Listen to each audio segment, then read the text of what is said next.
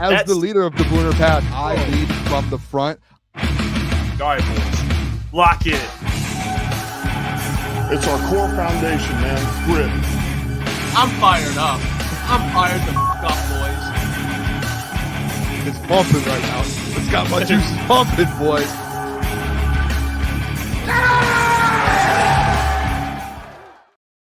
Let's go, baby. We are live here. Hold on. The glass is the whole fit. It's game day. Detroit Lions versus the Kansas City Chiefs, baby. Let's go. We are live. Preseason game number 2. Game number 2. It is My name is Booner. If you guys don't know me, I'm Booner. I am going to be the one today running basically this pregame and this watch party. We're going to have some fun today. The fellas are out. PTO. Well, not paid time off, but time off for the fellas. It's going to be me today. We're going to have a good time. We're going to have a great time. We're going to do about an hour here, just talking ball. Try and get the chat involved as much as possible. I have a couple topics, a couple things to talk about here for the pregame show, and then we're going to get right into the game and just watch the game together. Any questions, anything you guys have, we'll talk it out together throughout the whole game. I'm going to be here by myself for the next about 4 hours, 3 or 4 hours. So, hey, you guys are in with me. I see people are joining here right now. We got about 55 people in. I'm watching right now. I have the Chicago Bears game on, so this should be pretty interesting. I've watched Caleb Williams. I don't know how to feel about Caleb Williams, to be honest. I'm not going to be honest. I don't know how to feel about this kid. Started the game off pretty rough, and then made a couple good throws. And now I'm iffy. I don't know what to do here, but appreciate you guys tuning in here. Make sure when you guys come in here, hit that like button. We're going to be live for the next 3 or 4 hours. We're gonna be pushing this thing. I'm pumped up to see. I've got my roster from training camp. I've got everything here. We're gonna go over a couple articles. Tim 20man's article, some injury pieces. I want to know what you guys are thinking here today. We're in game 2 of the preseason, and if you guys didn't know, August 27th is the cut day for the roster. That's when you have to go under 53 or 253, basically. Essentially, there's no more this day you cut this many guys, this day you let go this many guys. It's August 27th, you had to be down to 53. So we're starting to get into let's see, it's the 17th. We're 10 days out from that. So I think today's game is pretty important for a lot of different players, as much as it's preseason, and there's going to be a lot of players to be looking at, and the guys are fighting for their jobs. I don't know, what do you have, 80, 90 guys on this roster, and 30 something of them are going to be gone after the next preseason game here in Detroit next week. So I'm excited to kind of see what happens today. There's going to be a lot of different matchups. It's a weird day too. It's a weird game, and I don't know where you guys stand on this, but it's weird because the Kansas City Chiefs play their starters. Like, you're going to see, and some of these guys, like our backup defense, James Houston. I don't know if Josh Pascal is going to get a run. I don't know. Like, a lot of these guys, Isaac Ukwu, those backup linebackers, the secondary, Brandon Joseph. Hey, guess who they're going up against? Patty Mahomes. They're going up against Patrick Mahomes. I'm pretty sure Travis Kelce's playing. I'm pretty sure that whole offense, that starting offense, and I can kind of double check here. I'm interested to see. I haven't really looked into the Chiefs. And the weird thing about the preseason is, and I texted the doc this morning and said, hey, do they release injured players and who's going to be in and out for these preseason games? And we just don't know. We essentially don't. Last week, there was guys that were in warmups. And they were warming up, and they ended up not playing. And there was guys who we didn't like. I saw a couple tweets last week of guys they didn't see on the field, and they ended up playing, and they were out there playing. So it's going to be interesting to see as we get closer to game time. We're about 55 minutes away from the game. Who's going to be taking the field? Who's going to be kind of just on the side watching? I'm guessing we can go over this right now. My guess, all the starters are out. Guys that we saw last week, Terrion Arnold, I'm sure he is not playing today. Ennis Rakestraw, my guess, if I had to pick one or the other, I would have to say Ennis Rakestraw probably will not be playing today. We went to practice throughout this week, and from what we saw, he wasn't out there, and he wasn't practicing. It's that ankle injury, so we don't know what's going on. It's not a serious thing, but they're probably going to hold him out a little bit. Ones that I'm interested in, though, James Houston. When we were at practice this week, James Houston, he was not practicing. He was on the side just getting in some reps, getting drills in, doing that. So shout out Sean, too. So I got my four-year-old here watching with me. Can I get a shout-out for him? Shout out, Sean. Shout out your son. Let's go. Go Lions, baby. Hey, Lions fan since 4 years old. Love it. Agent Cooper said Caleb Williams' back up is balling. Yeah. Oh, yeah. Bajan. He's cooking. their QB2 is cooking. Booner looks professional, or Booner is a professional. I am a professional, and I look professional. I've got my Kool-Aid. Let me have a drink real quick. We're doing this all day long. No one go to any other stream. We're here all day long. Oh, that tastes so good. Oh my gosh. I don't know the fact though, the people don't know. I only get to drink the Kool-Aid on Lions game days. Essentially, you have 17 regular season, let's say 3 playoffs with the Super Bowl included. That's 20 and 3 preseason. People are like, "Oh, Booner, do you have diabetes yet?" I only get to drink the Kool-Aid 23 days out of 365 days out of the year. That's not that crazy. I miss it when I don't. Oh, draft day. I apologize. 24 days. I apologize. Still. Joe said Bears D look a little suspect against the Bengals second stringers. Yeah, I was watching it a little bit. I mean, they did have their pass rush. I'll say this. I feel like the Chicago Bears pass rush is getting better. Like the depth of it. They have some guys. They do have some guys. They definitely do. Haven't seen. Here we go, Christian. Haven't seen Fromm take a single snap, and I'd already prefer him over Dudfield. Hope Nate is at the top of the cuts list day one. I'm interested. You know what? That was one thing here to keep an eye on is these position battles, and I've looked around a little bit to see what other people are thinking. A lot of people are talking about this QB2 for a position battle, and obviously Nate Sudfeld last week before he played, everyone was like, Nate's going to be QB2 because Hendon struggling, as people would say. But I think it's Hendon's job now. If Hendon's healthy, it's his job. Nate Sudfeld looked terrible. I said he's going to be on the roster just to carry around Jared Goff's notebooks and binders with scout team in it. Let's see. Well, I'm going to keep the comments coming today, guys. We're going to be doing a lot of chat stuff. It's just me. So I'll talk to the people, watch some football, just have a little bit of fun here. Have a little bit of fun. Tell your friends, tell everyone to come into the stream, and we'll watch it all together here. Let me see.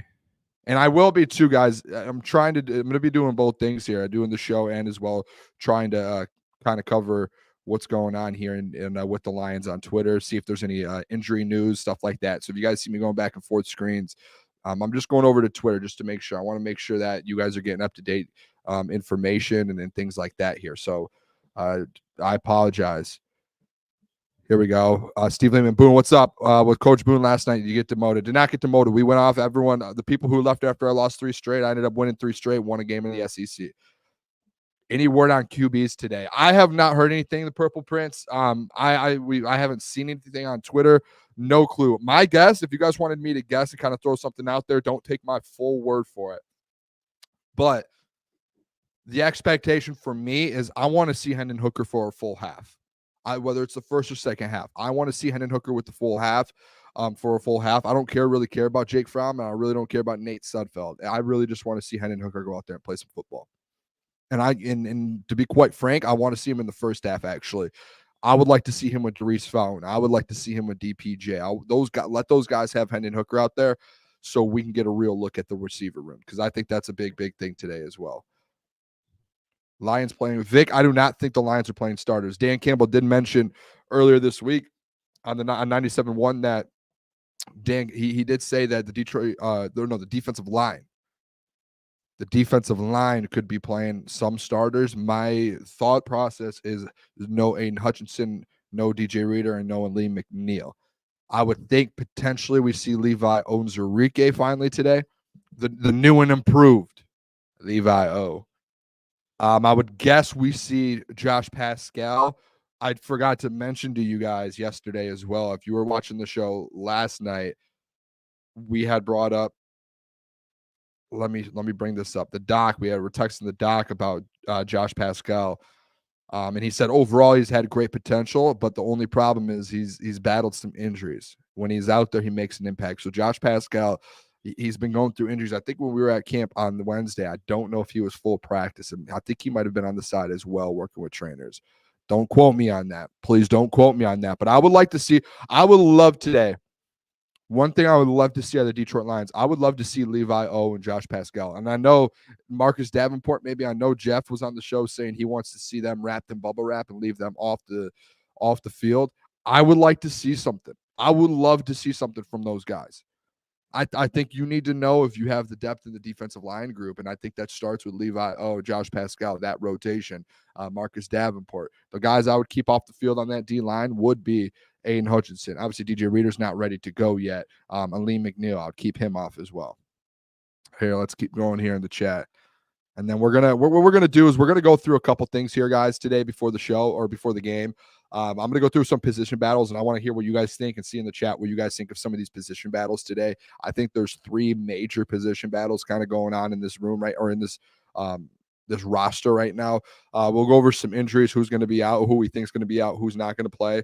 What we're looking for in today's game, who's on the cut line, and specific players to kind of go out there and need to perform to make the team or even have a chance to make the team. And then I'll take some questions. We'll do some questions before the game, and then we'll just watch the game together here. I'll try and commentate the game a little bit, and we'll watch the game here. And some Detroit Lions football. Hey, everyone who's joining, here we go. Drink a lot of Kool-Aid today. We're going to drink a lot of Kool-Aid today. All right, let's finish up some of these questions here. Marcus, a lot of people saying Marcus Davenport. I'm seeing this. Dante, Steve Lehman. I don't know. I'm waiting. I'm scrolling on Twitter. I'm waiting to see if there's a Marcus Davenport sighting. If there's a Marcus Davenport sighting. I'm looking. You know who might play today? I see a picture. I guess all the team is arriving at Ford Field today. But the Lions did post a picture of Jack Campbell arriving. I would say keep him off the field. Keep Jack off the field. Don't need it. You know who I'm excited to see? I'm excited to see Sione Vaki again. That was just absolutely thrilling to see a Sione Vaki and what he did on the football field last week. I like what we saw to Sione Vaki. Let's keep going through some of these here before we get into everything. The third running back spot, Dante. Yeah, the Sione Vaki thing. I think there's a chance that if Vaki goes out there today and did what he did last week, and Craig struggles maybe a little bit, I think they keep 4 running backs. But I think you're looking at a guy that's where, hey, who's going to get the most snaps out of those two? Vaki and Craig, though, are both good special teams players as well. I was watching the game back from last week, and Craig Reynolds was out there and got a couple tackles too. So that's something that you need to keep an eye on. We really need to keep an eye on. All right, let's do this, guys. Steve said they're playing in KC, not Detroit. Yes, they are. Did I say they're arriving to Detroit? Is that what I said? They are in Kansas City. What up, though, John Hughes? Dosa Dion said Vaki is going to develop into a CMC. That's a big one. Shout out Dose of Dion. Love Dose. Love Dion. But I don't know. CMC, that's a tough one. I think maybe that style of a player. I don't know about that level, but I think that style of player. Like Jahmyr Gibbs of C being more at the level of CMC. But if we're talking about the style of player, a guy who can catch the ball out of the backfield, someone who's shifty, and I mean, Vaki's going to be a special teams guy for a few years here in Detroit. So I'm excited. Vic said KC is playing their starters the first half. They want us back. Yeah, I don't know how long they're playing them for, but they are playing the starters. So you're going to get a pretty, like, especially guys. The thing that I think about is the two position groups that are going to benefit from this. I think the wide receiver, that battle that they're going to have to go up against Kansas City starting defense, you're going to really see who can hold their own in a real scenario versus real NFL players. I think that's a big deal. I don't think people realize that a little bit is some of these guys that are fighting for that battle. In preseason, you're going up against 2s and 3s the whole time, and you try and figure out who can do this against 1s, who can do this versus starters. Today, you're going to find out, and it's the same thing for me on the opposite side, the secondary. I want to Kendall Vildor. Can Kendall Vildor up against the 1s, Rashee Rice and those guys? Is he going to be able to hold his own? Brandon Joseph. Now, Brandon Joseph has had a huge. Brandon Joseph, I think he's a lock to make the team, but he has had a huge preseason. And today he's going to be playing up against the Kansas City Chiefs starters, Rashee Rice and that crew. Like, this is going to be big for him to be able to show off versus Patrick Mahomes if he's ready to kind of take that step and make the football team. The only bad part is you have your quarterback situation's tough for the receivers. So that's the toughest part here. Detroit Supremacy said no, he won't, but I think he will be the replacement for Montgomery when his contract is up. I think that's an interesting thought. Montgomery has this year and next year left on his deal. I'm interested to see in the future what's going on with David Montgomery. That's what I'm interested to see. I wonder if Brad's going to keep drafting running backs to find someone to replace. Hold on, I'm thirsty, guys. I'm talking a lot.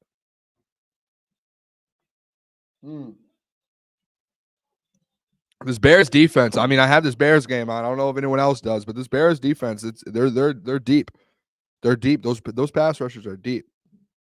Brent said, "I'm hoping we find out DPJ has had a nagging injury or something, and he started turning it on." I will say this. I don't think he did. I do not think I don't think he did. I think the DPJ thing is from the jump. Started training camp. He fails his conditioning test day one, and it puts him back a day until the next day, and he passes it. And Dries Fountain passes him up. And I just think consistency has been a problem for him. And you saw it through the season as well. Is there were spurts? I know he got traded, and but there was a reason the Browns traded him. You know, they didn't have a spot. They felt like they needed to move on from him. And I mean, the Lions, obviously we thought we could have brought him in and kind of turned things around, and he hasn't been consistent. A lot of people love the DPJ stuff, but he just has not been consistent. I say it all the time. I would love for DPJ to go out there today and get 7 catches for 70 yards. Like, I would love for him to be great and go out there and perform. It's just the problem is he's been inconsistent all camp.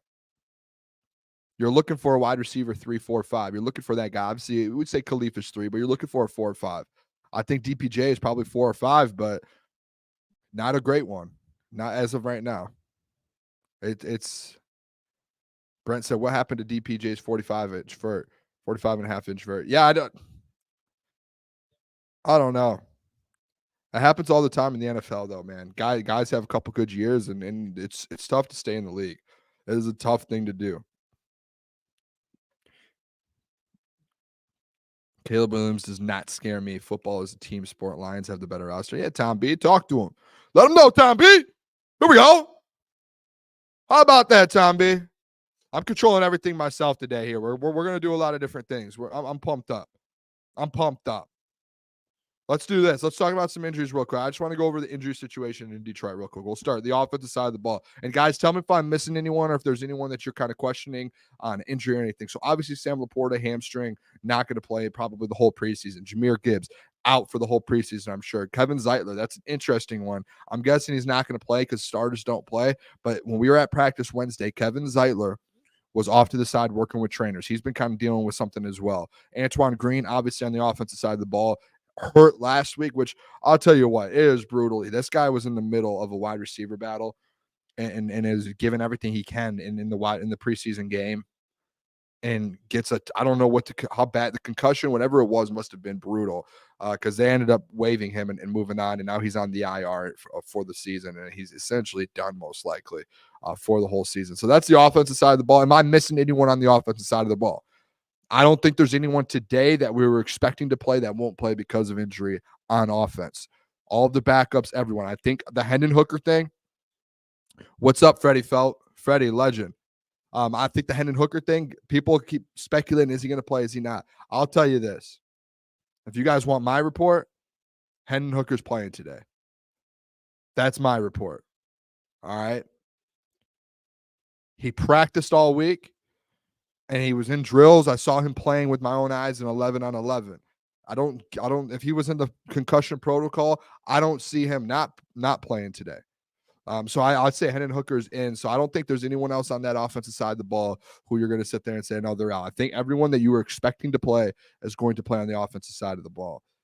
Now, defensively, am I missing anyone also on offense? I'll answer this question real quick. How many sacks we get on Mahomes, Boone? Hey, Trev Sauce, I hope a lot.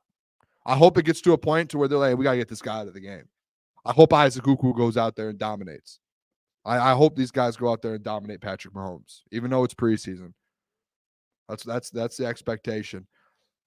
Defensively, injury report here. Obviously, DJ Reader out until who knows when. We have no clue. Terrion Arnold, if anyone's wondering if Terrion Arnold's going to run again, he's got the pec injury. My guess, My best guess and my best, it's tough with the preseason again because they don't really release stuff. They don't say who's out, who's in.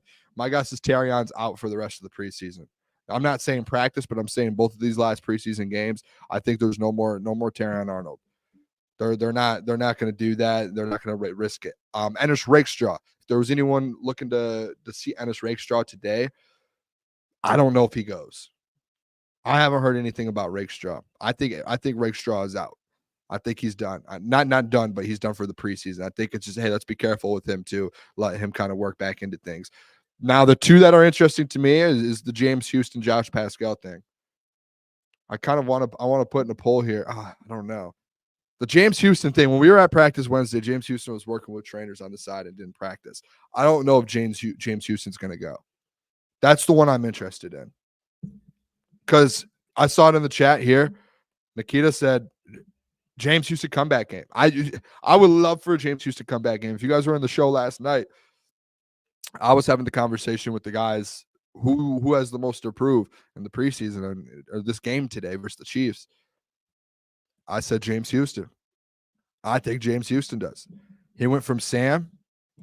He went from the Sam linebacker spot, and they said, "Hey, we gotta pull it back." Do you guys remember a couple of weeks ago, Matthew Betts was in the same spot? They pulled him back a little bit. Said, "You're just going edge." They did the same thing with James Houston. They did the exact same thing with James Houston. So I'm interested to see here if James Houston's a go. I need James Houston to go out there, and honestly, this guy has to go out there and perform. I really think he has to go out there and perform today. The way Broderick Martin went out last week and kind of dominated the game, and you were like, yes, Broderick is a gamer. We can put him in our rotation, and we can be happy with Broderick Martin. I think it's the same thing with James Houston. Now that he's back at his position, we saw what he could do 2 years ago. He needs to go out there and dominate, and he needs to here, Wilson said he's still getting his legs back, still getting his game legs back. He'll be fine in a real game, I believe. Listen, I get that. He played in the playoffs. If his game legs aren't back and he just played in the playoffs, then I don't know how else to get your game legs back.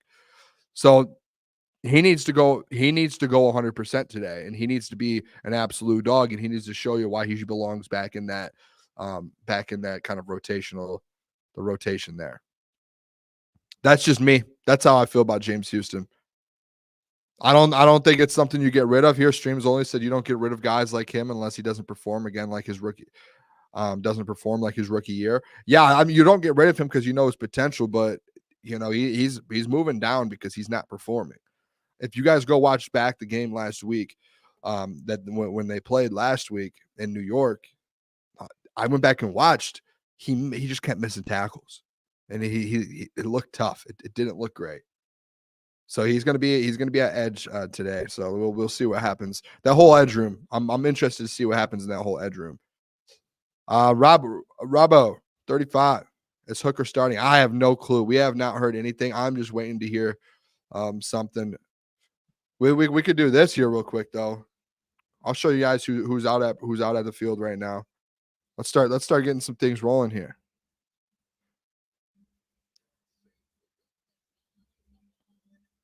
Hold on. How about this? Can you guys see this? J-Mo's out there. J-Mo's ready to go. Look, he's just out there having fun. J-Mo's out there having fun. I would guarantee you J-Mo's not playing today. But hey, that's a future Pro Bowler right there. Waymo, baby. And have some Kool-Aid. I wish we could do callers. I don't know. We don't have a process of doing callers. I wish we could do callers for the game today. That would be pretty sick. That would be big time. This is going to be I'm excited for this game, actually. I might be more excited. I know last week was the very first game of the season, so your blood's rushing a little bit. Everyone's a little more excited. Things are happening. I'm more excited, I think, here because we were able to see some of these guys, the backup guys. J-Rod said, "Are you ignoring me?" J-Rod, he'll be a trade piece for a wide receiver or quarterback. See, I don't know. I said after today, there's two things we're going to know really big after today. One, I think we're going to get a better feel of this pass rush. And number two, You're going to get a feel about this quarterback room. If Hendon Hooker plays, which I expect Hendon Hooker, personally, I expect him to go out there and play a whole half of football. Give Hendon Hooker 2 quarters. Let him get in rhythm. Let Hendon Hooker go out there and play some football. Let's see what we have in this kid. Because then after today, if there's an issue with Hendon Hooker, let's hit a little A. We might need to go out and get someone. Maybe we add someone, cut Nate Sudfeld and Jake Fromm. Go with Jared Goff, Hendon Hooker, and go get yourself another quarterback that you know as well can help in that room. A Taylor Heineke, maybe. A QB3 out there. We went over the QB3 list yesterday. There's a lot of QB3s out there who are capable. If you need them and you feel like Hendon Hooker is right there on the edge, you have another guy there to help him out. I don't think that's a bad thing to say about Hendon Hooker either. Some people take that wrong. Hate that. Dante said, I'm surprised you guys don't have a Discord server. We can figure that out. We do use Discord sometimes for some things here. So we can figure that out. Let's see. What else do we have here? JB! Legend. JB Smooth.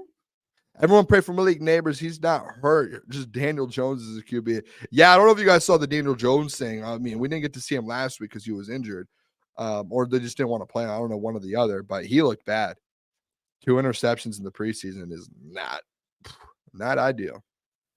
Not ideal. All right, let's do this real quick. Tim 20man put out some things here, 5 things to watch for the game. So what we'll do, let's just go over them because there's a couple interesting things on here. I want the people to be able to have a kind of a feel on what to look out for in the game here. So let's start off here. Shout out Tim 20man. Very, very good. Very, very good writer. Does a very fine job. First thing, starters. He said Lions head coach earlier this week says he was thinking about playing starters. This is something that people really haven't talked about. So if you guys see here, Detroit Lions canceled. If you guys didn't see this, the Detroit Lions canceled their playing scrimmage on Wednesday. We went to the training camp Wednesday. They were supposed to do a full scrimmage. With all of the injuries, they canceled it. And that was one thing that Dan was like, hey, I want to see these guys, these starters go full speed again. And we want to see them kind of, we need to get them at 100% and get going. And if we're able to do that and we're able to see them, then we're good for playing them Saturday. Now, I don't think that's going to change if he plays guys or not today. I just think it's an interesting thing that there might be some guys who weren't going to play before that might play, like the Levi O's. That's kind of where I'm at with it, because if you cancel a scrimmage, one thing Dan Campbell always says is, if we do joint practices and live scrimmages in practice, sometimes those are better than preseason game experience because you have those. You're going up against 2s, 3s sometimes, guys who on the other team are desperate to make the roster and it might hurt someone to try and make the roster, things like that, and that's what you want to stay away from. And I think that's smart. I do think that's smart. Next thing here, let's see what's next. Backup quarterback battle. I want to do a poll. Let's do a poll real quick. Who is QB2 this season for the Lions? Who do you guys think ends up winning this spot? And I don't think I'm not even going to put I'm not going to disrespect and put Nate Sudfeld on there, guys. I'm not going to do it. I promise you I won't do it. What we're going to do, this is what we're going to do. There's this Nate Sudfeld and this Hendon Hooker experiment going on right now. I think Hendon Hooker is clearly better. I've changed my tune on this a few times now. I think Hendon Hooker is clearly better. But, and I want to know from the people, we're about to watch the game live together. We're going to be locked in here together, going through the game, seeing how Hendon Hooker plays. If you don't feel like he's at that level yet of QB2 to where if Jared Goff goes down, he's able to pick the slack up and go 2-1, 3-1, do they bring someone else in? That's my question. I think it's a real possibility. That's the biggest thing. I think it's a real possibility that they bring someone in with in this room. And I think there's a very, very high probability of a Nate Sudfeld not being on the active roster, and they go out and get someone and they have Hendon Hooker with Goff. I think that's a very, very, very high possibility. So I do think that the next thing, 3, the rookie building blocks. Let's go down to the second one here. Ennis Rakestraw, Terrion Arnold, Sione Vaki, Mekhi Wingo, Isaiah Williams, Isaac Ukwu highlighted rookie performances last week versus the Giants. We will likely won't see, and there it is right there. We likely won't see Arnold or Rakestraw play in Kansas City after they suffer injuries this week. But all the other first-year players will be looking to build on those performances. Sione Vaki, Mekhi Wingo is one to look out for. Isaiah Williams, that's a big one. Keep up momentum. This is a big one. We'll do another poll here. Well, hey, we're gonna do some polls today. We're gonna get some polls going here. This one, 96% of the people, we got 25 votes. 96% of the people think Hendon Hooker will be the QB2 here in the season. I like that. That gives me a little faith. All right, next poll. Do you have faith in Jake Bates? I think this is an interesting one. I brought this up yesterday on our show. When we did our players that have something to prove, I did bring Jake Bates up. He did make a kick last week in New York, but throughout the week and since, he's had a doink at practice, a short doink, 30-yard doink. That's what you don't like to see 30-yard doinks. And then as well, he did have a big kick at practice. He kicked like a 60-something yarder as well for basically a situational drill to win the game. So I'm interested to see what people here. Drink the Kool-Aid. Stream said I'll drink the Kool-Aid. All right. Can you guys hear me all right too? I've got this thing over here, and there's like a little Wi-Fi thing that pops up in our platform that we use, and it popped up and said, "Hey, Booner, you have one bar. You have one bar. You need to get something going here." I don't know what's going on. Someone said here, Christian said, "Do we have an option with Bates?" It's basically all in on him this season, and you just got to pray that the kid builds confidence as the season goes. Yeah, that's the really interesting parts with Jake Bates, and that's where I think I know a lot of people want to bring in some competition with him. But if you guys remember last week, Dan Campbell kind of went to the podium after the game, and he was asked, "What is your confidence level with Jake Bates and what he's done and how he's been?" I know he's they said, "Hey, he's struggled for a couple of weeks. He's missed some plays, missed some kicks."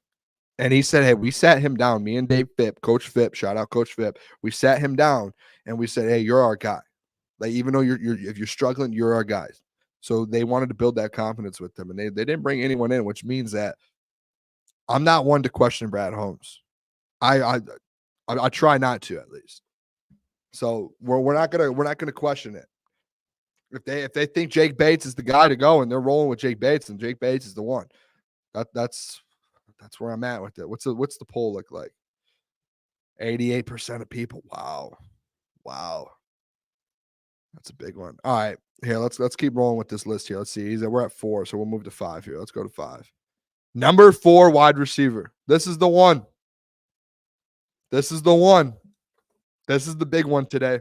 You see here, these are the guys competing for it. And then I think, honestly, if Antoine Green doesn't get hurt last week, Antoine Green's right in this as well. But you got Doris Fountain, Donovan Peoples-Jones, Caden Davis, Isaiah Williams, and others compete for the spot.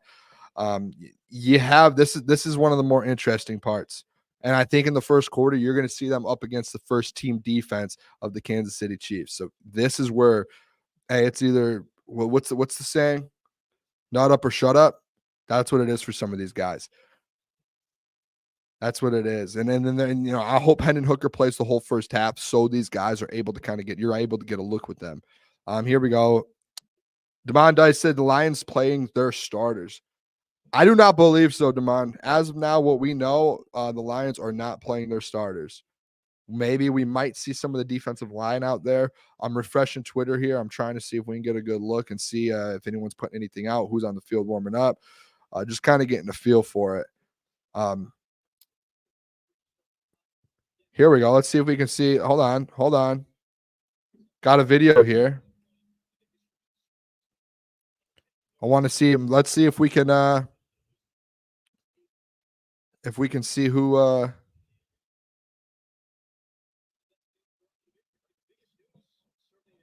Hold on a second, fellas. Here we go. Let's see who's suited up. There we go. We got a little Manu action. The O-line. There we go. I don't see anyone that really stands out that weren't expecting to play. I see Broderick, big Broderick. Man, I hope Broderick Martin gets a couple sacks today. I hope big Broderick Martin gets a couple sacks today. I'll say this, I don't like the fact that they're not wearing all whites. Not wearing all whites. That's a problem. Yeah, Dan Campbell never plays the starters. That's how he does it. The thing is, too, Andy Reid always plays his starters in the preseason. Always has, always will. Andy Reid, he's one of the coaches who does not do joint practices. Dan Campbell asked Andy, and Andy stuck to his guns and said no. So we're not doing them. So they never do joint practices, and that's the thing. That's the reason Dan doesn't play starters. Is he says a lot. He feels like that joint practices is game reps anyways. So he doesn't. Yeah. All right, let's keep this thing rolling here. Levi Isaac Ukwu, Davenport, Pascal. I think all of those guys played. I haven't seen Davenport. If you guys saw Marcus Davenport in that video, let me know. But I did not see him out there. That would be probably my surprise starter, would be if Davenport does play. I love watching football, man. It's so good when football's on. I'm pumped for this game here. No Marcus Davenport is my guess here. Let's go to Twitter posts. How do I get out of this? What are we doing here? All right, boom. There we go. There we go. I just got a message. Michael Penix is out for the preseason game.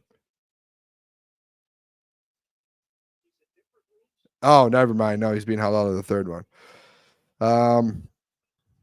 Dan Campbell undefeated at Arrowhead. Just say, hey, that's just a fact. That's just a fact right there. All right, let's do this. I've got questions for you guys here, position battles, and I want to hear what you guys think and which way they go. Let's start with wide receiver 4. We've already talked about wide receiver 4-5. I'm not going to do a poll for it or anything, but what I want you guys to do is just comment. Let's see some comments here. I want to see a few comments on who you guys think ends up getting that spot. Let's do DPJ, Isaiah Williams, Darius Fountain, Caden Davis. Let's see some comments here. I'm interested to see what the people do. Again, I'm doing a solo show today, so the chat will be involved a lot. I want to make sure the chat's involved. Usually there's a group of us here, so we're talking, but you guys are my co-host for the day. That's tasty. That's some good Kool-Aid. We've got a couple here. Fountain, Darius Fountain, Peoples Jones all day. This is what it's gonna be shout out Zachary King. We've got two answers. Who do you guys want as wide receiver 4, wide receiver 5? What are you guys thinking on that? DPJ, Darius Fountain. I'm gonna go Darius Fountain. I'm excited to see what Darius Fountain does today. The hype, I've seen Darius Fountain in training camp do a ton. He's had a good camp, and every time we've showed up to training camp, Darius Fountain has been very good. But training camp, man, sometimes doesn't do it. You got to perform in the game. Zachary King said Fountain and DPJ. That's what I think ends up happening here. As I think we have been having these arguments and these battles throughout the last couple weeks of training camp. It's who's going to be 4. I think what's going to happen is you're going to have Amon-Ra St. Brown, J-Mo, and Khalif, and then 4 and 5 is just going to be Fountain and DPJ, and they're just going to flop back and forth. Here we go. Purple Prince, where did you see this? I would love to know. He said Pascal, Iffy, and Amik Robertson are all suited up. I figured Iffy was going to go. Last week, Amik played really good last week. Amik Robertson, I'll tell you what, he is going to be a big piece of this defense. He played so well last week. He was everywhere, every single time. He doesn't miss tackles. He's great in coverage, and he brings a ton of energy. I love Amik Robertson, man. I like that. So I hope Amik plays again today. I just hope he stays healthy. Josh Pascal, he might be back. We get to see Josh Pascal. Yeah, Tom B, the Amik thing, I'm excited to see Amik, but again, it's a thing where I just hope he stays healthy. Last week was brutal with injuries, and you know what? That could have been because we were at MetLife. That's all. Nolan Bianchi put it out. Let's see. Shout out Nolan.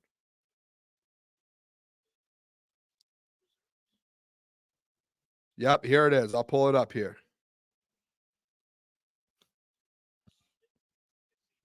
Hold up a sec. Hold up a sec. We're pulling it up.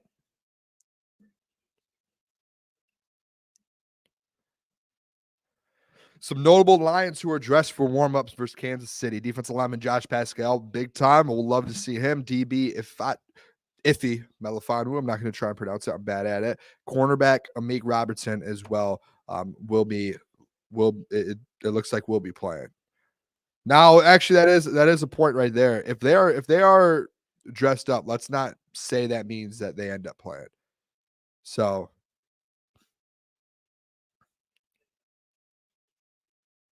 and then here's this too. I'll pull this up.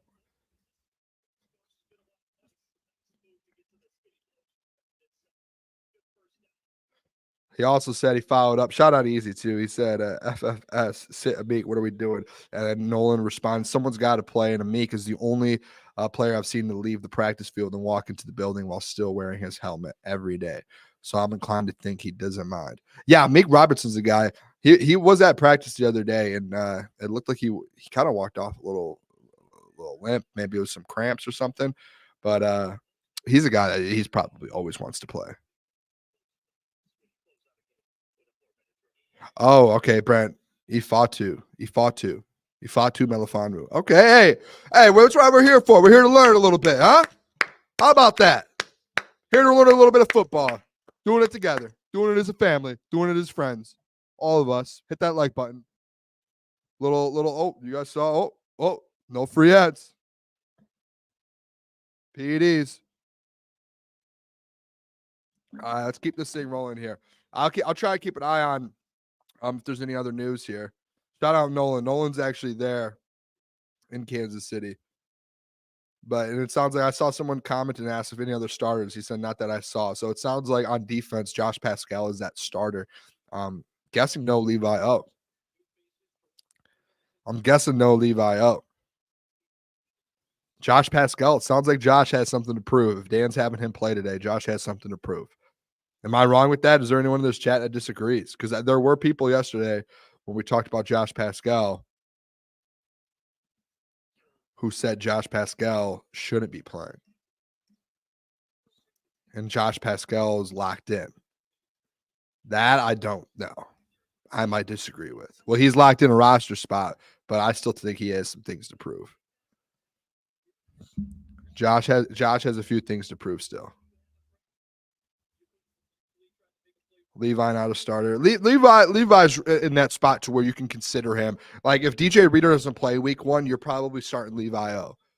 So like Levi O to me is like a guy you can consider in there in that starting spot, especially with how he's been performing in camp. Like if you're on that edge and you have shown enough through training camp and through joint practices and through these different times.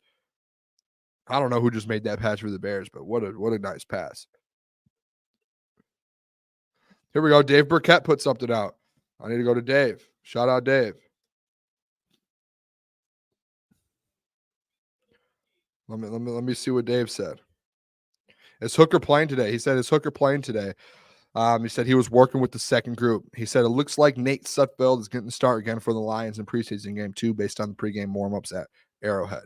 All right, that's something to note. That's something really big to note. Wow, that is something. Okay.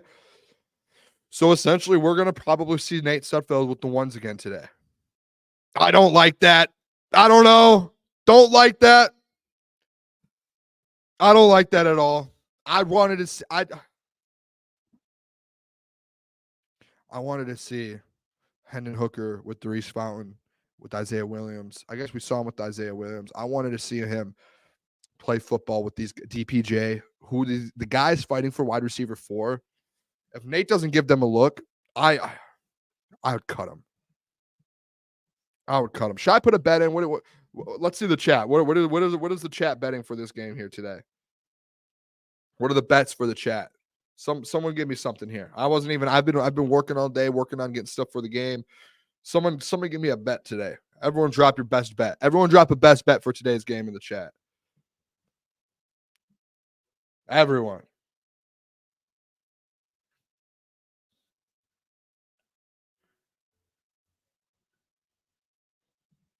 Lions money line plus. They're plus 450. I guess they don't have this. The starters aren't out.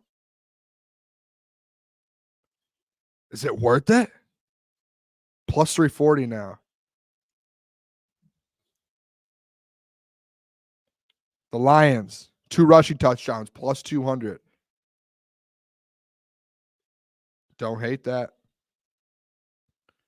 That's game specials. The Lions, 100 rushing yards, plus 100. Lions, plus 225 or 225 receiving yards, plus 100. I'm going to make 2 bets.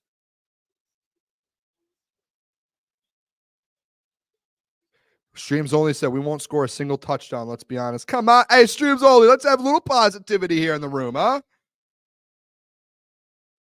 What do we say here? I might do 2 rushing touchdowns.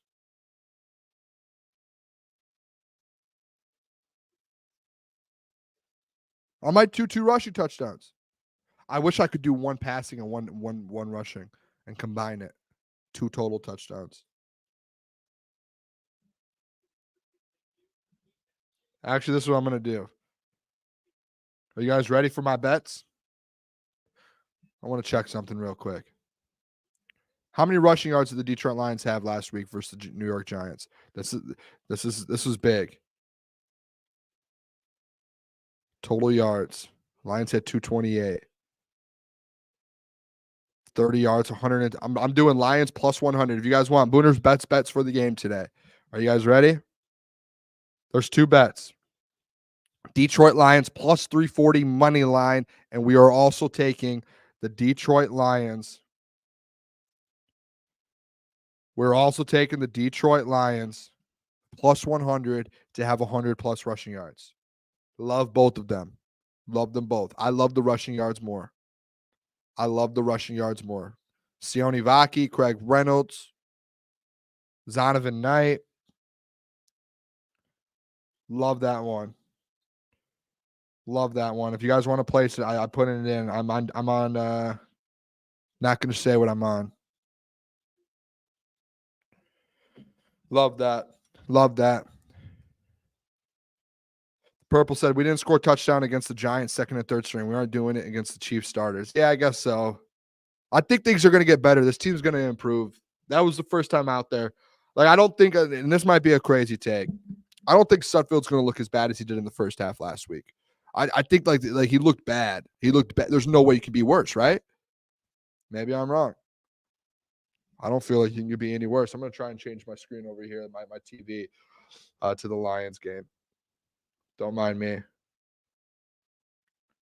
We're moving to the Lions game now. Lions pregame show. Where we at?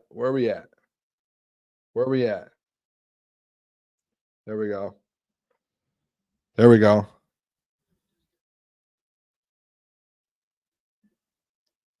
All right, let's do this. I want to hear from the people. We've got 11 minutes to the game. Everyone drop questions, any mailbag, anything you have here going to the game. I want to know whether you have questions or things that you're looking for in today's game versus the Kansas City Chiefs. The 2 things, my 2 or 3 key things to watch here in today's game, matchups, things like that, is 1, this wide receiver battle. I think that's number 1, the wide receiver battle. I'm interested to see what's going on. I want to know if Darius Fountain's kind of going to take a step forward and make a couple plays. If you guys didn't go back and watch last week's game and you had questions about Darius Fountain, I suggest you go back and watch some of the snaps that he had, because he was getting open. And he was almost wide open. I just saw Terrell Williams on the TV. Terrell Williams, absolute legend, one of the best in the game. Number two, the thing I'm looking for this pass rush. I want to see the edges. I want to see these edges. James Houston, Isaac Ukwu, those 2 guys right there. I want to see what happens with them. And then the last thing, I want to see Jake Bates. I want them to make sure Jake Bates gets a couple shots here. I want him to get a couple chances to show the people what he can do. I want at least 3 kicks from Jake Bates. Is that fair? Is that fair? 3 kicks from Jake Bates. I think that's more than fair. I think that's more than fair.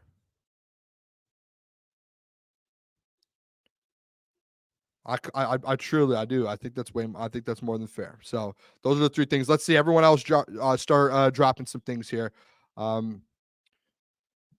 Spirit said, "Don't go for it on 4th down, Dan." I wouldn't mind. Yeah, actually, it's inside the 40, inside the 50, anything in the 50 in. Yeah, I guess you know what? No, don't go for it on 4th down. Let's get a feel for the kicker. Let's get a feel for the kicker. Booner, mailbag. Have you decided on the full blown mullet yet? Yeah, I'm started it. I started it. It's back from last year. It's not what it was last year, but we're working on it. I have to go get my haircut probably this next weekend before college football starts. All right, college football starts this week, actually. Booner, your mother's shipping alone today. I am. I'm solo here. You guys are here to watch the game with me. Everyone, make sure you guys stay here. Hit the like button. Don't leave me by myself here today. Tell your friends, tell your uncles, your aunts, your cousins, your brothers, sisters. Tell people to come watch the game with me today. Come on. Booner, you got YouTube TV. I do not have YouTube TV. I think I am actually going to get YouTube TV because it does have Sunday Ticket. So I think I'm going to do that. Can you explain why the Lions like Nate? Listen, the thing with the Nate Sudfeld thing, and I'm going to make this very simple for people. See Graham Glasgow out there working. This is the thing with Nate Sudfeld, if anyone was wondering. And this is where the argument last week came in. A lot of people didn't like it. I read the comments. Don't worry, I read the comments. I'm a man of the people. I like to be in the front lines. So I read the comments, and I read a lot of comments. People coming at me because I said I stuck up for Nate a little bit. Not in the fact that he's good at football. I don't think he's good at football. But the Lions probably keep Nate Sudfeld around because he is basically Jared Goff's guy, like right-hand man. When I say that, that means during the season, Nate Sudfeld is the QB3, QB4 who gets his prep together. He gets all of his, his film, his scout. He makes sure everything, he'll make sure all of his binders and everything is at his locker. He'll make sure that he is ready to go when he shows up on Monday for the next week's prep and the next week's kind of scout and all of that. And he'll do that all year long. And he'll make sure all year long, whatever Jared needs to make sure Jared can play at a high level, Nate Sudfeld will do that. And he did that last year for him. Him and David Blau were those guys for him last year. So it has nothing to do with whether he could play football or not. It's you want your QB1 surrounded by the guys that he's most comfortable with. And that's probably a Nate Sudfeld. That's why I think he's a practice squad guy. But that's just me. Keep dropping some questions here and some things here. Logan said Bates is going to go off today. How badly will the Chiefs starters? Oh, whoa. I don't think it's going to be as bad as you guys think. I think our defense is going to hold its own. AG's ready. Are you 100% comfortable with our wide receiver situation? Far from it. I'm 100% comfortable with the top of the room, the top 3 guys. Hold on, I need a drink.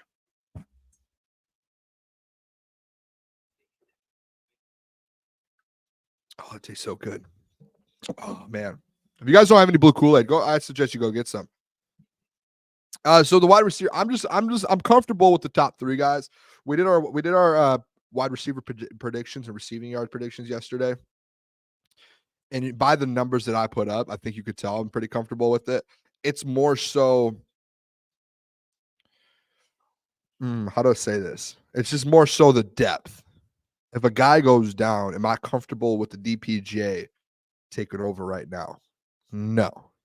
I don't think I think there are teams around the league who might have some depth, but it's like that in a lot of rooms. I guess it's getting a little picky, and you could tell like now that we won last year and you have the roster that we have, you start to find ways to get picky with the roster. I think that's one of the things here with that, and I think that's why we keep bringing up DPJ and I almost said Antoine Green.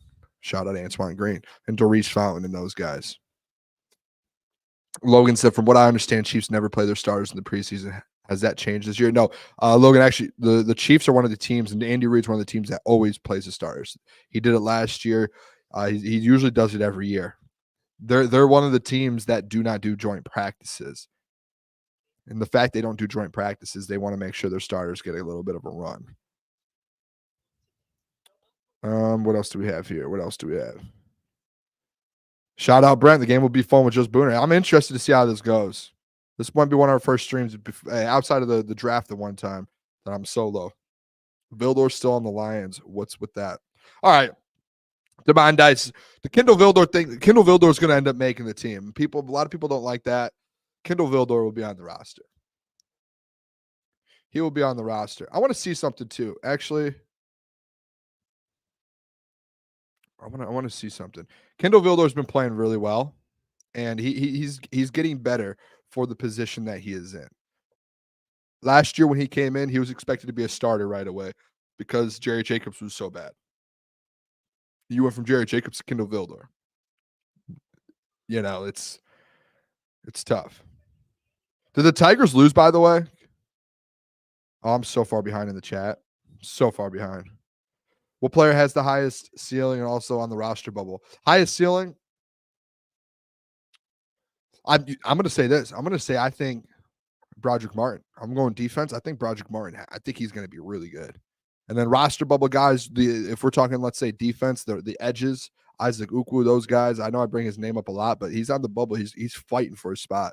And then as well as like that back end wide receiver. Here we go. Yep. That's the Nate Sudfeld conversation. I told you guys I'm behind in the chat here. I'm way behind. People are saying Juju Smith. He said some people are saying Juju Smith. Oh, the Tigers won 5-0. Okay, good. I must have misread that. Tigers won. Does that mean they're back in the playoffs? I'm just kidding. Didn't mean to troll. That's on me. That's on me. We're all friends here. We are all friends here. I want to get your guys' opinion here. Do you guys want what we could do? I don't have because this is the thing. We've talked about for our streams doing like a live score bug and some things and some stuff so you're able to kind of follow along and know what the score is. Do you guys the only reason we decided not to do it is because for the regular season we're going to be in person doing the show, so we won't need it because we're going to be in person. But what I could do while it's solo, when they have the game cast up, if you guys want me to keep this up, we can do that. I don't have, we can follow along on the game cast. I know people are going to be a little behind, but I think it might be a little bit better. This is up to you guys. This is the people. This is the people's show, not mine. This is the people's show, not mine. Just let me know. We're 2 minutes away from kickoff. I hope they start right at 4. They better start right at 4. They better start right at 4 o'clock. They better start right at 4 o'clock. You guys think that's good? The man with no fame. The thing is the graphic. We were trying to work on it this week to get it in a spot, but with the system we use, it's hard to put it in certain spots. So that's all. That's all. And we just, for us, there's 3 preseason games, and all the rest of the 17 we're going to be in person. We're not going to have all of that. So we were just let's just get through the preseason here. That was the mindset with it. So that's all. Brent said I'll have the game on my TV. And did you say, is that not watching this? Oh, just listening and chatting and watching this. All right, let's go, Brent. Everyone stay around for the game here, man. Don't leave me. What's your favorite Gatorade color, Booner? Probably blue. I'm not a big Gatorade fan. Not a big Gatorade fan. I don't know if that's weird. I like Gatorade like 0. I don't know if that's weird. I might be alone. I might be alone on that. I'm on a commercial right now. Is the game about to start here? I've got my roster. I've got my notepad. I feel like a coach over here right now. We're in this together, guys. I have no one to talk to, so I'm talking to the chat. I'm talking to you guys.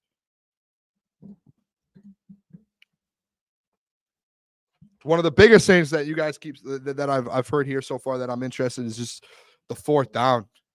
I want to see Jake Bates kick a couple field goals today, man. I really do. Oh, I really want to see Jake Bates kick some field goals. Shout out Dan Campbell. I wonder if I turn this TV up. I want to hear the Dan Miller, the call. I don't even know if it's Dan Miller. I think it's Golden Tate.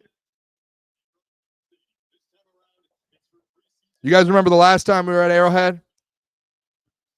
Do you guys remember that? I do. Let's see if we have any update here. See Dan Campbell running. I see Dan Campbell. Let's start looking at numbers here. 18, 10, 33, 93, 2. I see Hendon Hooker.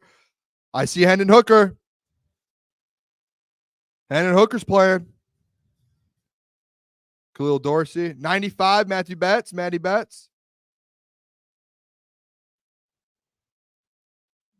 How about that? And then the Lions just tweeted out signal callers, Hendon Hooker and Nate Sudfeld. Is that Nate Sudfeld? Who's number 8? Yeah, that's Nate Sudfeld. Oh, my gosh. Here we go.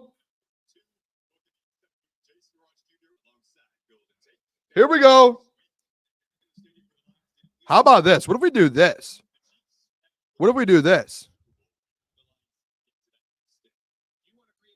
Oh, but you guys can't see me now.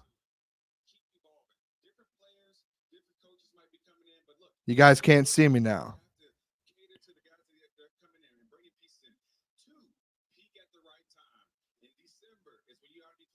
Yeah, I think we'll do this. What's on the menu for the game, Booner? Are you talking about food? What are we talking about there? Here we go. Jared Goff's not playing. Patrick Mahomes is.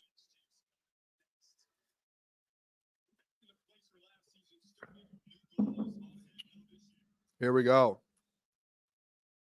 I'm going to remove this for now until things. Yeah, Goff is not playing.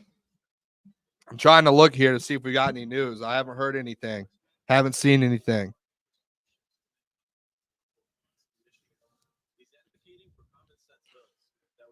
Flip-flopper Booner, lead us. Lead us or what? What are we doing? I'm ready for this game. I'm ready to go. The Chicago Bears won 27-3. They beat the Bengals. Caleb Williams looked all right. These new white uniforms, I'm telling you what, these things look clean. I'm going to pull them up for you guys here. You guys deserve to see it. These white uniforms look absolutely clean, man.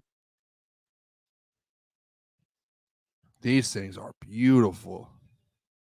Imagine these, the all whites with these. With the white pants. Look at this. How clean do these uniforms look? And that helmet. Oh my gosh. The next picture, I'm just letting you know, be careful. But these helmets, man, look at that blue face mask. Look at this. These jerseys, that gray outline. Oh my gosh, these white uniforms are beautiful. Not Nate Sudfeld, but the uniforms. Stop sharing Nate Sudfeld for you guys. Yeah, that is unbelievable. I love these new uniforms. Quick question: what color uniforms do you guys want to wear on opening night? That's the question.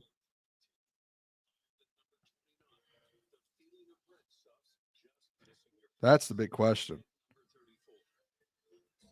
Black. Not the blueberries. No one wants the blueberries. The blues. Joe said the blues. Tom said the blue uniforms have too much aura. Yeah, they do. Blueberries. Everyone's saying blue and silver. Blueberry. All blue. Give us all blue. That is exactly what I want. All right. Push out the stream one time here.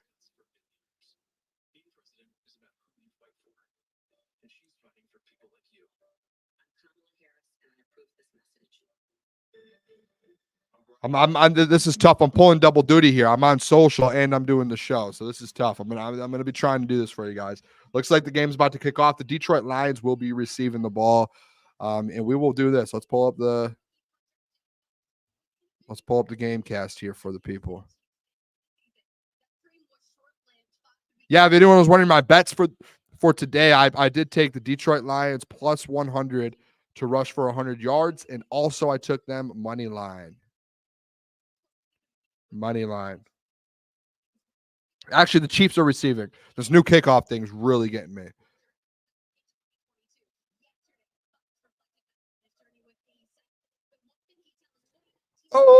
Oh, hate that. It's all right, though.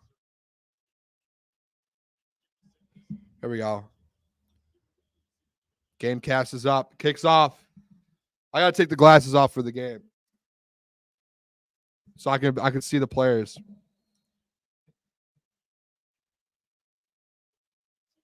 Who was in? I think that's Craig Reynolds in on the tackle. Here we go. Kendall Vildor. I love Kendall Vildor. I'm a big Kendall Vildor fan. He was a fan of our old show that I was on. Really good dude. Does good charity work. Really, really good guy. We got Patrick Mahomes out here now. Patrick Mahomes, the whole Kansas City Chiefs offense is on the field. To Rashee Rice. Kendall. Oh, no, I was not thinking of Kendall Vildor. That's on me. I was not thinking of Kendall Vildor. Wrong guy I'm thinking of. Kendall Vildor was not a fan of the program. Thinking of Khalil Dorsey. The corners. I get mixed up. Great play by Kendall, though. Great play by Kendall. I might be a little behind you guys, but hey, we're all in on this. Great play by Kendall Vildor. Patrick Mahomes takes a snap, runs to the left, throws it away. Great coverage. Amik Robertson in coverage. Great coverage by Amik. I see Broderick out there.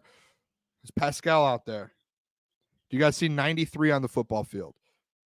Germ is, yep. Germ, hey, I love Germ.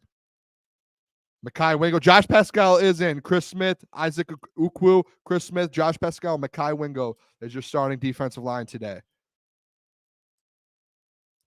That's the starting defensive line. I see Josh out there right now. All right. Patrick Mahomes, get to him. No, misses. Wide open in coverage.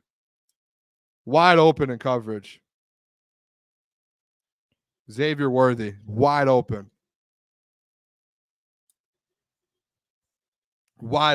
Yeah, I might be behind here. I don't know. I'm on Hulu. I don't know what typically goes faster. Wide open. Was that on Brandon Joseph?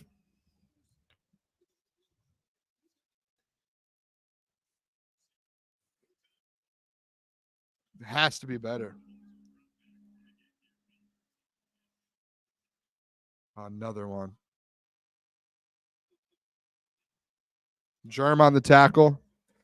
I'm going to try and change my what I'm watching it on for you guys so I'm not so far behind.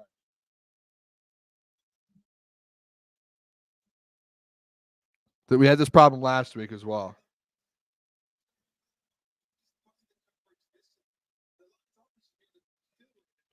You needed that third down stop is big. I don't know what happened in coverage there, but you can't allow that.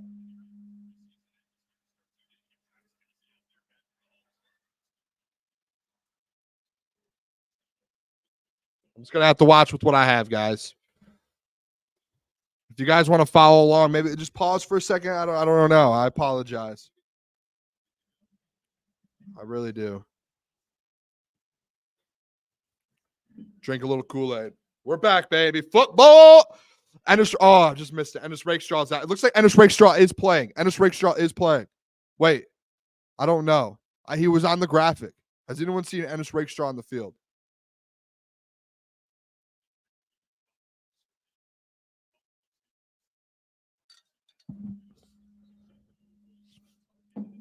I will say this. I don't know where you guys are at. What I just saw from Josh Pascal, not a big fan of. Not a big fan of that play.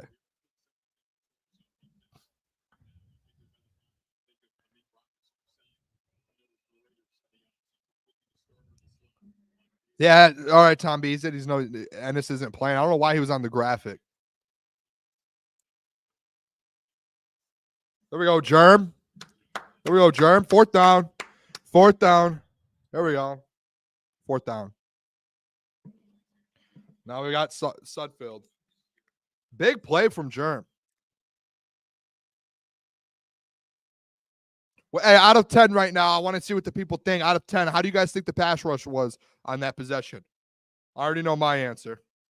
Drop it in there. Out of 10, what was the pass rush?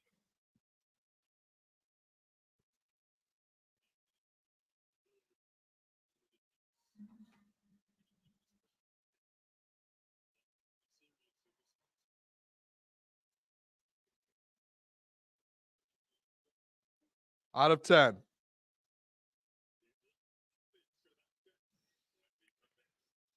Five and a half, 3, 7, 4, 5. Yeah, I'm right there with you guys.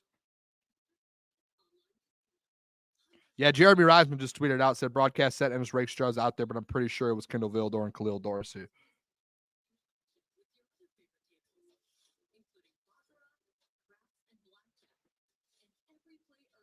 Hennon Hooker, I see it. Yep.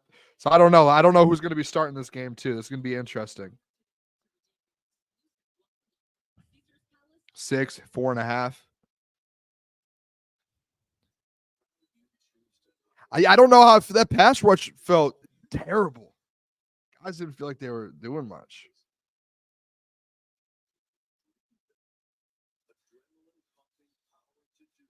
I will say this though, guys. What we have to put in perspective a little bit is this is the Kansas City Chiefs' first string everything, offensive line, everything. So what's up, Shift God?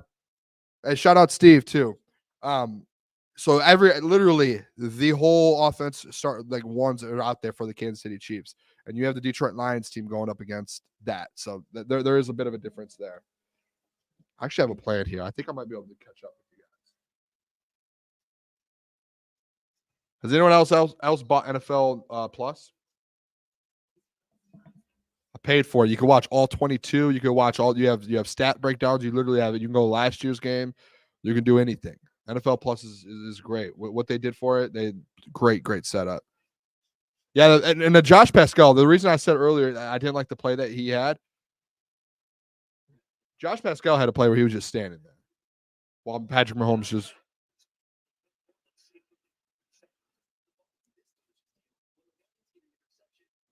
Okay, NFL Plus, you are not allowed to watch locally. You can win in lots of ways fast, up to $100,000 to be exact. So when you want to make a good day great, just ask for Fast Play from the Kansas Lottery. If you want to get the details, dash on over to kflottery.com and wow, I think yeah, don't like that.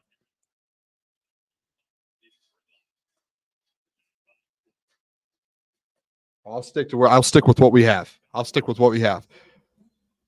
And Owen, it was Josh Pascal, number 93. I saw him. It looked like he was trying to fight, but he just gave up, and Patrick Mahomes had an easy throw. Don't like that. Again, I said it last week with Broderick Martin. Like, if Broderick's playing and you want him to be in the rotation, you want a guy to be in the rotation. Like, you have to impress. You don't have to be every single play have to stand out. All right, who do we have here returning it? Is that Vaki? Vaki slipped. You don't have to have a big play every single game or every single play, but it's like you have to have these flashes to where like, yep, he can do that in the regular season. Yep, he can do that in the regular season. Like Broderick last week, you could see that. I want to see that from Josh Pascal and James Houston today. Those are the two. Yeah, Vaki slipped. Don't see that a lot from him. Vaki slipped. That's a tough one.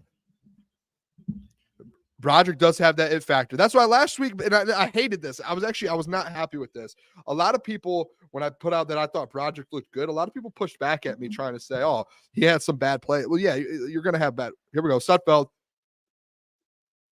Short. Could have been a pass interference, maybe. Tripped him up. He almost got hit. Starting lineup for the offense: Craig Reynolds, Darius Fountain, DPJ, Tom Kennedy, and Shane Zylstra. I don't know. Can you guys hear my TV? I don't know if you guys can. I don't know if we're allowed to have that up or not. Dan Skipper, Yodi, Kingsley, Michael Neese, and Colby Sorsdale. The left side last week struggled. I went back and watched that left side struggled. All right, Sutfeld drops back. Throws it to Craig. Craig, about 4-yard gain there. All right.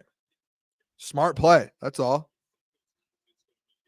Smart play.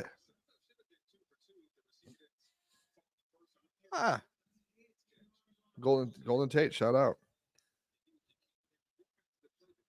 Come on, boys. Third down, 3rd and 7. 3rd and 7. Let's go. Let's convert. Put the ball in the air. Look at Doris. There we go. TK85. Let's get some TK85 chants going.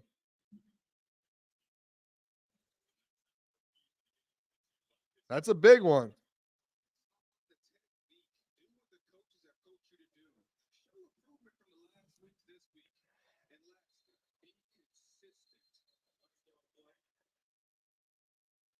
Love that.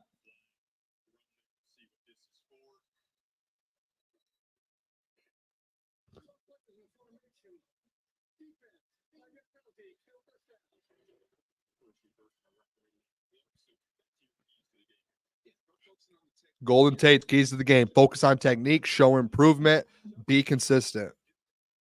Show improvement. Nate Sudfeld, 2 complete, 2 for 3. 2 for 3. 2 for 3, Nate. Here we go. Is that Craig Reynolds in the backfield? Pitch to him. Go, Craig. Great run, Craig. Great run.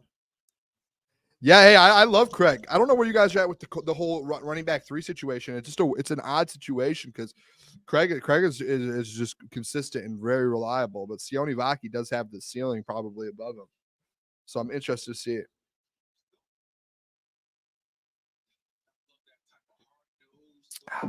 Great Kool-Aid. Love it. No chugging Kool-Aid if they win.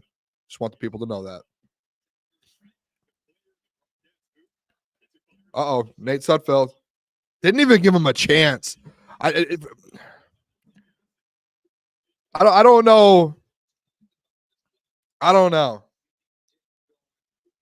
You can't throw the ball outside like that and not even give you have to give your player a chance at a play on the ball. Maybe DPJ didn't get him beat. I don't know, but that was you have to give him a chance, man.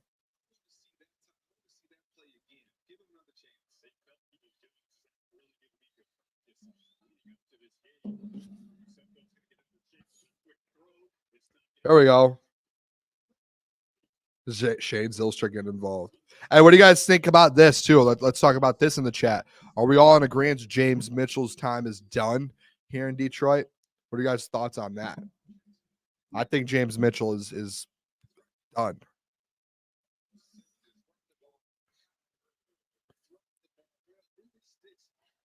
This is from Tim 20-man. Much better from the Lions offense start today. Didn't have a first down until the second quarter last week.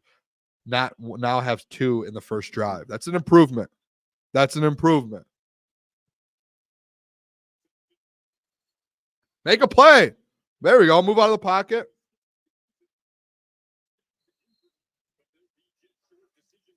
Go for it, Dan.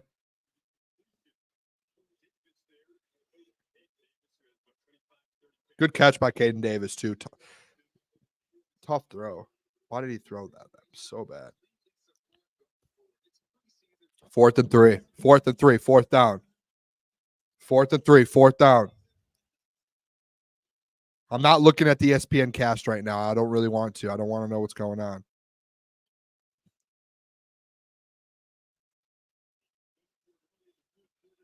I moved.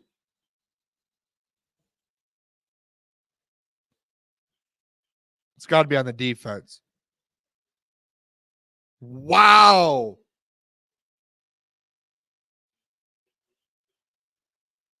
Oh, no, that's a neutral zone infraction.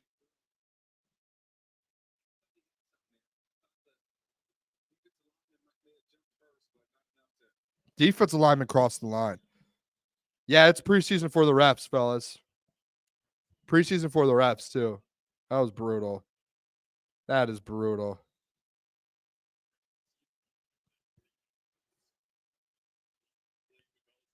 That is brutal.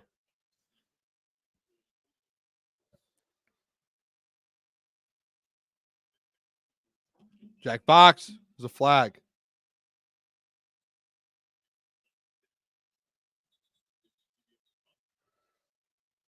Flag on the play. Holding offense. I wonder where they were at on the field if they would have been able to kick a field goal with Jake.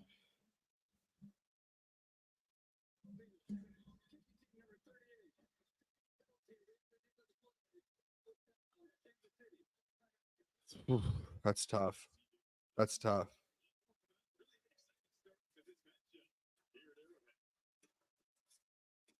Decent start. I don't think this is bad for the Lions. Like, honestly, the expectation when you're going up against Patrick Mahomes, you're going up against the number one, their first team defense, their first team offense.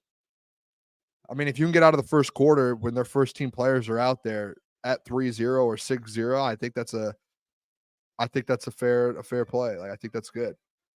I don't think that's bad at all. That means your depth is able to stick with these guys.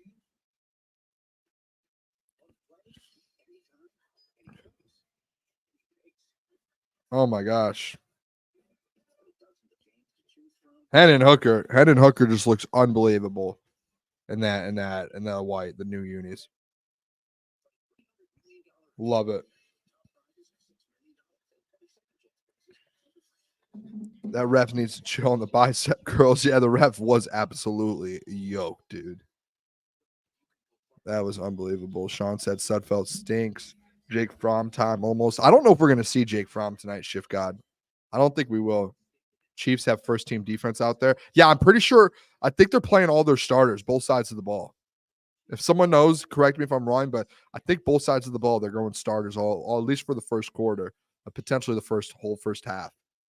But my guess is the whole first half, and then they're going to sit them next week. Purple Prince feeling the pick coming. I would love a pick 6 on Patrick Mahomes.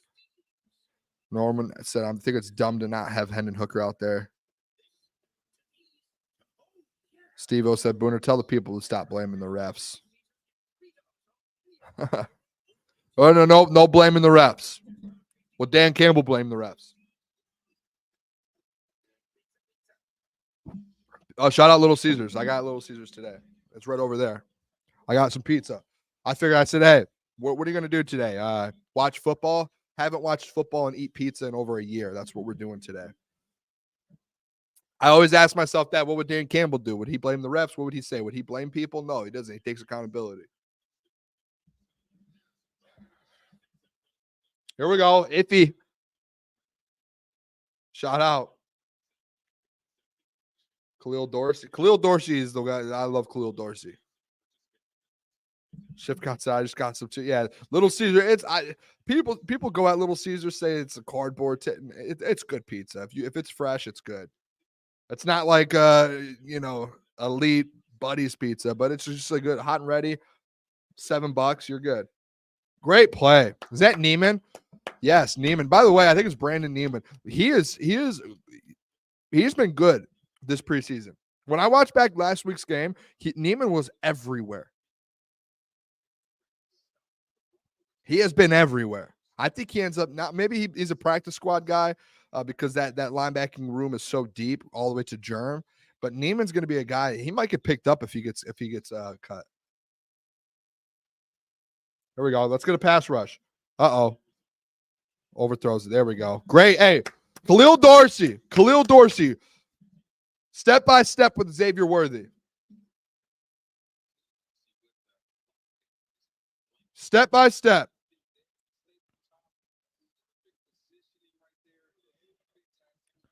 That's what we love to see. Step by step.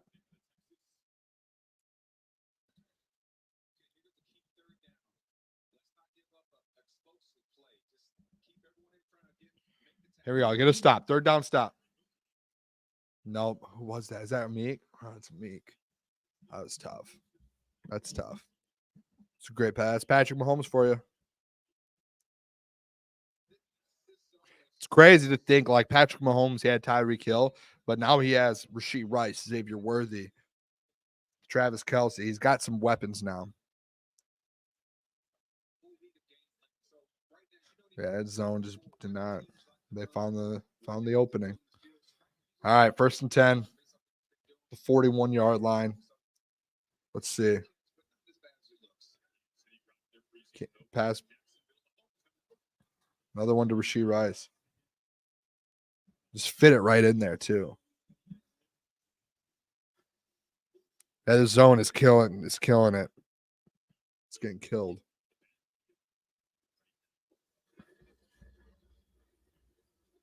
This ESPN thing. Got Nate Sudfeld 4 for 6. Patrick Mahomes 5 for 9, 87 yards. Who was that down on the play? 45. Isaac Ukwu. No. No. No.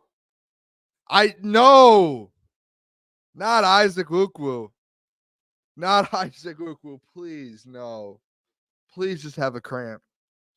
Oh my gosh. This kid is he's had such a good camp. He's had such a good camp.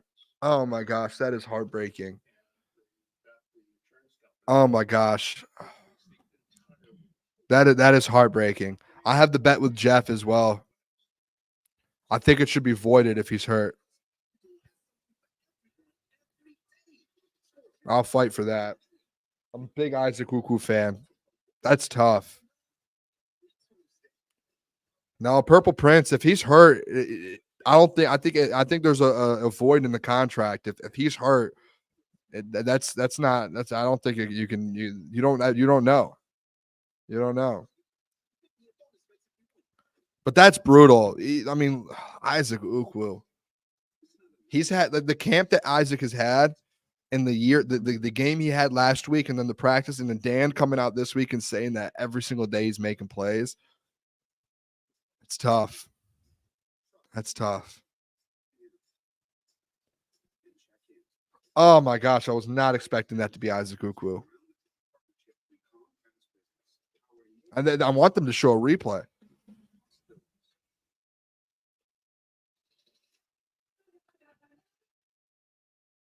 Oh my gosh.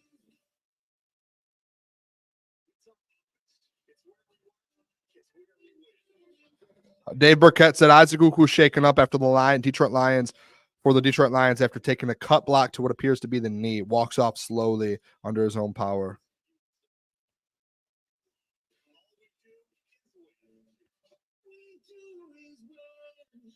Injured player.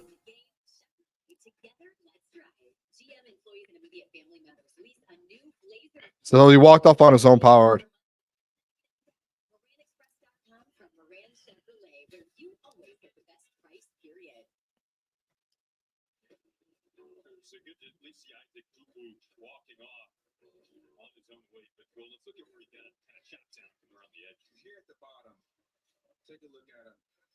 Hopefully that's nothing serious.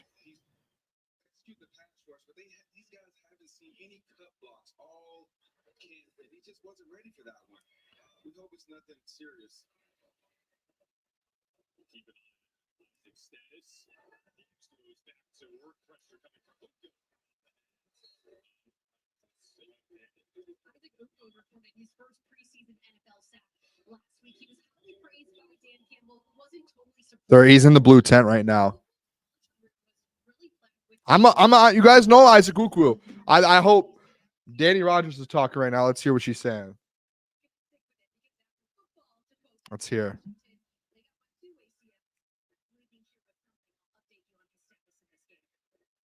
Okay. He's going to update us. That would be brutal for him, man. He was on his way to make the roster. Make a play. Come on, Khalil. Rashee Rice just did the first down thing, and it's not the first. Pretty sure it's 2 yards short. 3rd and 3, and he just did the first down. That's unbelievable. Yeah, that's not the block that you want to see, right? Like, especially in preseason, I feel like that's. I know you're going. It's tough. That's tough. Oh my gosh. That's brutal to see. And that's going to be all over the internet now. Behind the back pass. Oh my gosh. Why did that just happen to us? But he's lucky Aiden Hutchinson's not in the game.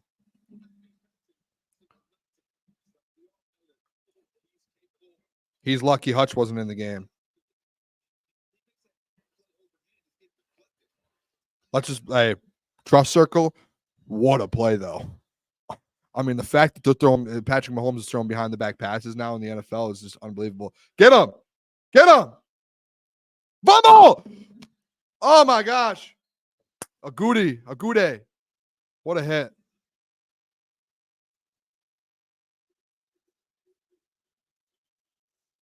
I want to see this video of Patrick Mahomes.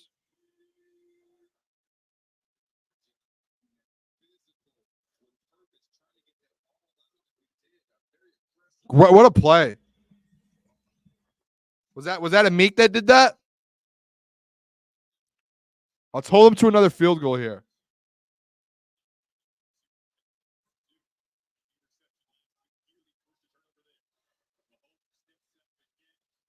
Throws it away. Oh, no. He was up there. Shout out to Meek. Oh, my gosh.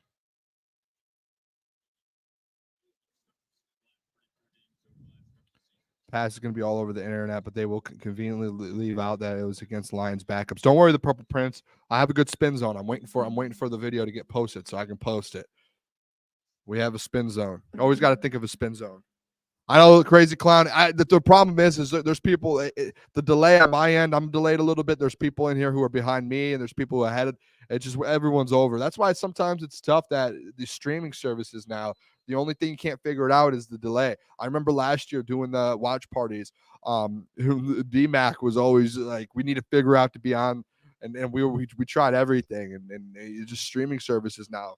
The only thing is like if you're connected to a cable wall, like a cord. That's like the only way to get as far ahead as possible.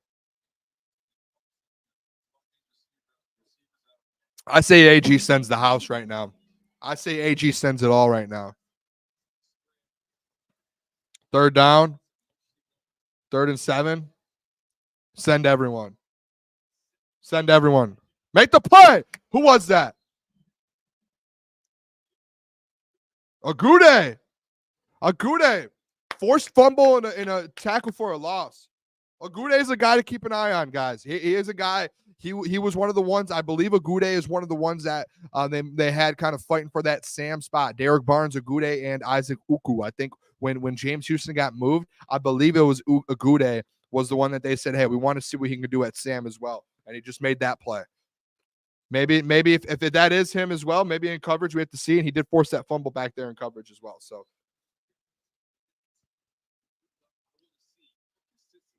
Keep an eye.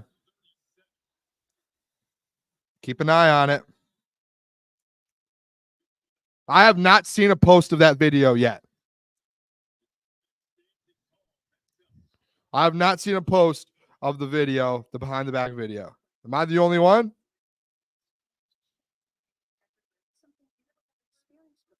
Oh, here we go. I'm posting on my Twitter now.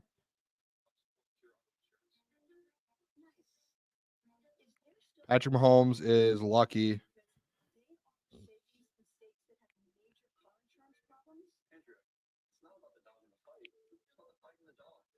I posted it. Always find a spin zone. Always find a spin zone. Here we go. Let's go get something.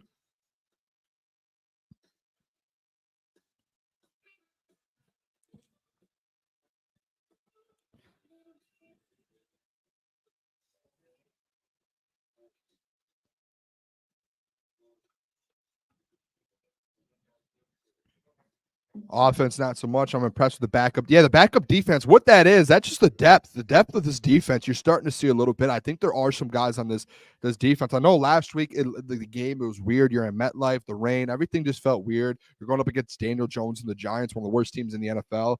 So I think that's like maybe you're playing down to your competition, but some of these guys, Agude is looking good. Like the secondary, I know there's times of slip-ups, but guys like Amik is out there. Amik Robertson's going to be so big for this football team. I don't think people realize how good Amik's going to end up being for this team. And I know people are going to still question it a little bit because he's not out there, right? Or he's out there now and he's not with the starters and sitting out. But I think like this guy, he's going to be the glue to this defense. He's going to be a big piece of this defense, especially in that nickel spot.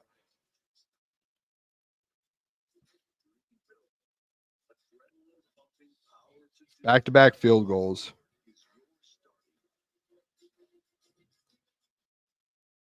The depth.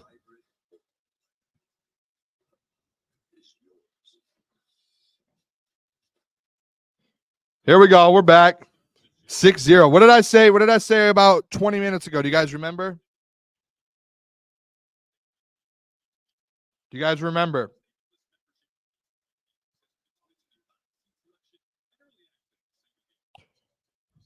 If the first team, Kansas City team, is only up 6-0 when they're done for the half, I'm happy. I'm happy.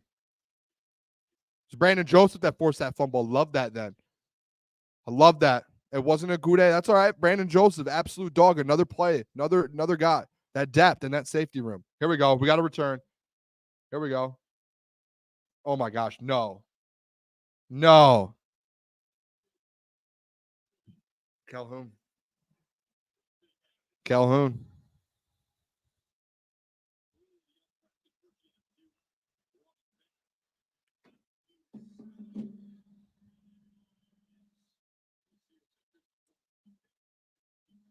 That's unbelievable.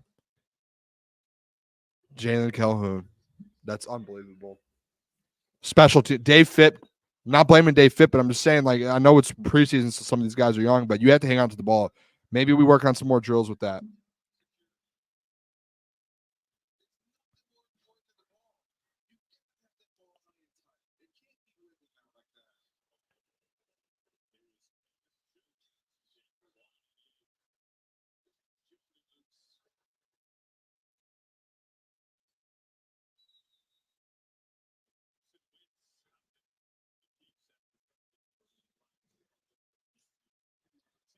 No. Carson Wentz. All right, so hey, listen. 6-0 with Patrick Mahomes. That's essentially like a touchdown. Make a play. Make a play. Who was that?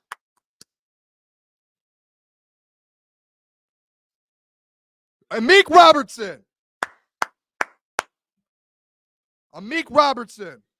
Yeah, the special teams, guys. You know what? Let's think about this. Let's not take too much account into some of these guys with special teams. You're going to see Craig Reynolds back there during the regular season. You're probably going to see Vaki. I know he slipped. You're probably not going to see Maurice Alexander and Jalen Calhoun.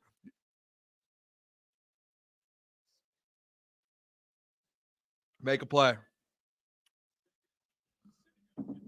There we go. Who is that? A whole bunch of Detroit Lions on the stop there with the run up the middle. Agude, Broderick. There's Broderick in the run game. People last week came at me when I was giving Broderick his props and said, "Oh, not good in the run game. Wasn't great. Had some slip ups. That was a good one right there. Great play. Great play. Love that. Love that. Love that. I don't know what's happening. Shift God put something. I don't know if I'm gonna like this. Let's make a play here. 3rd and 7. You make a play.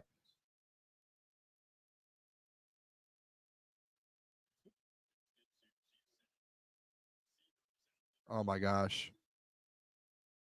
Who is that? Who's in coverage there? Is that a Meek slipped up? Xavier Worthy is going to be good this year. Let's just call it how it is. It shouldn't be 13-0. A fumble. You can't fumble the rock. They're showing Brandon Joseph. Was he the one that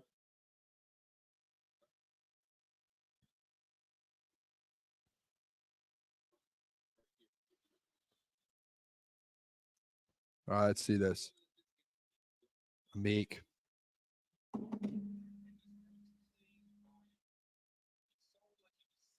Amik. I was giving so much praise to Amik too. So much. That's all right. That's what the preseason's for.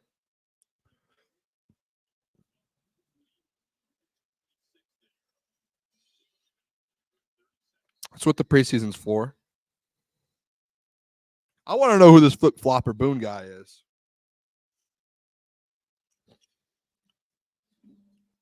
That's what the preseason's for, right?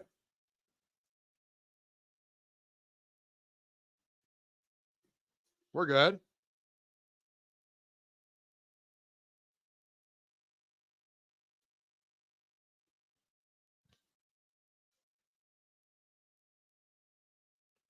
Here we go. They need to just get.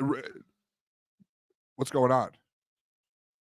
Did they return the ball? Did I miss it? No. All right, here we go.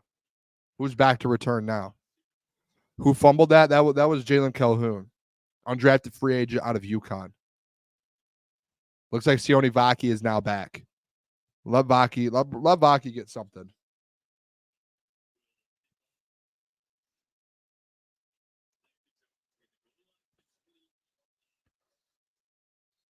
Should get the ball at the 30, at 35 now.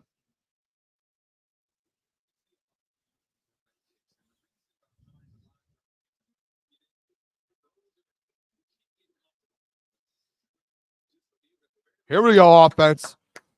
Let's get something rolling here, okay? Can you guys see the ESPN thing pretty well? Should I zoom in more? Is that better? Is that better for you guys? I know people are probably watching the game anyways, but want to make sure everyone's good. I have not seen James Houston. I don't know if I'm the only one. Has anyone seen James Houston?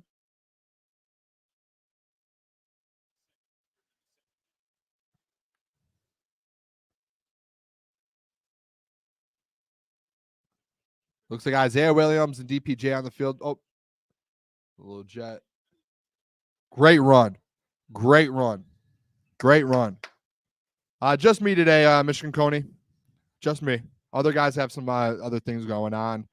Just kind of weird preseason timing. A Saturday game. I know next week we have Saturday games, but I know. I think Jeff has a wedding today for sure, so he's got that going.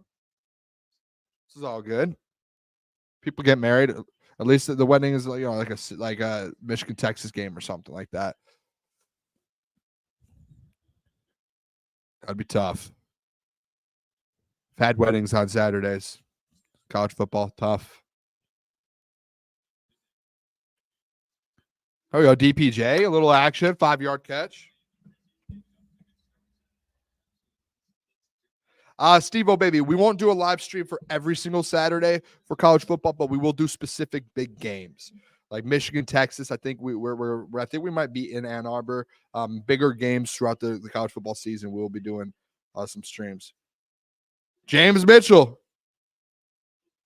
I said it. Even if James Mitchell makes plays these next 2 games, I think he's out. I think that's it. I think he's out. He can make plays. I just don't see it for him. The big wide receiver room right now. A lot of guys fighting. Sione Vaki. 4 yards. The Booner path, baby. Shout out Coach Walk. Lead from the front. All right, that's the end of the first quarter. Detroit Lions are now down 13-0. You guys see it up there on the screen. And the Lions have the ball. They're marching down the field right now. They're putting a drive together. That's the thing. Hopefully they can put a drive together. Go score a touchdown here. Make this a football game. You know what I want? What does that? What does this mean, Brant? Is Booner coming back? What does that mean? I don't know what that means. Elaborate on that. What I want, though, is I want Nate Suffield go score a touchdown here, a 13-0 or a 13-7 game, and when Hendon Hooker comes in the second half, you allow him to kind of go out there and cook a little bit. Allow Hendon Hooker to be in there in a one-possession game and try and go maybe a game-winning drive today from Hendon Hooker. How do you guys think about that? Matt Verville said, I've been a Michigan fan my whole life, but now I live in Austin doing better than I ever have. My company does it work. Texas fan. All right. They're good this year. Texas is back. People say it all the time. Texas is actually back, though, this year. And they were last year.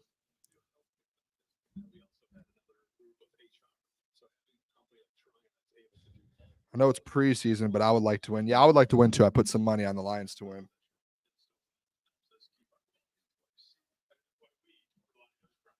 You can always rely on Tryon. When will Sudfeld be cut, or do we keep him for Goff? Norman, I've been the guy that says that he gets kept for Jared Goff. He's Jared Goff's guy. That doesn't mean he's QB2, and he won't be QB2. There's a 0% chance I think Nate Sudfeld is QB2, but I just think Jared Goff, he wants people around him who's comfortable. Today he has 6 for 8, 38 yards. Leading rushers, Isaiah Williams, 11-yard carry. James Mitchell, 13 yards. And that's the recap. Lions are putting a drive together, though. 4 plays, 31 yards. Now they are on the 39-yard line. What's so far after one quarter? What do you guys like? What are some takeaways? What are some takeaways?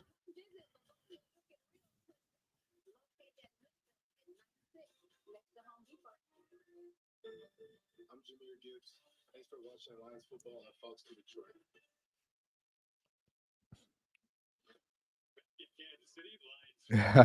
That's funny. Although that's ETN. How's Sudfeld doing? He's just playing average now. He's not as bad as he was last year. He's 6 for 8 last week. He's 6 for 8 right now. Couple short passes, missed a couple throws. Zach said, I thought our defensive front played well going for against the Stars. Me too. I think the defense, besides the touchdown they gave up, I think they held their own here. Getting, especially in the red zone versus Patrick Mahomes, and that offense getting 2 stops to hold to a field goal is pretty good. All right, here we go.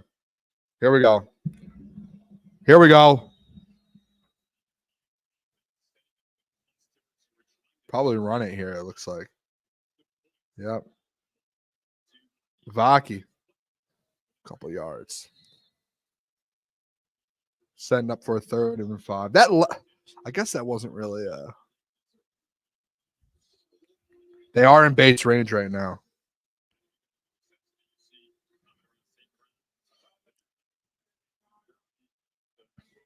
Ahmed Ra. I think he's there with J-Mo. I can't tell. I can't see it.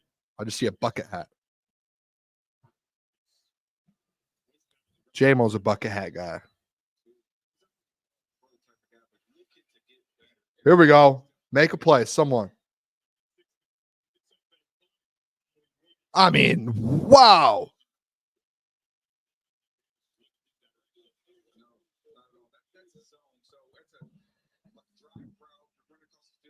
Here we go. Jake Bates time. Jake Bates time.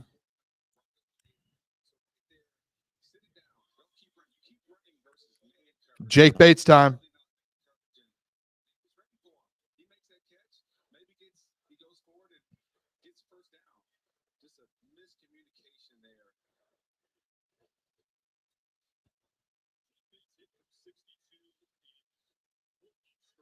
It's 55. Bang!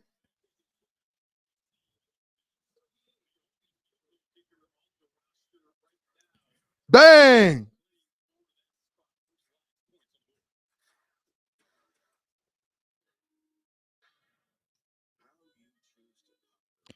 Oh. Jake Bates from 55 yards out. I'll say this with Jake Bates. He's starting to get confident.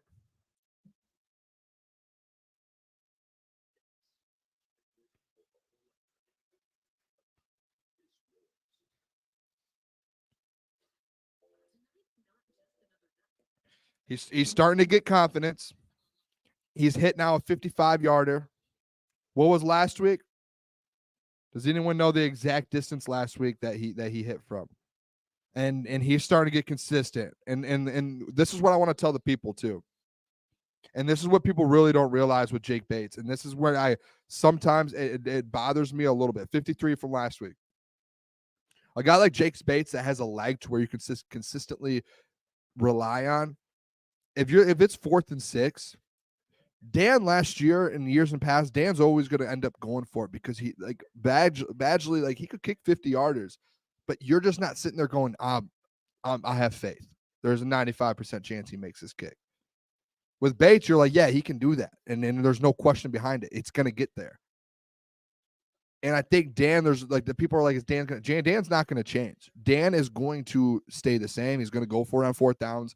But when you're in that 40 to 50 yard range, or that the I would say 50 plus range, 50 to 60 something yards, 50 to 65 yards, and it's 4th and 6, 4th and 7, he's probably gonna kick the field goal. Especially in a game like this, that it just, it was a 2-possession game, and you could put it to where now you just really need a touchdown and a field goal. Like, there's situations to where I think Dan's going to look at it to where instead of going for it on a 4th and 6, 4th and 7 from the 40-yard line, he's going to say, all right, let's get the field goal, or the 45-yard line. And I just think that's it. And I do think he does want to see Bates a little bit, but obviously the 4th and 3s, the 4th and 2s, he's going to end up going for it still. But it's just like those ones last year where they were a little bit longer, and you could feel that. You're like, oh, this is pushing it. Yeah, Sean said that would have been good from 63. Yeah, that would have been good from 70. That thing was it went through the uprights at the top.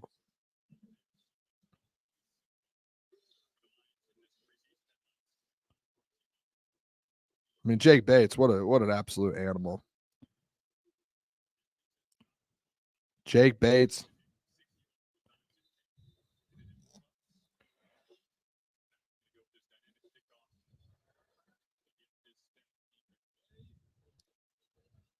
Here we go. Come on, defense.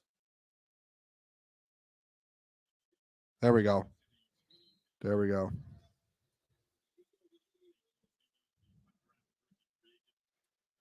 55-yard kick.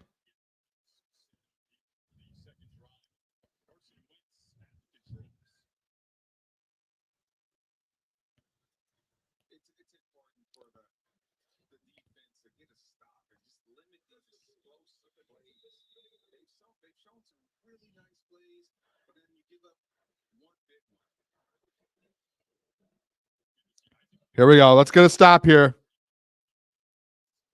Who was that flying in?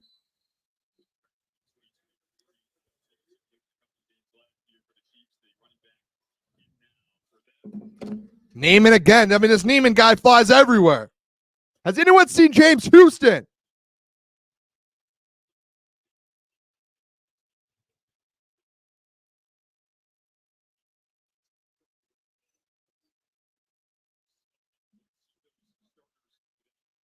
Has anyone seen James Houston?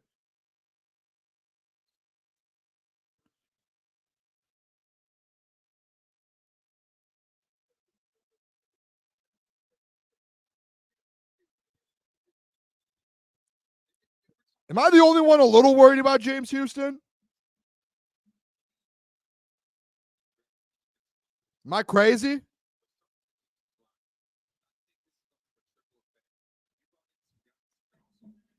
This ref is yoked, dude. Get this man some pads. Let him get on our pass rush. Here we go. 2nd and 13. Let's get something here. Let's get something. Make the play. Got a tackle. Go, Khalil. Khalil Dorsey.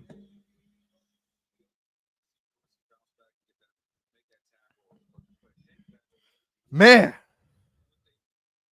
Freddie said Houston doesn't have the bend anymore. I'm interested in Houston. It's such an interesting thing to me. I feel like people think I'm crazy for questioning James Houston. It's been 2 years since he had 8 sacks. He had a major injury. I wanted to see him this preseason. I love James Houston, but I mean, get there. Make a play. Make a play. That's out. Kendall Vildor gets him out. Kendall, you got to make the play. Rakestraw is not playing. Make sure they don't challenge this.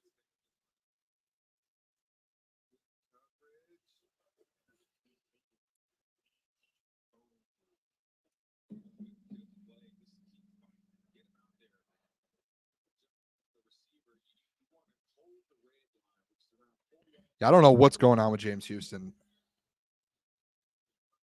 Is that Jordan Calhoun back there? Isaiah Williams returning the punt.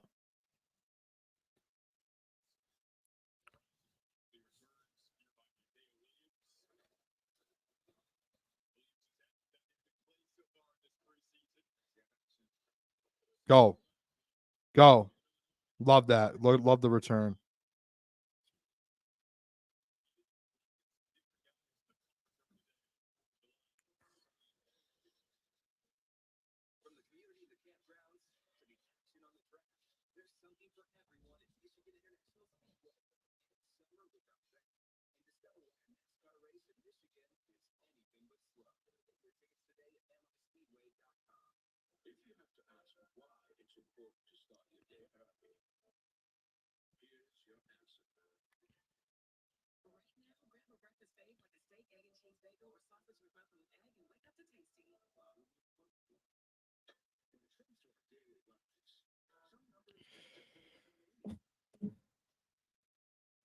Nice coverage by Vildor. Force him out. 7 though. He caught it.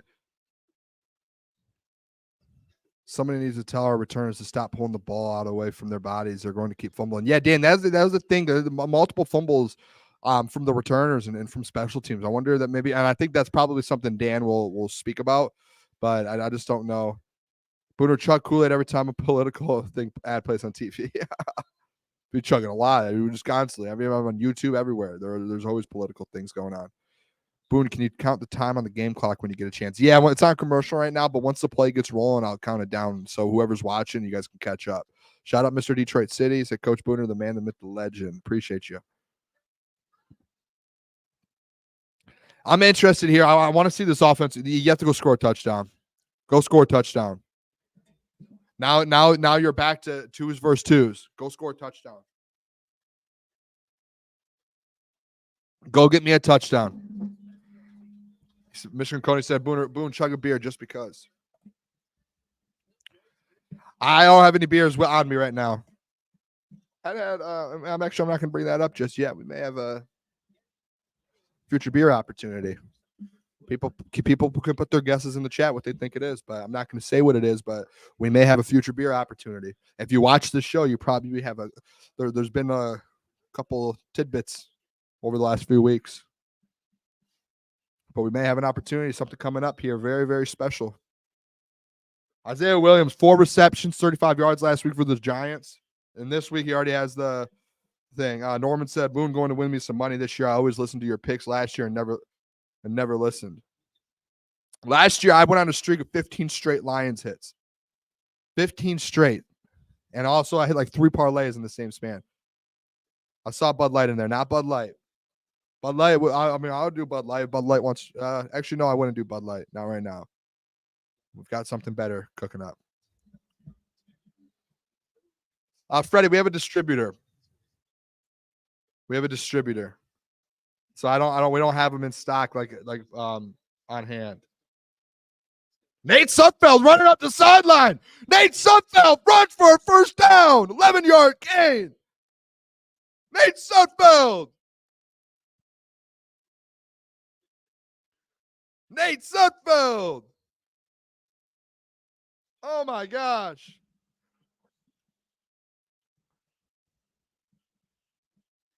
Oh, my gosh. Nate Sudfeld. Give us Hendon Hooker still.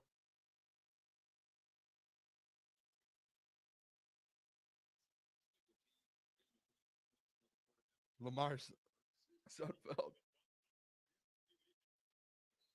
Was that Sione Vaki every time? 4 or 5 yards guaranteed. I want to look something up here. I want to see something here. Wow, you guys are on the screen, so you'll see. Box score. I do have a bet. 100 rushing yards. We're at 34 right now. We're at 34 right now. Game clock right now, 11:06, 11:05, 11:04, 11:03, 02, 01, 11 minutes, 10:59, 10:58, 10:57, 56, 55. I mean, Sudfeld, man, you have to give a guy a chance. He seems like he's really scared in the pocket.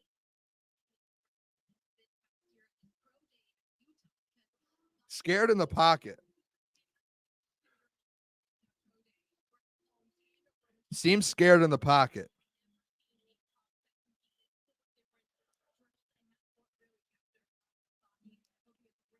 You have to be patient. I don't think he was about to get hit or anything. I just felt like he just was scared. Did anyone else get that feeling? Here we go. 3rd and 6. Nate Sudfeld in the gun. Calling something at the line. Drops back. Little pressure. Makes a throw. Almost picked off. Tom Kennedy was the target.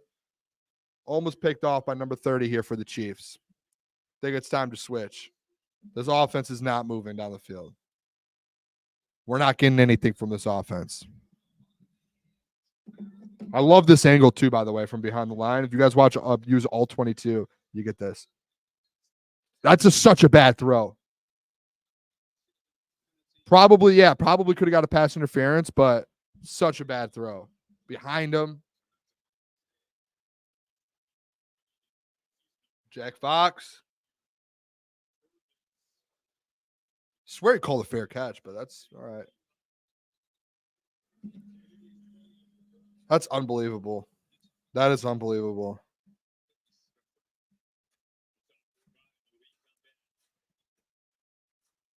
It's time for Hendon Hooker.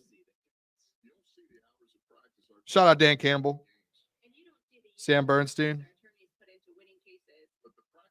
Wonder if Sam Bernstein wants to be a Crunch Time sponsor.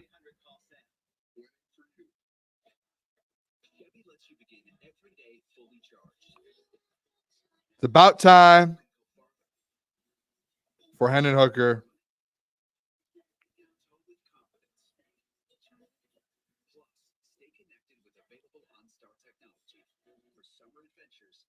Let's get Hendon Hooker.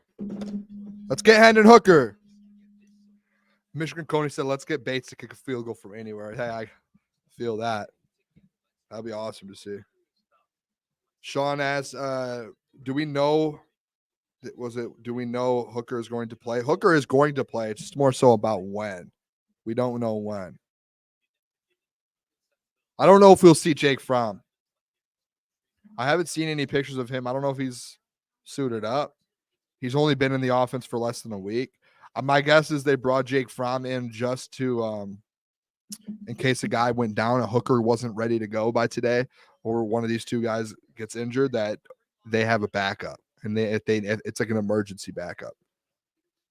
Yeah, Vince. I mean, if Hooker goes the whole second half, I'd be pretty happy. I'd be very happy. If we have to deal with 10 more minutes of Nate Sudfeld to see Hendon Hooker for a full 2 quarters, I'm in. I want to see him a game-winning drive, Hendon Hooker. Save big money at Menards.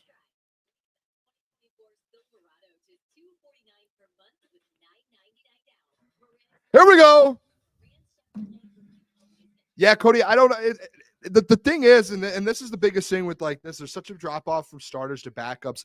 I think that's like that for any NFL team. I know there's some that has depth positions, but like around the NFL, I think there's specific position groups on this team that you do have good depth. The linebacking room, great depth. The running back room, great depth. I think the safety room, you're starting to get there with Brandon Joseph and Iffy. So I think it's just specific rooms that you're sitting there and you're like, hey, we have really good depth. But on every team, I think you're going to have, those a couple rooms. Like even the Chiefs, like the Chiefs probably have some rooms where they're not as deep as as they would like. Holding.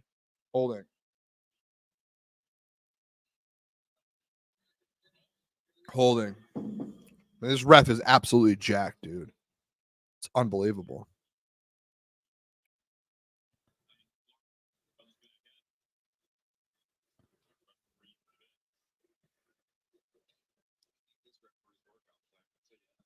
Golden Tate said, I need this ref's workout plan.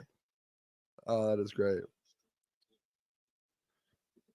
They're talking about it right now. I think it's a clear call right away.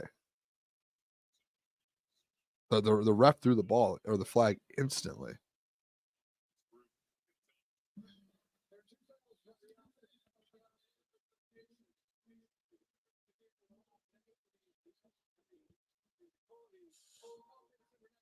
Okay. So holding. There's 2 plays. They take the holding. See it on the screen right there. Actually, Brett said refs need to be tested for PEDs. I disagree. I think refs should be required to take PEDs. I think a good football game is if you have a ref that's absolutely jacked. I love it when there's so many refs out there that are in college and in NFL that are absolutely jacked. Pumps me up. Football, baby.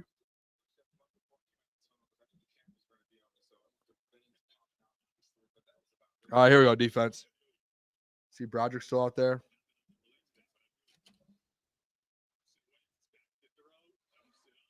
Neiman and Namik, who's 90. Smith. I don't see no killer mentality in Sudfeld. Yeah, I think that's just a reason why he's a career backup.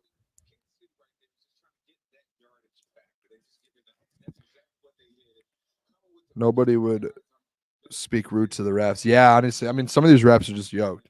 Houston is on the sideline. Is he suited up or is he undressed? Did you see him?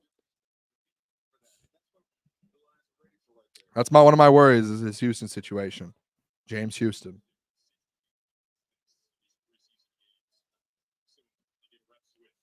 Here we go. Oh my gosh, Amik. Great coverage, Amik. If he was coming over top too. I thought Amik or if he was about to get that.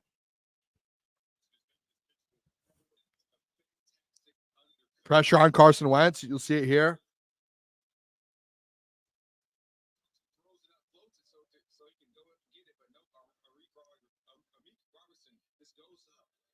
Oh, if he almost had that.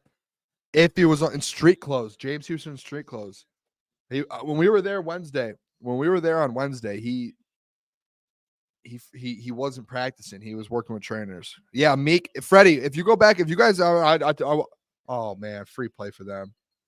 Come on, Maddie Betts. Be better. Come on.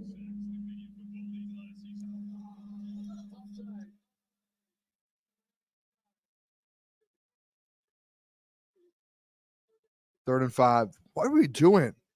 Yeah, though. So back to what I was saying with the Amik Robertson. Go back and watch last week's game with the Amik. Amik is really good. Amik is good. That should have been a 3rd and 10. Stop them, force a punt, and get the offense back on the field. Here we go.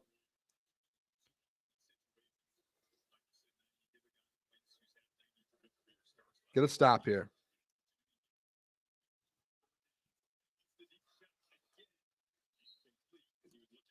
Hey, positive news. I don't know if you guys noticed this. Isaac Ukwu is back on the field and is playing snaps.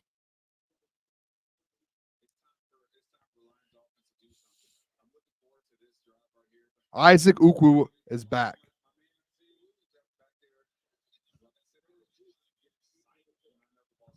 Did anyone else see Isaac Ukwu?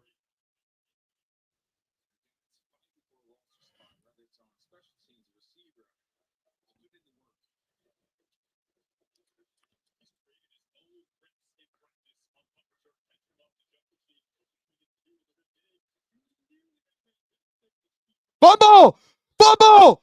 Fumble! Fumble! Yes! Let's go! CJ Moore! Fumble! Yes! CJ Moore! Who forced? Oh, no, that was fumble on us. Oh, no. I thought we were playing defense. Yeah! Isaiah Williams! Come on! Hang on to the rock. Is that Isaiah Williams? Who was that? Who fumbled? 83. Let me look at my notes. Isaiah Williams, what are we doing? Come on, guys. That's going to be Baki. Let's go. Guys, I'm going to be completely honest with you guys. This is a trust circle. I'm solo today. I thought I was putting out. I saw Isaac Ukwu back on the field. I thought we were on defense still, and I thought the Kansas City Chiefs fumbled the ball. And I was like, "Here we go, boys. We're cooking." It was us. Hang on to the rock. Jeez. Hold on to the football. Come on. Baki. Baki.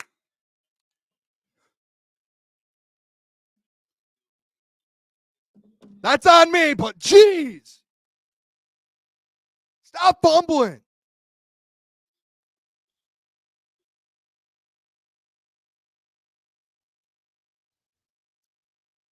What is the rule? What is the rule?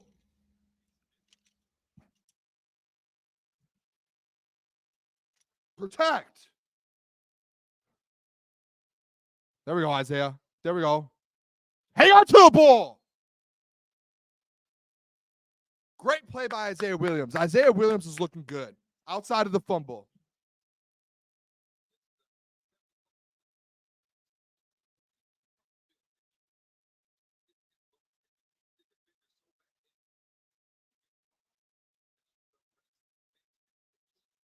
Jeez, man.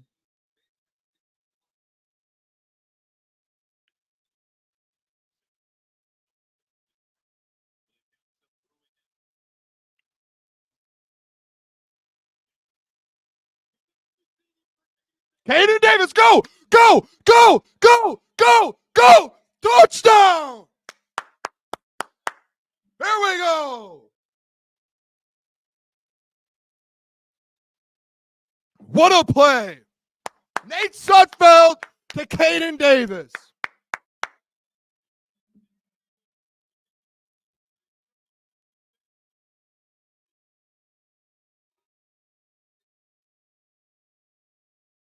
How long of a touchdown was that?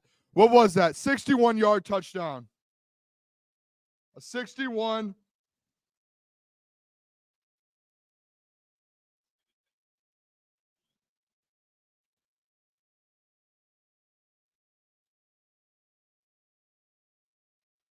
Oh my gosh, Jake Bates. I'm fired up now, guys. You got Booner.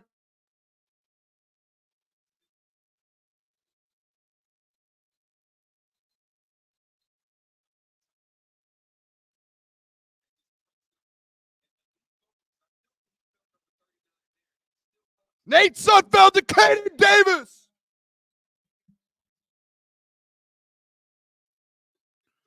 Here we go. That's unbelievable that Jake Bates just missed that. Have to be better. Caden Davis, listen, Isaiah Williams and Caden Davis are the two receivers right now standing out. Not DPJ. Not Darius Fountain. Caden Davis.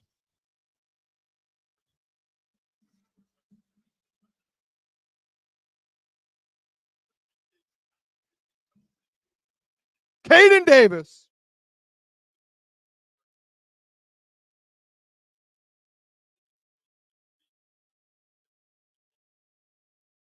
How about that?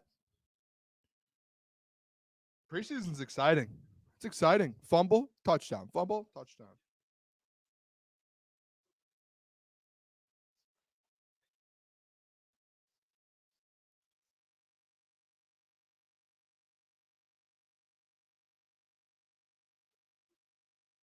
How about that?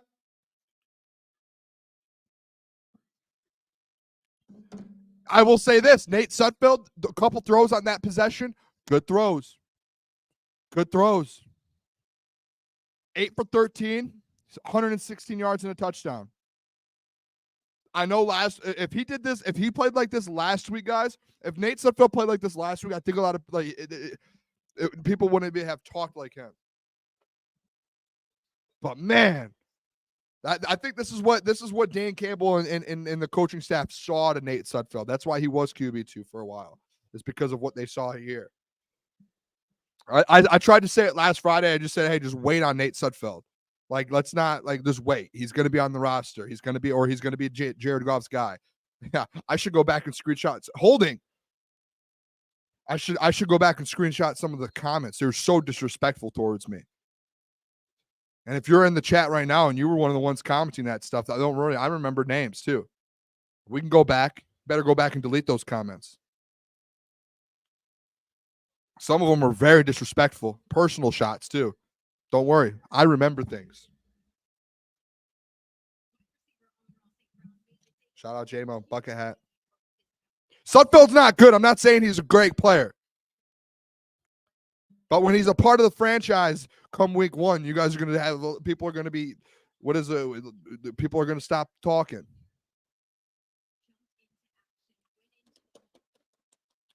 Yeah, Agent Cooper, I agree. No reason to get personal. Some of the comments, man, people get personal. It's crazy. You should see some of the stuff people say. Oh, my gosh. What are we doing? Get him, Iffy. Get him, Iffy. How does that hole open up?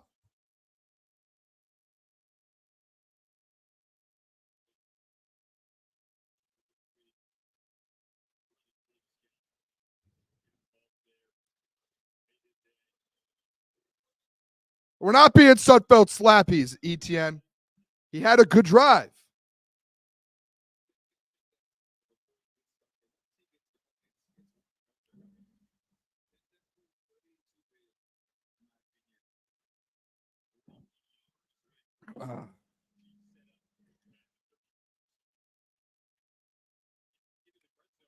Kryptonic TV, shout out. I don't know what that is, but hey, you're a legend. I've seen you in here before. There we go. There's Neiman again, I think. Nope. Who is that? Summer? 25. T. Summers. Not familiar with your game. Norman, yes, I would rather cut him and get a vet. But listen, like he's going to be on the practice squad and he's going to be QB4. There's new rules where you get an emergency guy and all of this. Like there's a bunch of new things that happen now. So it's nothing. I would rather them go get a vet for sure. I was the first one a couple weeks ago to say that the Lions need to go get a vet. No flag. No flag. That was a flop if I've ever seen one. Kindle Vildor showed up a little bit here. Ayo, let's go.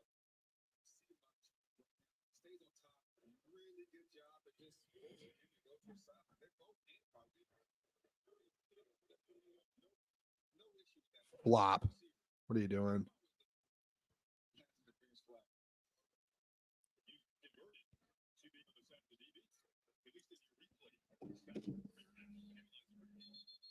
Big third down here. Big third down. We've got a ball game. Shout out G Cruz 911.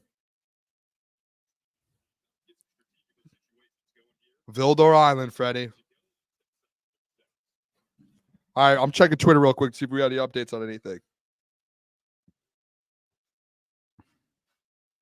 Just checking Twitter.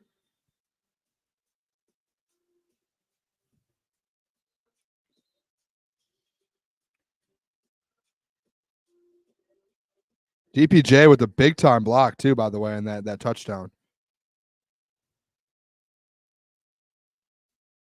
Big time block.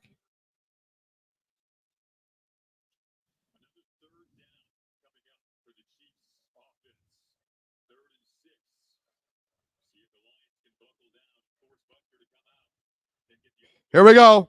Here we go. Come on, big stop. 3rd and 6. 3rd and 6. Whoa, whoa, oh, oh, oh! Who is that? Matty Betts, baby. Do you see that? He got right to him. Oh my gosh, Matty Betts. Watch this move. Oh my goodness, what a move. Oh my gosh. What a move. Oh my gosh. That is listen, I'm not saying Matty Betts is going to make the team or anything, but I'm just saying with preseason, when you're fighting for spots and you're looking for playing time, the guys who suit up and the guys who don't.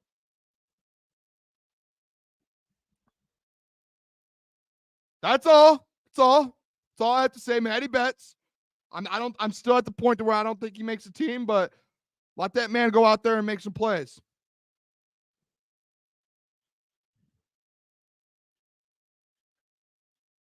I'm going to find this video so bad right now. If anyone has this video. If anyone has this video.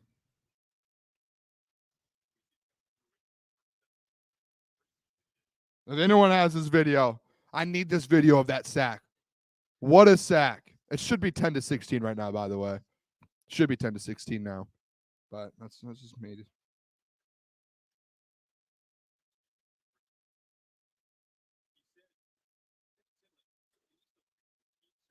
Got the video.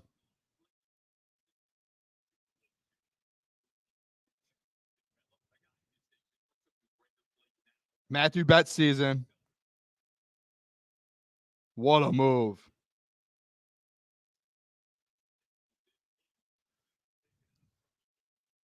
TK, look at, hey, they're putting everyone back there. They're trying to get everyone involved. That was unbelievable. Did anyone else see that?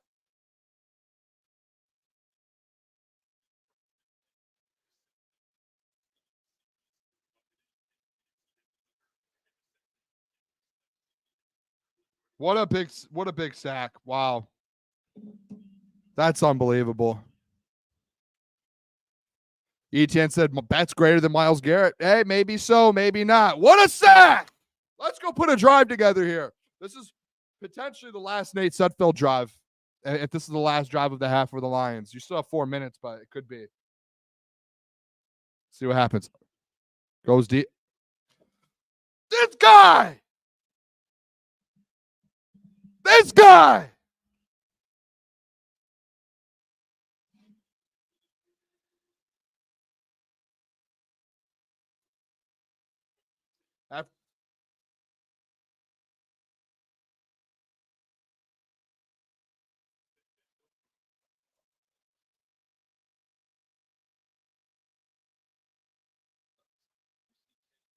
Nate Sudfeld.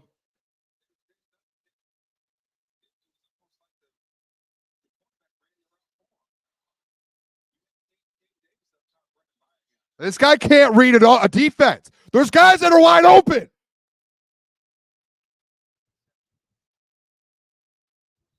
I tried to say something nice about this kid.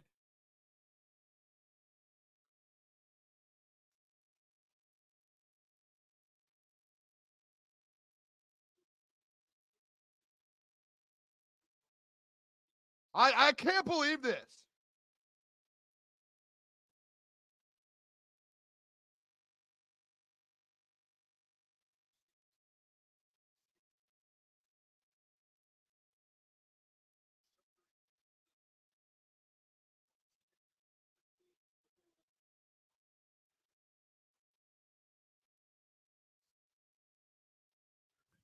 What are we doing? Defense is just absolutely, there's backups. Let's go. Yeah, Hendon Hooker needs to get in the game. That's unbelievable. That is unbelievable by Nate Sudfeld. I cannot wait to see different angles of that play. This guy, what is he doing? Oh, my gosh. 65-yard bomb to Kane Davis. Next play, interception straight to a defender. Don't get too high. Don't get too low, I guess, huh, Sudfeld? Jeez, man. Oh, he's for sure done. You don't do what you did last week and then follow it up with that bad of a pass and practice squad, baby. Uh-oh. Great coverage again. Who was that? Kendall Vildor. Good coverage. A little pressure. Matt, no. We're not, no lies, Matt Verville. The problem is we're probably going to see Nate Sudfeld again here. 2-minute drill. Yeah, Norman, the only thing, I think he gets cut. I think he just gets put on the practice squad. He'll be QB4.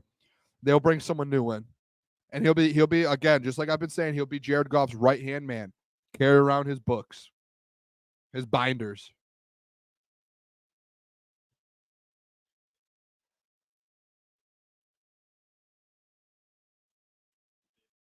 All right, Isaiah. All right.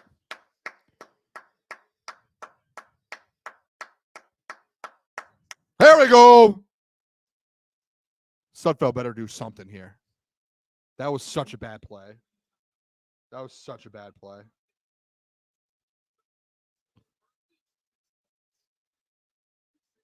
Such a bad play.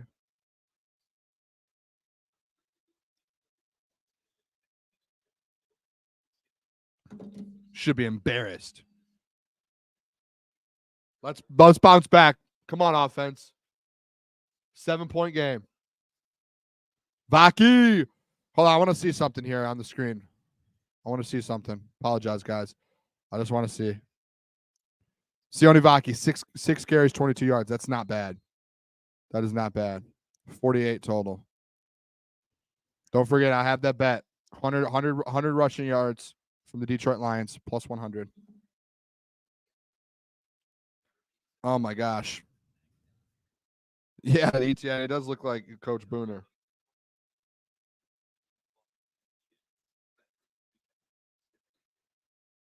It's unbelievable. Caden Davis. I mean, on the broadcast, Caden Davis or Golden Tate was like, hey, look at Caden Davis is wide open downfield. Maybe you should throw it to him. Unbelievable.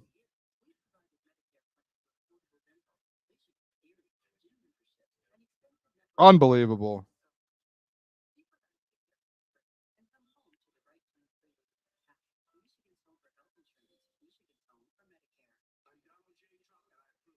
That's, oh my gosh. Booner, why would they start Nate over Hooker this week? I don't know. I honestly, I don't. I still just think I think really what's happening here, at some point you were going to see Nate Sudfeld for a half and you were going to see Hendon Hooker for a half. I think they're splitting the game up.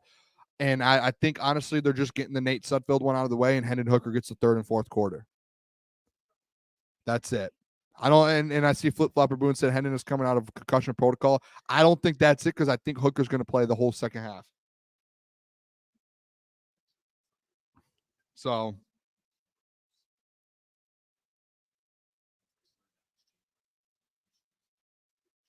I got to tweet out the Nate Sudfeld interception.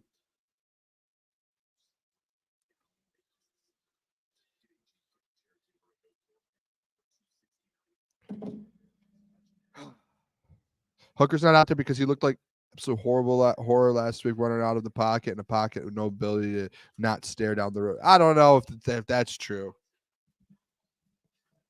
Hooker's going to play. That seems a little too much there.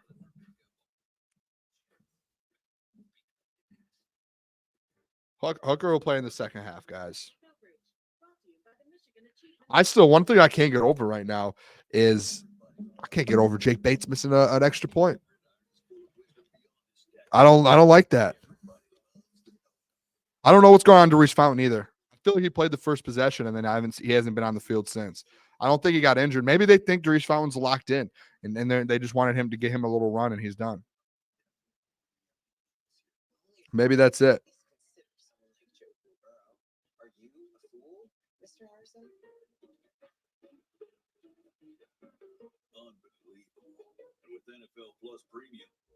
Man, I'm locked in over here. I'll shout out to people. Some people, some Lions fans. My first Lions game. Shout out. That's awesome. Love seeing that. Come on. Let's get something offense. A good thing is the old line hasn't been like as big of a problem. And that means like a guy like Colby. And I'm interested to go watch back. I'm going to go watch the film probably tomorrow, Monday. I'm interested to see Colby. I'm just going to watch him. Why did they just stop playing there? Did anyone just notice that? The defender just stopped running like they were at practice and they didn't want to hit the quarterback.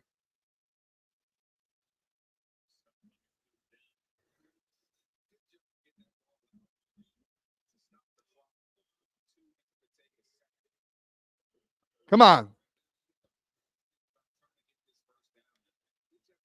Here we go.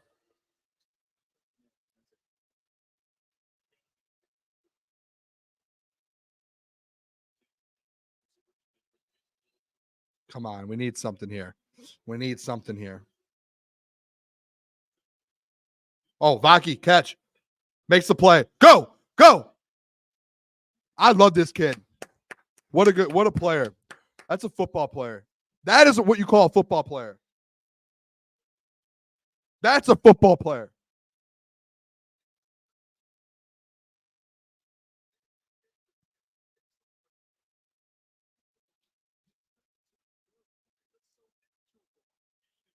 Another Vaki.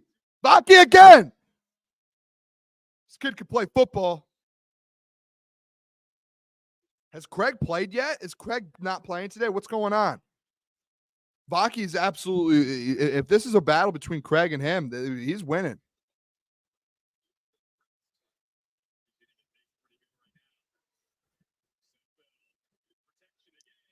Isaiah Williams, I think Isaiah Williams, he's undrafted free agent. He's going to make and he was good. He was supposed to get drafted.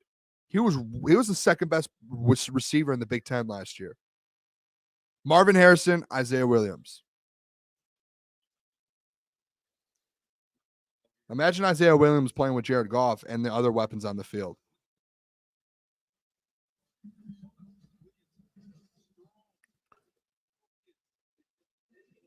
Fifty seconds left here. 59 seconds I have on my screen.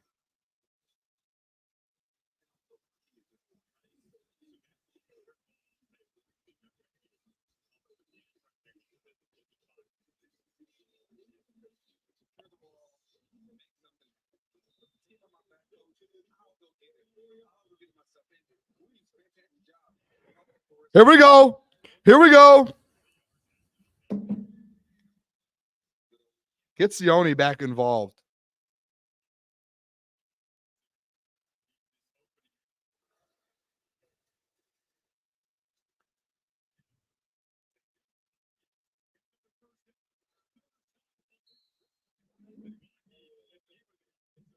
Sione Vaki.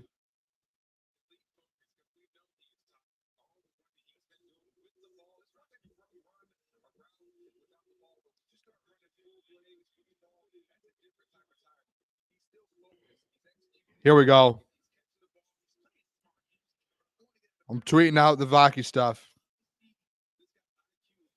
Sorry. Double duty.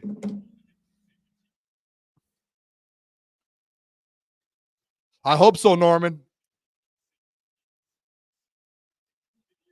That's tough. That should be a flag. That should have been a flag. They didn't call anything. That should have been a flag.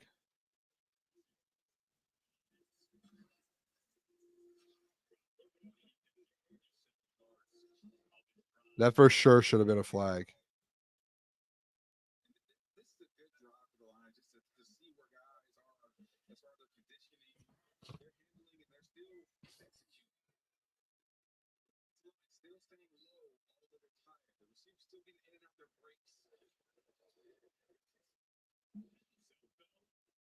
I mean, where is he throwing it to?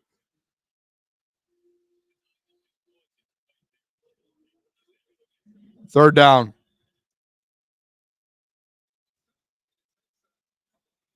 Third down. The crazy thing is, there's a third down and everything. Oh, the whole thing, everything is on. Everything's on Nate Sudfeld. I see Duri's Fountain on the sideline, so he must just be done for the day.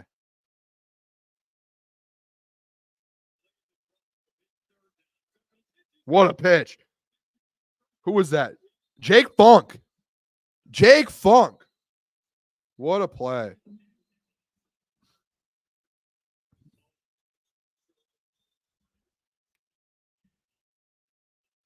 What a play.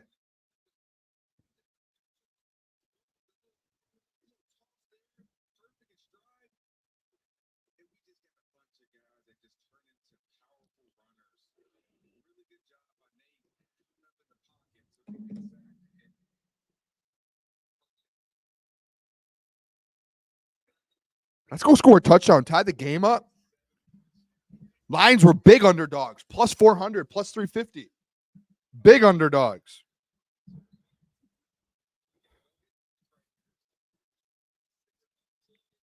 Need to score a touchdown. Need a touchdown.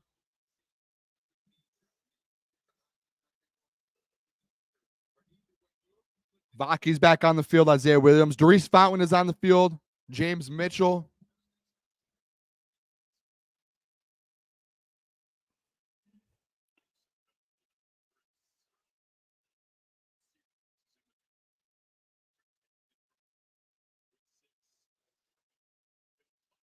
Oh my gosh, nothing.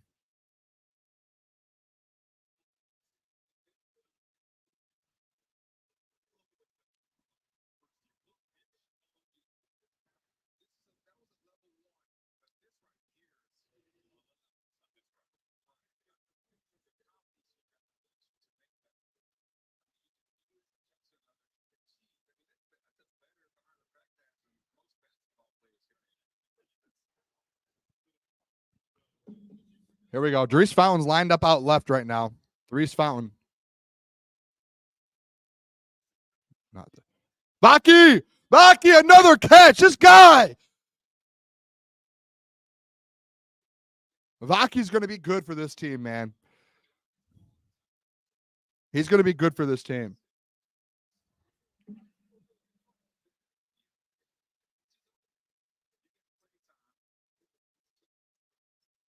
He's going to be good for this football team.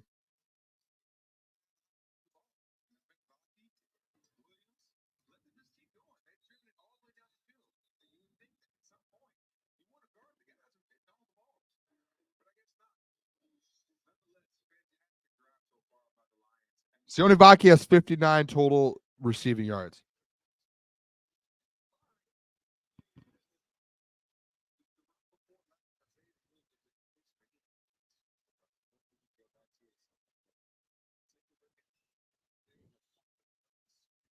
Come on, let me give one.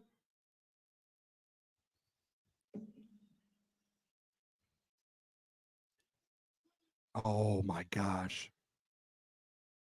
I feel like Nate Sudfeld knows where he's going to go and he doesn't take his eye off that spot. Like he's locked into that one player the whole time.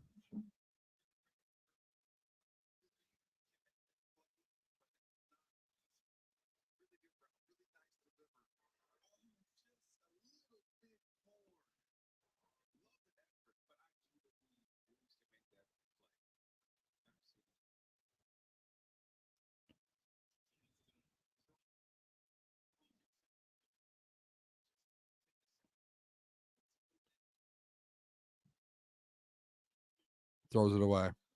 3rd and goal. All right, here we go. This is a big 3rd down.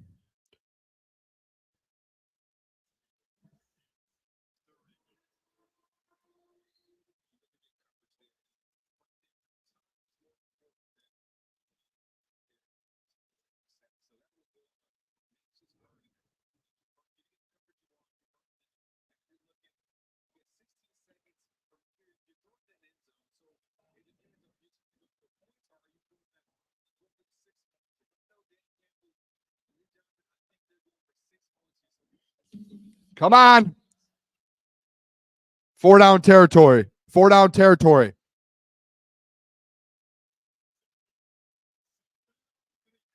Sudfeld can't do anything in the red zone, man.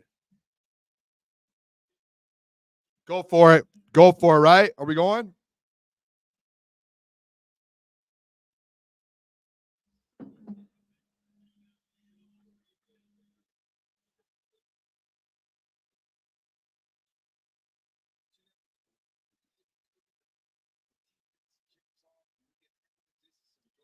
How far out are they?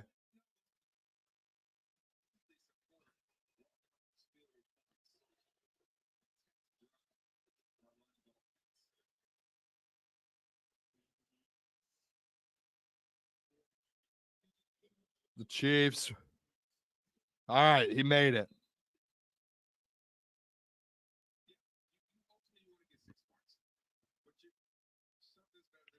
Hey, can I ask you guys a question?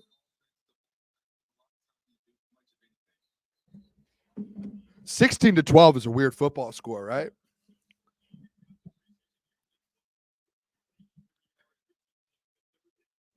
It's going to stop going to the half. Now Hendon Hooker takes over. You win the football game. Yeah, 3 is better than 0. 3 is better than 0. I think that's good. I think 3 is better than 0. 12 points in the first half is better than what we did all game last year or last week. I apologize. The question was 16-12 is a weird football score. Yes.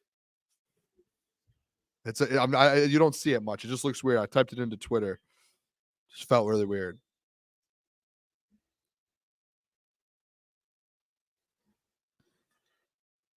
Is he going to return it? Yep. Probably heading into halftime.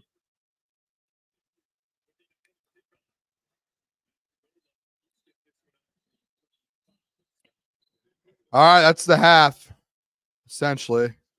I think. Let me refresh this. Let's see. I think that's the half. No, there's a flag.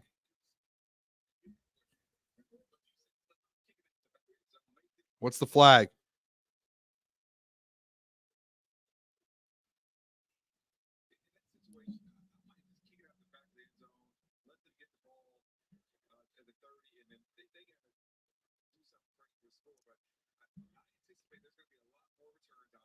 So Isaiah Williams, I felt like he did a little bit more. He only had 2 catches, 22 yards.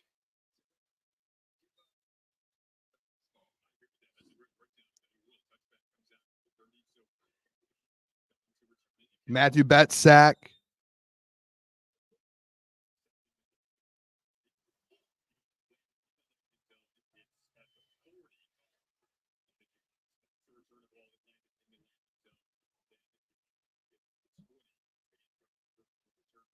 Jake Bates 2 for 2.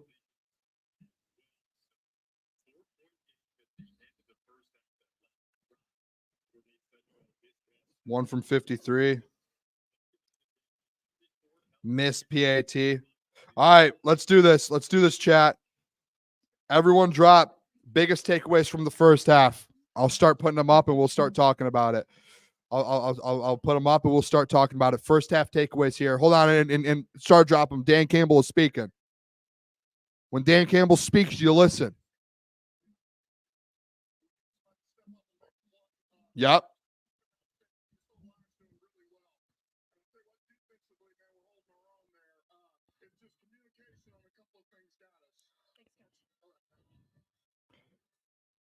Defensive line, he said offensive line improve. I'm making my notes right now for you guys. So start dropping in there what you guys think. And I'm going to start putting some up on the screen here. I'm going to start putting it up here.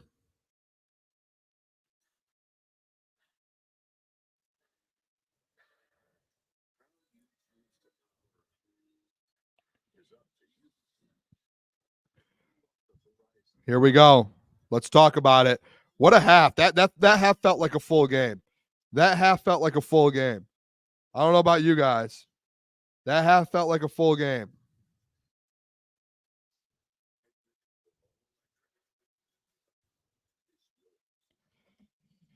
All right, let's go through it. I'm going to start here back. Let me go back a little bit. Biggest takeaway, Sudfeld sucked. All right, yeah, that's fair.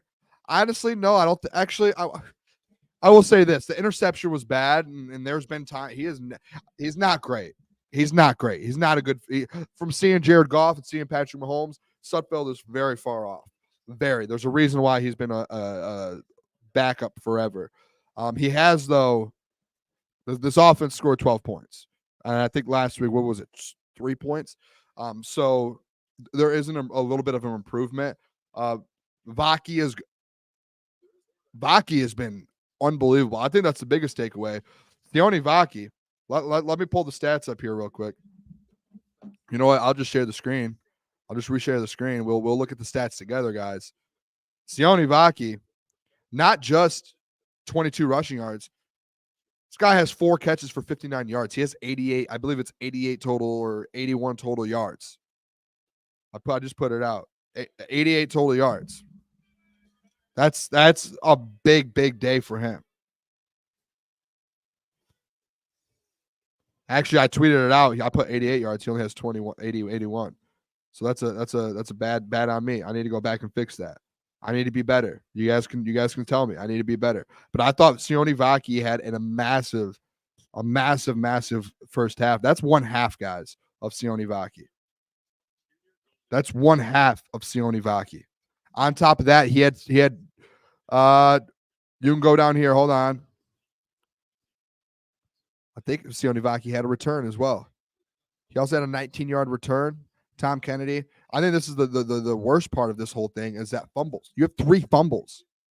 How does that happen? That's a big thing. And then you have an interception. You essentially, how many of those fumbles did you only recovered 1? You lost 1. All right. You fumbled twice, you lost one. That's 2 turnovers. Dan Campbell doesn't like turnovers. Matthew Betts showed up and showed out. That was a big one. Isaiah Williams, I thought, had a great first half.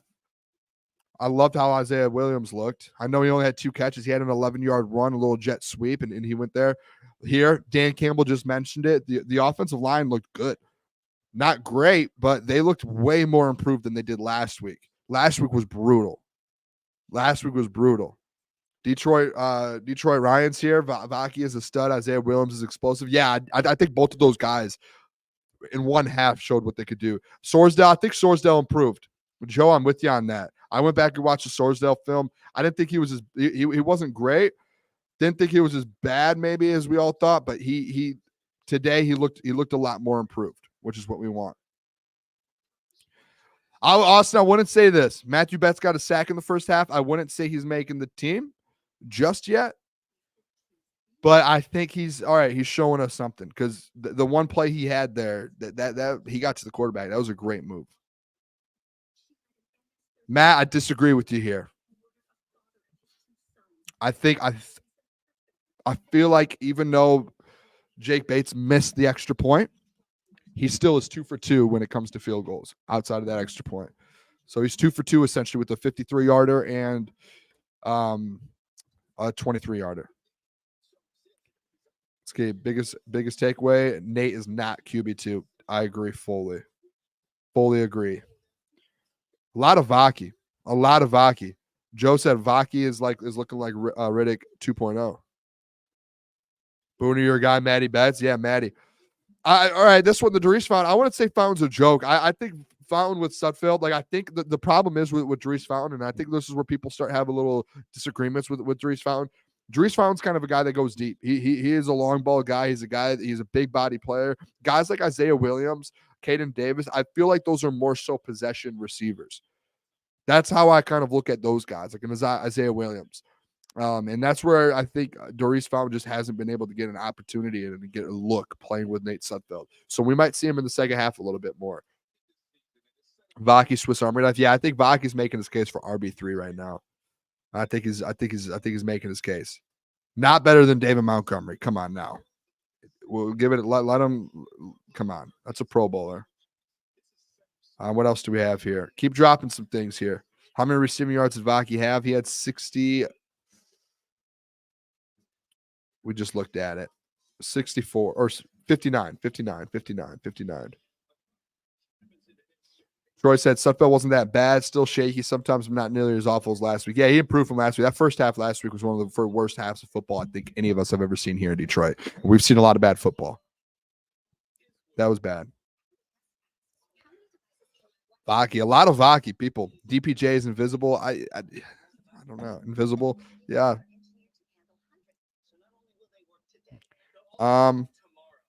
When will Vaki take number 3 spot? I'm interested to see. I don't know if Craig's not playing today. I haven't seen Craig out there.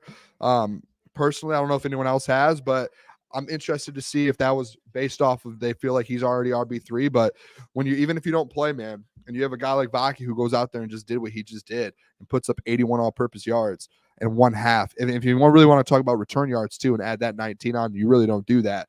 But if you add that 19 on, he's at 100 total. So if you don't play, man, like if I'm in a battle, RB3 battle, I would be saying I'm suiting up. Unless Vaki's already RB3 and Craig plays in the second half. Where's Houston? Yeah, Houston, we have a problem. James Houston, not dressed today.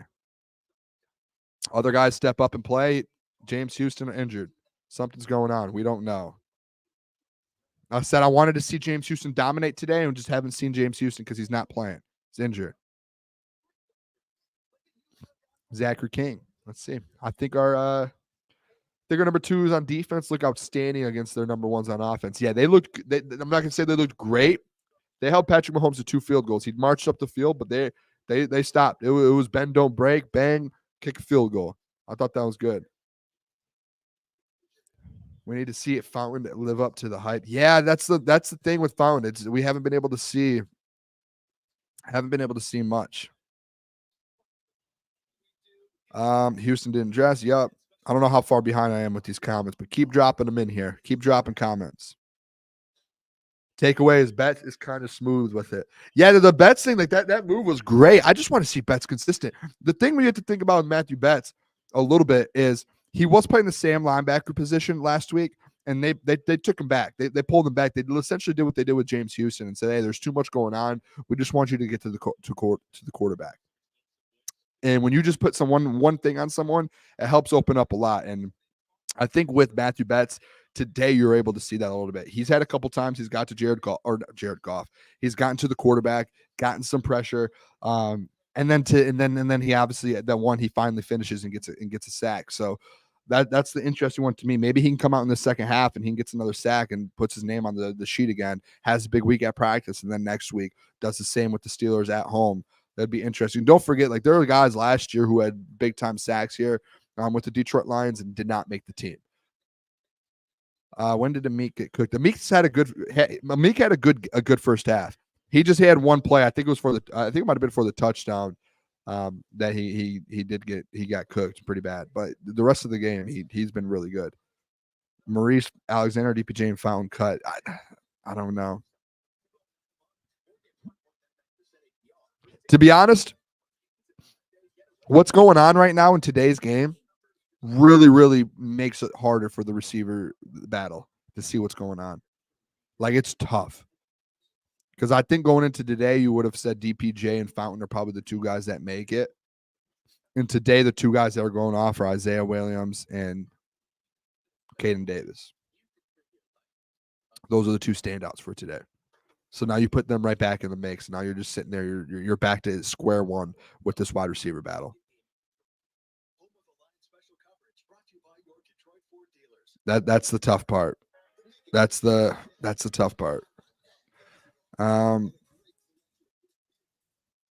Bates will be fine. He just needs to work on the short range. Yeah, I think Bates is going to be good. You notice like the 30 or the 20 something yarder he makes, the 50 yarder he makes. It's just these. He's doing it like when we go to training camp. When we were there Wednesday, he doinked a 20 something yarder, a 30 something yarder. It's just about getting consistent, which I think eventually he does. This is his, like, you got to think, like, he started the UFL. That was his first time in the UFL kicking field goals. That was in this calendar year. So essentially in this calendar year, he is still in the first calendar year of him ever kicking field goals in a competitive environment. So he's still learning. I know you don't want that to be your starter, but if you're putting him in the room here with Dave Phipp and some of these guys, he's going to eventually get it down. And when he does, you're going to have a guy with a very, very strong leg and is going to be able to have a lot of success. Does that Davis 61-yard catch give him that third spot? I don't know, like, if it locks him in. Again, like, I think this wide receiver situation comes down to all the way next week. The cut date is the 27th of August. I think the last game is the 24th, and that Tuesday is the cut day. I think depending on what happens, like, we're not going to know all the way until after that Steelers game. Like, I think this battle is happening all the way until next week. Frank the Take said your field goal kickers cannot miss extra points. That's terrible. Hey, go look at field goal kickers last year with extra points. There were some missed ones. DPJ is washed. Let's see. Does Sudfeld start the second half? He has dirt on the coaching staff. Oh, I see what you're saying. DPJ just doesn't get open. Craig Reynolds played the entire first quarter. Okay. I think Sione Vaki right now is winning the spot. If I'm being honest, if Craig played, I noticed him out. Maybe I noticed him out there a little bit, but he did not stand out. Craig is not standing out compared to Sione Vaki is standing out. Vaki is saying, "Hey, I want that spot." Streams only. Houston is definitely injured. Yeah, I know he for sure is, but it's just that the problem is, can you stay on the field and play? If you're going to constantly be injured, we're going to take some guys who aren't. All right, I'm just going to skip down to the bottom here. What's up with Manu's size and everything? I don't think he played in the first half. He did not start. I think he's out here in the second half now, though. If Decker or Sewell goes down, we are in trouble. Kobe and Manu. Guys, I don't think Giovanni Manu is ever going to play this season. I think that's complete. Like, do not plan on him playing. Now, Colby, I think Colby has played a little bit better. So he's getting better. He's getting more snaps. All right, let's go. We're back. We're back.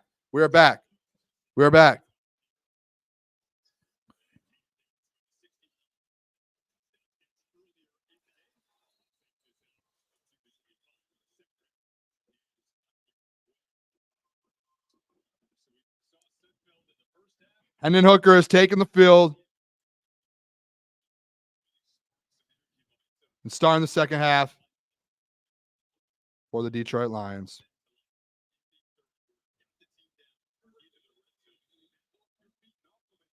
Here we go. Hendon Hooker time. Let's go. Doris Fountain's out there. That's what I want to see. My bad, guys. Let me get this back up for you. TK 85. Shout out Flannel.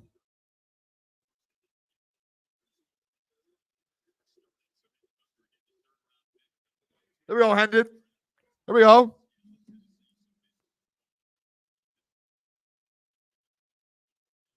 There we go. Let's make some plays here. If you guys haven't yet, hit that like button for us. Oh my gosh. So this is the thing. Doris Fountain's wide open, man. I will say.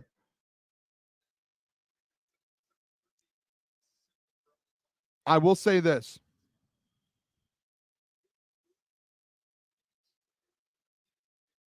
I will say this with Hendon Hooker. You guys see that throw there? That's the throws that when we said, hey, there were worries with Hendon Hooker in training camp. Those were the throws that we were talking about when we brought it up. It wasn't like those were the throws. There were just some of these routes to where he's just sails them, and then when he tries to correct himself, he throws it too low, and then he's trying to like even it out. And that's what we were talking about when people. I'm glad the public got to see it a little bit more. Vaki probably is done for the game. They're probably going to go Zonovan Knight, but you probably will see Vaki a little bit more, but they're probably rotating through these running backs.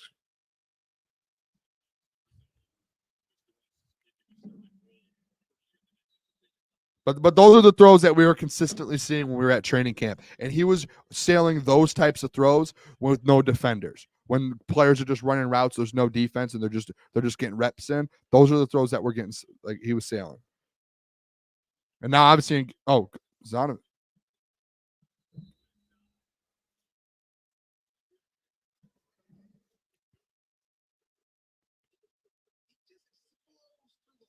What a good block.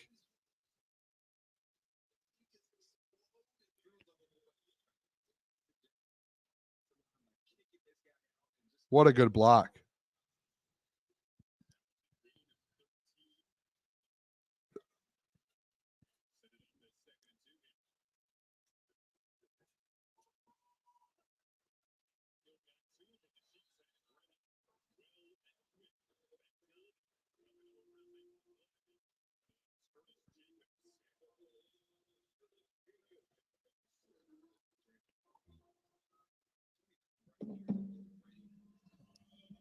Yeah, running back room is deep. I think that's what the first training camp I went to, first day I tweeted out, I said, I think we have the best running back room in the NFL.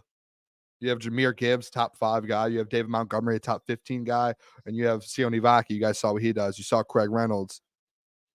My game clock right now is 12, 26, 25, 24, 23, 22, 21, 20.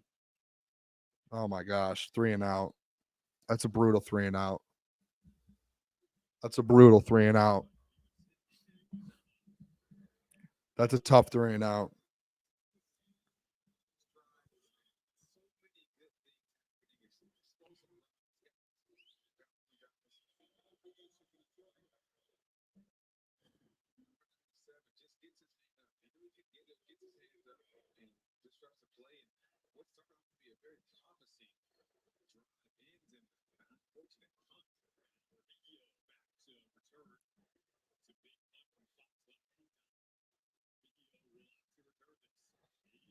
Oh my gosh! Special teams!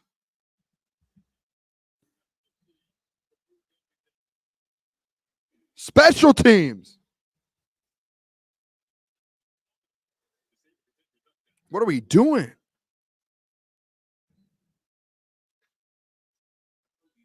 That's unbelievable. Come on. People are going at hooker now. Don't be so fast to switch up, guys. Come on. Come on. Don't do it. This is interesting. Like the people going at Dries Fountain. Like if you go watch last week's game, this man was getting separation. He was open most of the time.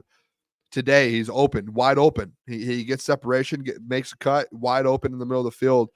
Can't get him the rock. This guy just has not had an opportunity. Has not had an opportunity in the game situation. But in scrimmages at practice and training camp, I've seen him make multiple plays. Have to go out there and get a stop now, defense. That pass rush.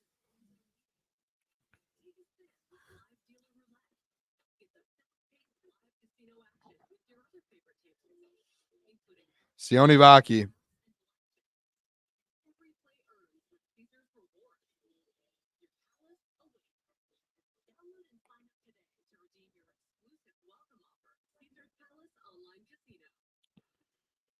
You all still want to see Hooker or special teams? I'm not going to read that one. I just heard them say his name.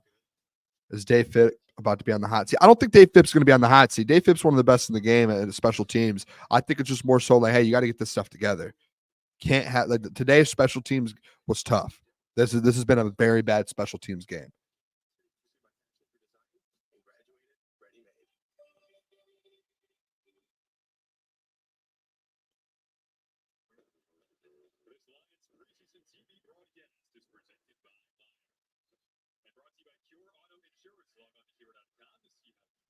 Sione Vaki, RB3.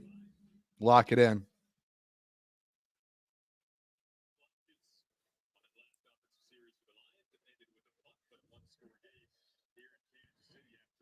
Here we go. Let's get some stops. 100% kneecap biting with the Motor City Lions. It's just about right now. Oh, shout out. It's just about right now. Just getting depth. Who could play depth? Who's going to make the team? Who's 30 through 53? Goude again in that Sam spot. Josh Pascal just on the ground.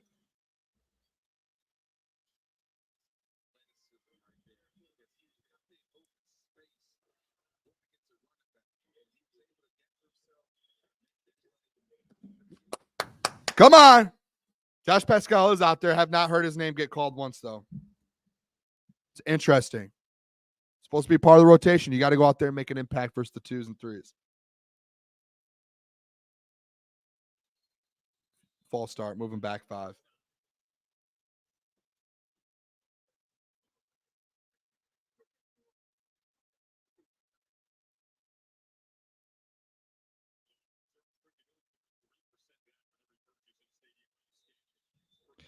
Come on. Yeah, the special teams performance, Coach Wally, I'm with you. They're going to clean it up. Dave Phipp is literally one of the best special teams coordinators in the NFL. He's one of the best that there is in the game. He'll he'll make sure these guys are locked in. That's what the preseason is for as well. Like the 2s and 3s are out there for special teams. Those are the guys who might play special teams here in the season, and they're learning right now. Come on. Oh my gosh, Bats, you cannot get pushed upfield. Cannot get pushed upfield.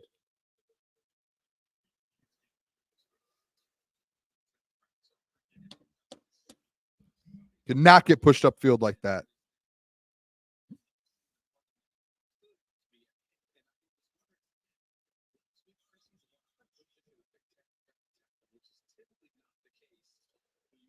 Yeah, Matt Virvel.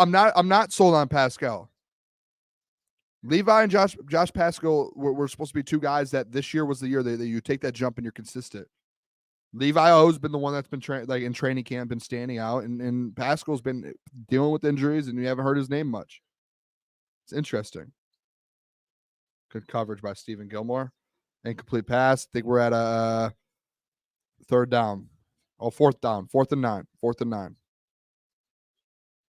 I don't think it's a bad thing to have that with Josh Pascal or Pascal, however you pronounce his name. But I just think it's more so it's like, hey, They have him play here for a reason today. Levi O is, and Coach Watt, no, Levi O is not playing. Levi O is not playing for a reason because they know he's locked in and he's good. They know who he is. He's proven it. Josh has not, and that's a problem a little bit to me. Year 3. Or is it year 4 for him?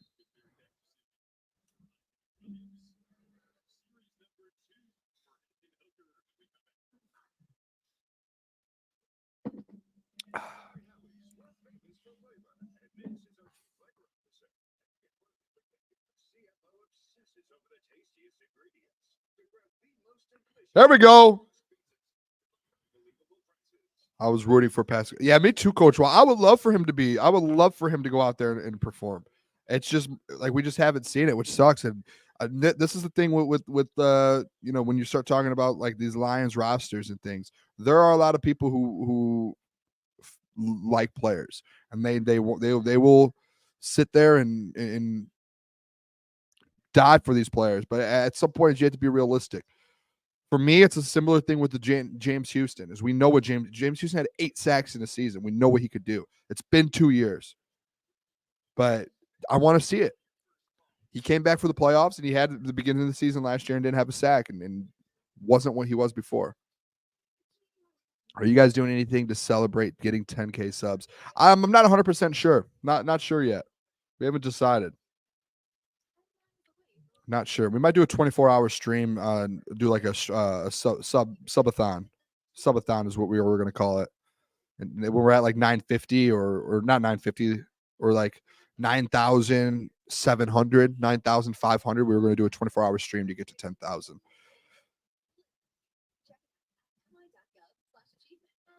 We were going to do that.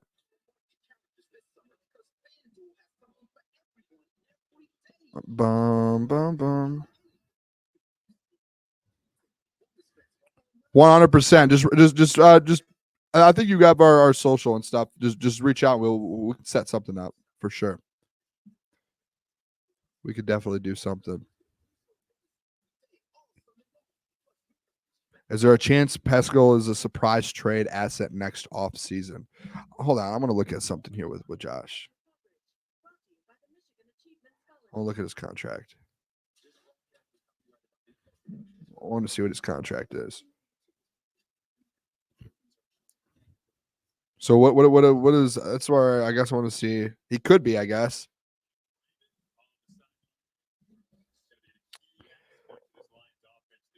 I just think it's like, hey, if you're year 3, year 4, you're supposed to be a part of this rotation. Like, look at some of the other guys that are in those positions. You should be contributing, and you shouldn't have to be playing in preseason games if you're playing at that level, especially a second round pick.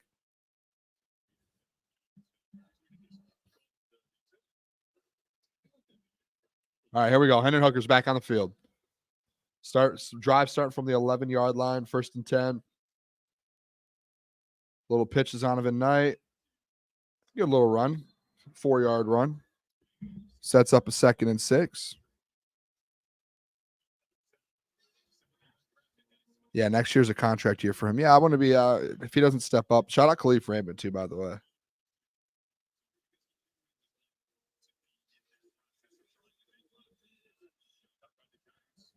Khalif Raymond, what a career he's had. James Houston is not playing in this game, so that's the problem that I have. They're just not throwing the ball with Hendon Hooker. Zonovan Knight just ran for a 1st down, though. Big time run.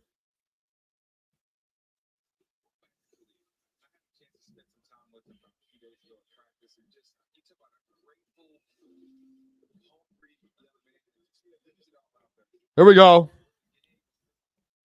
Next year has a deep edge rush class. So he might be easily replaceable unless proven otherwise. Yeah. Or get someone in free agency, whatever is better. Come on, Zonovan. Good runs from him.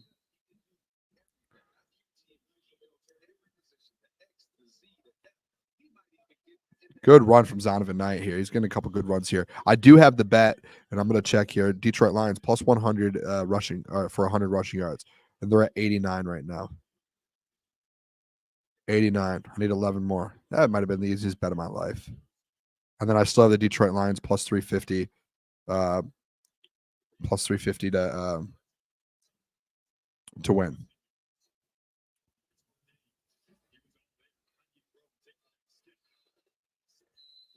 Isaiah Williams again. Isaiah Williams, 3 catches for about, I don't know how many yards he has now, but my guess is almost about 30 yards. But he's a possession guy. He could be a good backup. I like Isaiah Williams. Yeah, this edge class wasn't the top. The one guy I will say that I like out of this edge class, and shout out Jeff for this, was it Austin Booker out of Kansas? Chicago got him. Jake Funk. Flag on the play. Probably, I'm guessing a hold. Oh, no. Actually, no. They're calling over for Dan. Never mind. Hold.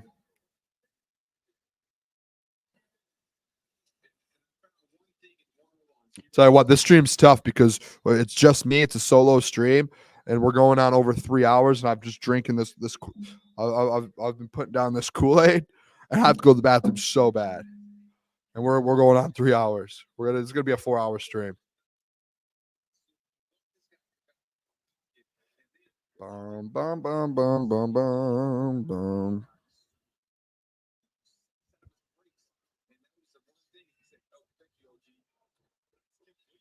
Great pass. Mo.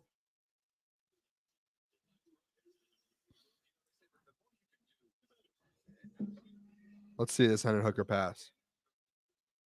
Great pass. A little behind, but that was a good pass. Hit him in stride. This is good drive. Good drive.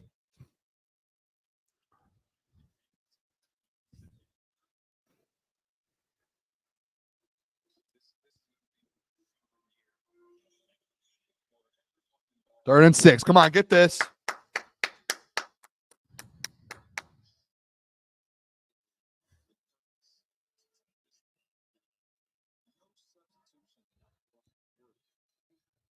Come on.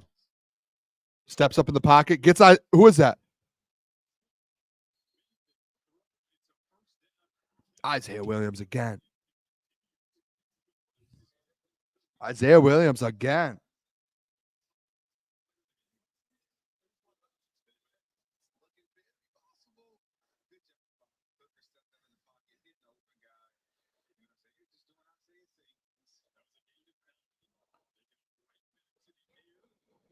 Doris Fountain!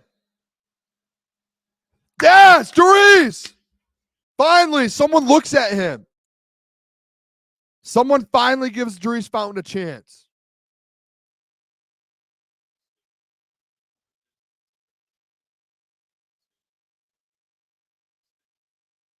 Why did they just do that? Such an odd play call after the Doris Fountain catch.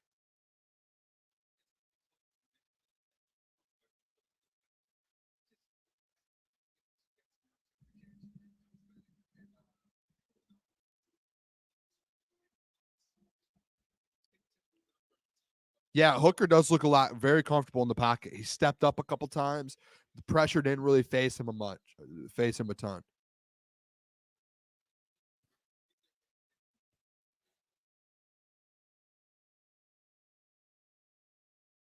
Here we go. Mo! Great play. Hendon Hooker. Oh, flag.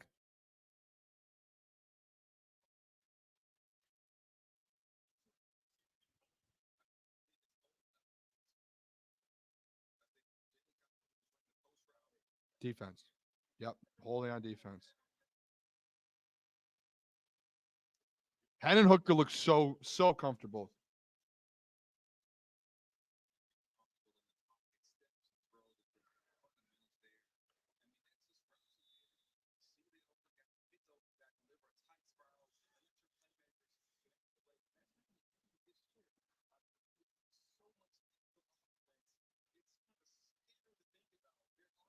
Here we go. Let's go score a touchdown.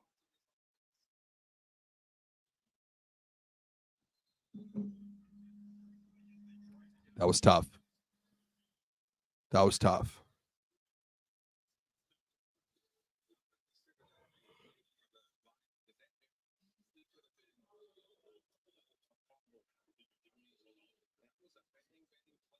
Here we go. Let's get something here.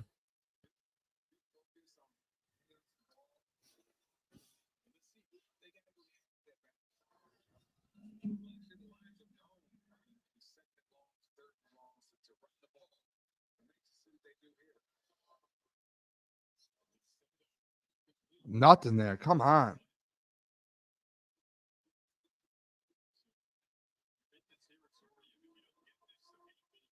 Come on.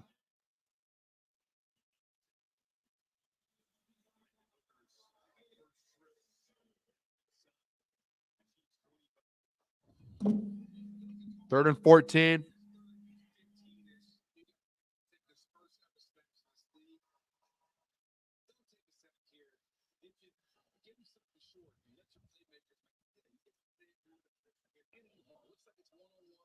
Make a play. Great catch. Great. Darius Bone.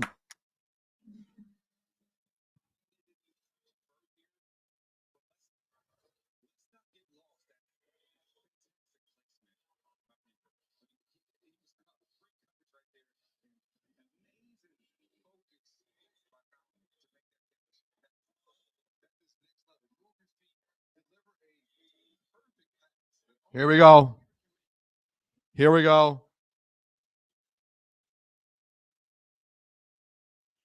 Bates from 32 yards out.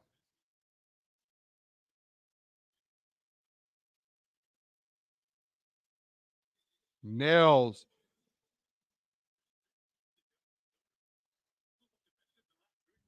What was that? 32 yards?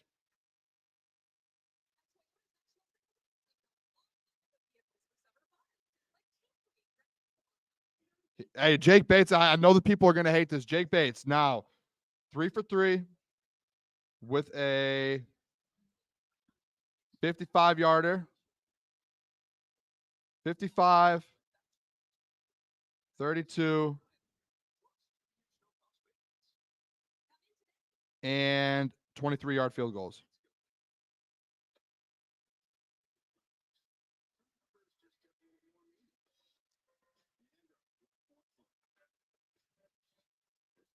Also missed the PAT.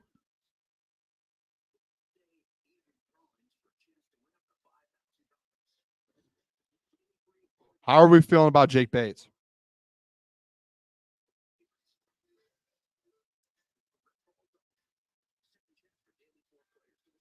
How are we feeling about Jake Bates? 0 for 1 on extra points. The thing with the extra points, I get that. That's like, guys, if he goes 3 for 3 in a day and 4 for 4 or 5 for 5, I think the easiest thing you probably can teach in football for a field goal kicker is probably an extra point, right? Like I know it's what is the extra point now? Like how far is it out?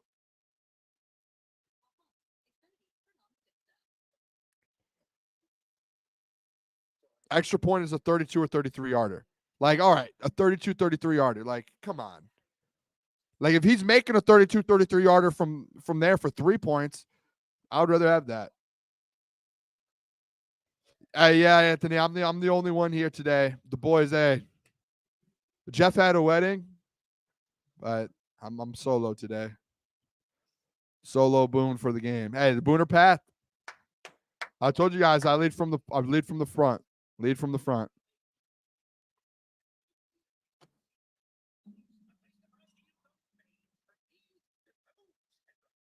Lead from the front. Isaiah Williams, man. I like Isaiah Williams.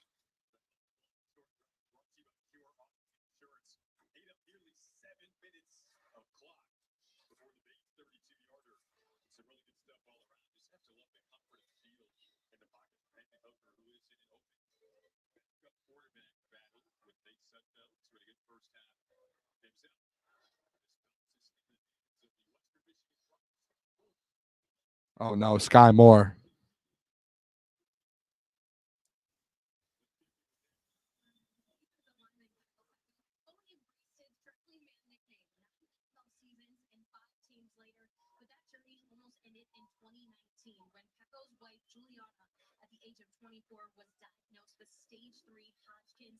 Shout out Kyle Pecco, man.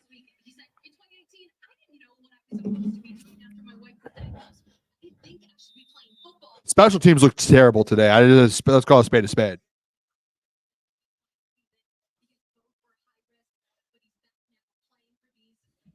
All right, here we go. Let's get stops.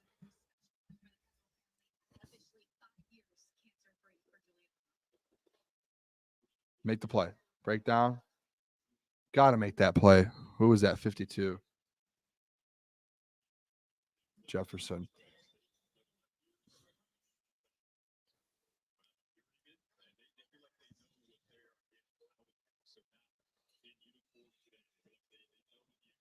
Yeah, the defense has been pretty solid today, to be honest. And I like 16 points you give up. What was it? Six essentially to the field goal. Then you have the fumble, and Carson Wentz throws a touchdown pass. So you're sitting at 13 points in the first quarter essentially, and you've only given up 3 in the next 2 quarters. Basically, like that's not terrible. Good tackle there.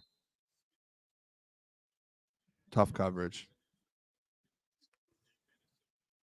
If you guys are watching here, 146 people, appreciate you guys tuning in. If you guys haven't hit the like button, smack the like button for us. And if you're not subscribed and you're tuned in, hit subscribe. We're live weekdays, 8 to 10 p.m. every single day, basically every day, especially during the Lions season. We'll be doing these streams. We'll be live in person at bars in downtown Detroit throughout the season for all the games doing this. But we will be live on here on YouTube every single Lions game as well, and some Saturdays for Michigan and Michigan State football. Get there. There we go. Huge play. Who is that? 48. Lawrence Strickland.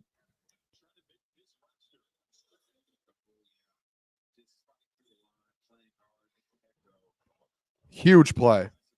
Huge play. Yeah, I mean, honestly, the Sutton, I wouldn't mind. Sutton would not mind that. Maybe Tyler Lockett. I don't know. Just throwing ideas out there. Get to the quarterback. Get to the quarterback. Get there, Betts. Get there, Betts. Maddie Betts. Maddie Betts.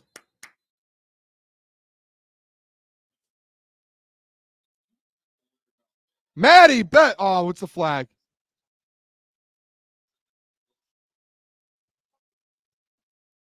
Oh, my. Who was that?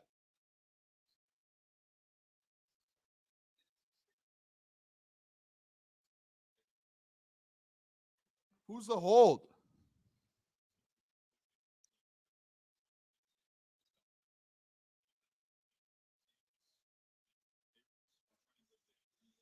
Who was the hold on? Replay it.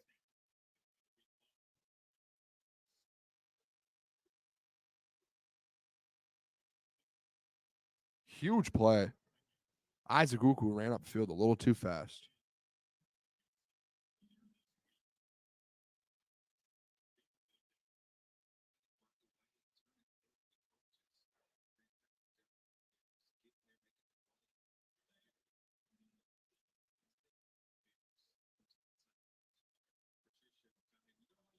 Malik Jefferson is headed to the locker room per Kyle Minke.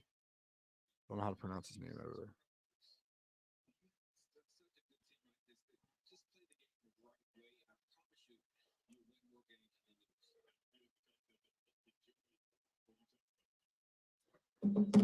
Get to the quarterback. Get there. Need a pass rush. That's got to be a hold. There we go. Oh, fumble, fumble, fumble.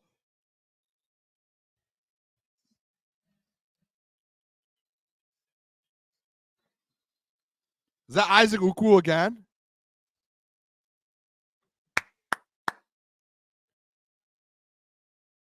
Is that a sack?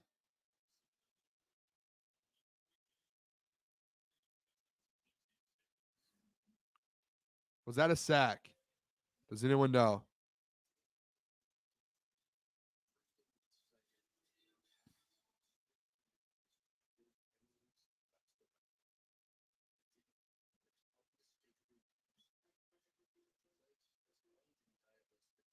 Oh my gosh, was that a sack? Was that an Isaac Uku sack? Don't tell me it was. 2 sacks today. 2 sacks today. Matthew Betts and Isaac Ukwu. That's what I'm talking about, fellas.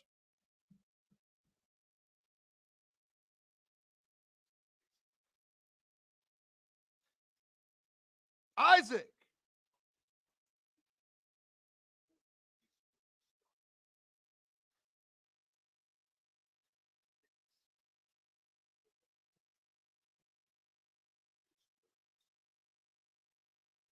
How about that? Ukwu, 2 guys today get a sack, and guess what? None of the guys are on the street here to see it.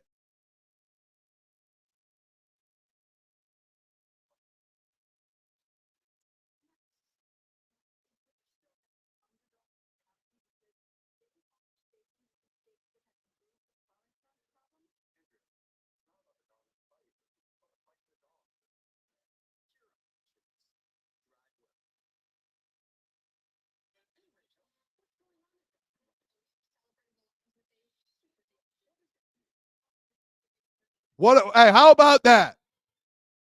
What a unbelievable. That was unbelievable. Fits my narrative.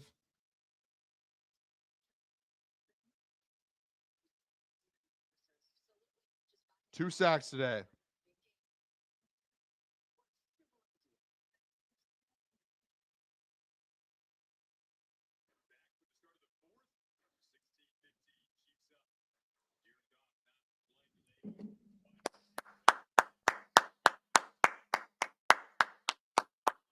There we go.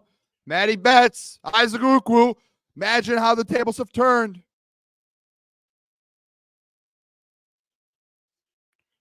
Yet Purple Prince, my narratives are having a very, very good day today. And guess what? I'm solo. No one's here to see it. How about that?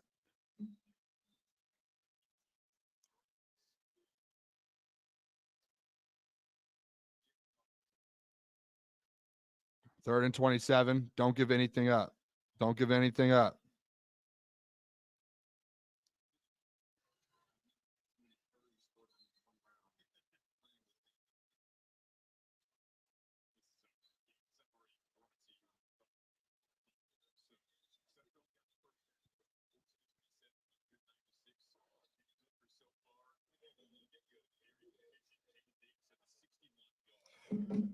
Nate Sudfeld, here we go. Game summary, Nate Sudfeld, 196 yards, touchdown, interception, Hooker, 68 yards. And then they just took it off the screen, so I don't have it anymore.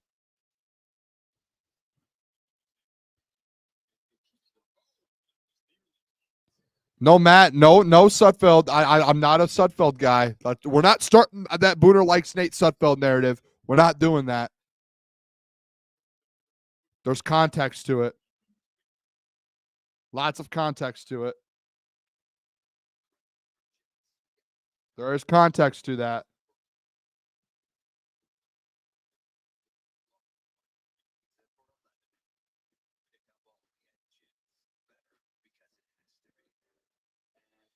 There is context to it.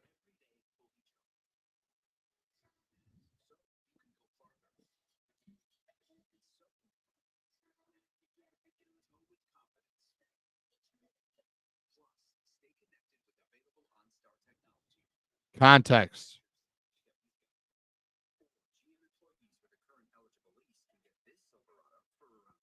Imagine if Matty Betts and Isaac Ukwu are the last 2 guys to make the team when it comes to the edge room.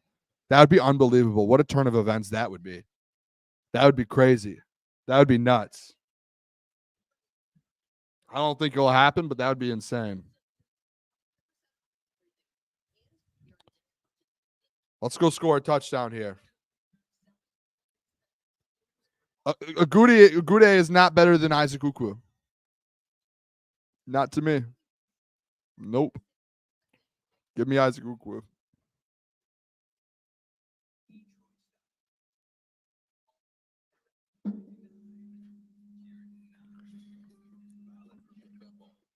Jets pizza, really good.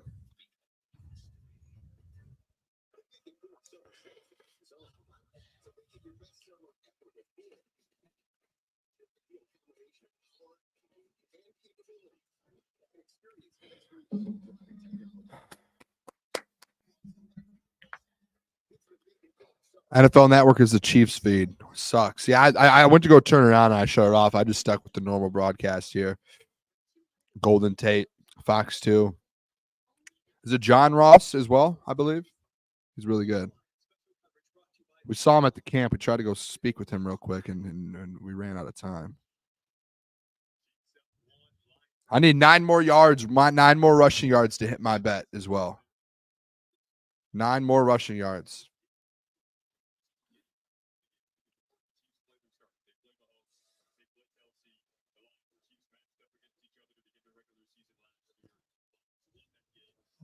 How are we looking? How are we looking?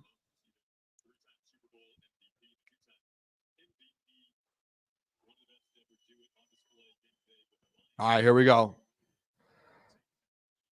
Let's get what would it be? 91-yard drive. Zonovan Knight's been running really good. Runs hard. Runs hard.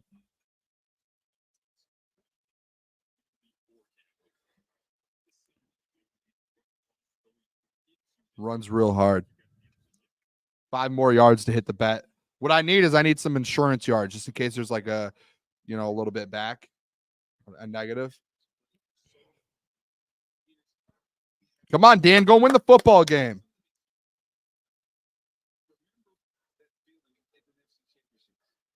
Oh my gosh. TK85, what a catch. Went up and got it. Great catch. TK85 has been very consistent for years now.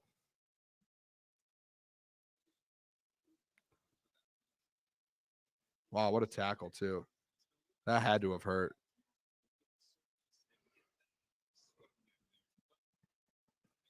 Yeah, that definitely hurt. I don't think TK85 is making the roster. He'll be a practice squad guy, though. Here we go, Knight. All right. No gain. No gain.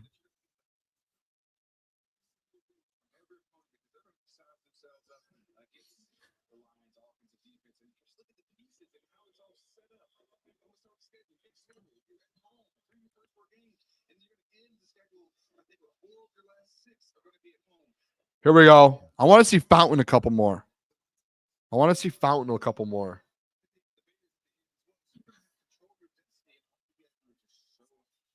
we go. Hendon Hooker run. And he slides. What's the best part about that is guess what Hendon Hooker didn't need to slide? He didn't need one of those slip and slides like the Chicago Bears. He already knows how to slide. He knows how to play football. He's a football player.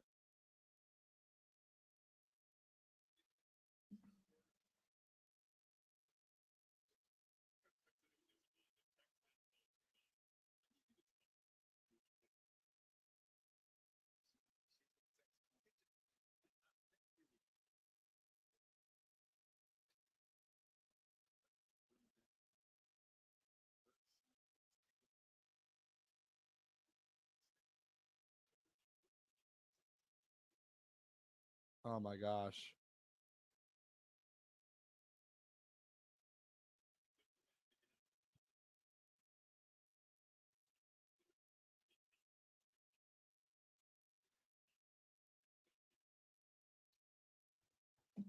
Should have just ran the ball there. 3rd and 1. What are we doing?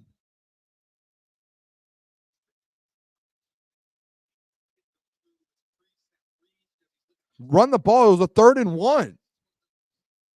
They haven't stopped you on one run play.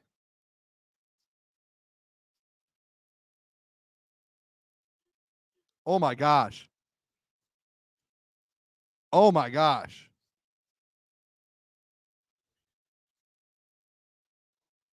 How long of a punt was that?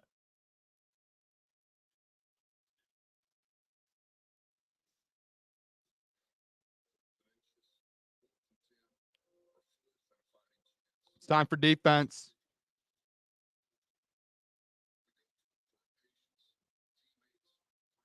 Defense. Defense.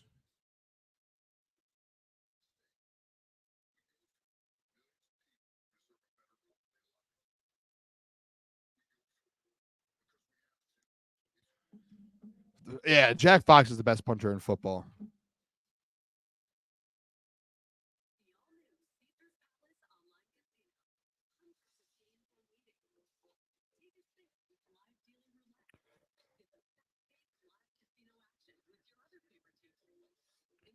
Jack Fox is a freaking leg man, and his accuracy is nuts. Yeah, he's so good.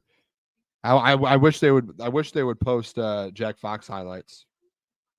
I want all the Jack Fox highlights.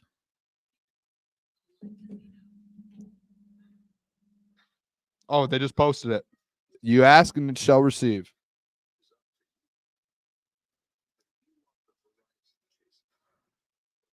Best punter.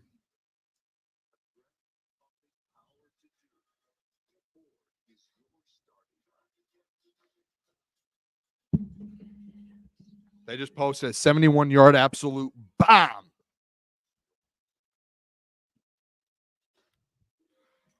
Fourth quarter. Come on. We need to stop, and all we need is imagine this. Hendon Hooker drives down the field, and then you get yourself a Jake Bates game-winning kick. How about that? You guys like that?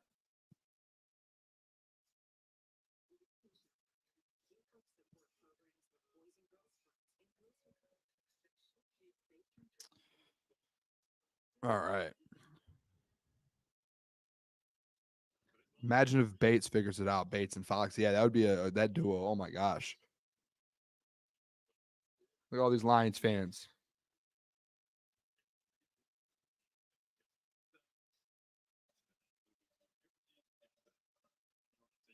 Oh. Here we go, defense. Another Betts or Uku sack. That would be a beauty.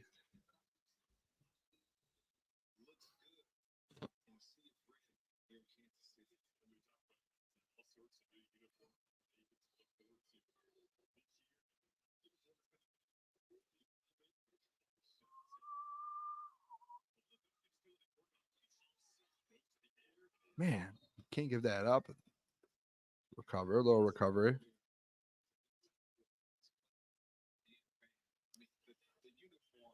Yeah, force a turnover here. I would love that.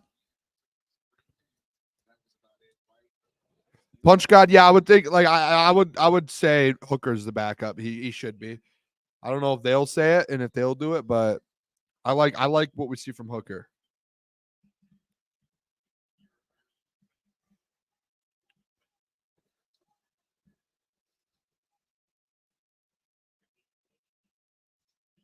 See that coming from a mile away. The wait list is crazy to become a Lions.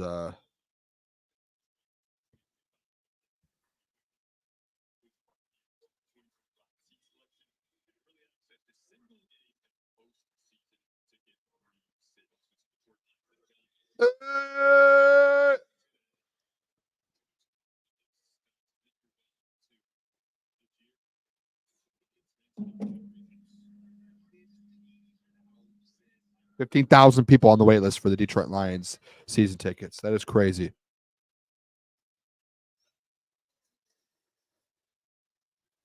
Yeah, another little hold there.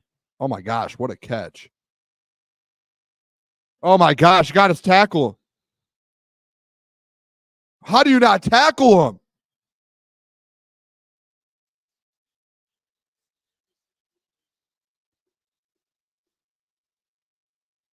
How do you not make the tackle? Ran through 20 people.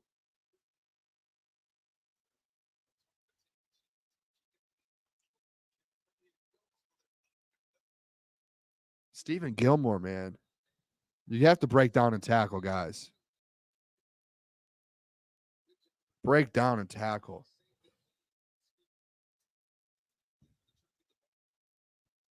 What are we doing?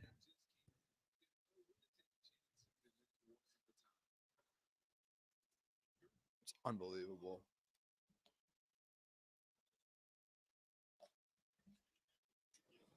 That is unbelievable.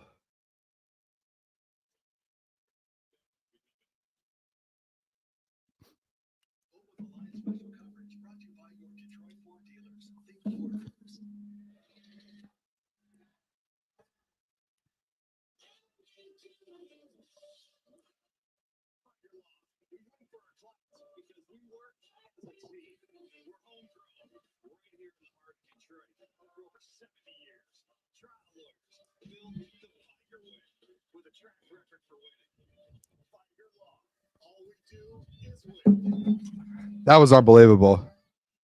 So what happens when you take Matty Betts out of the game? Yeah. There are a lot of lawyer commercials here on Fox 2. A bunch. Yeah, Malik. Hey, Jeff's not gonna like that Gilmore getting cooked. That was that was not good. That was not good.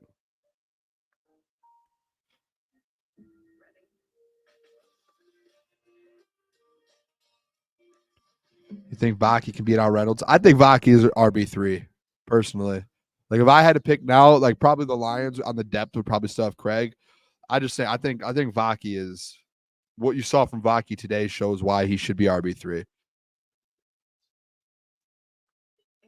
You can't, and then by the way, too, Stephen Gilmore, you cannot get beat like that, man.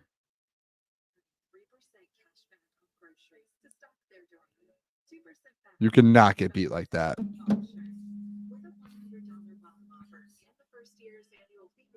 That was brutal. The defense has been good all game, and then that one play, you give up that one play. Takes everything out of it.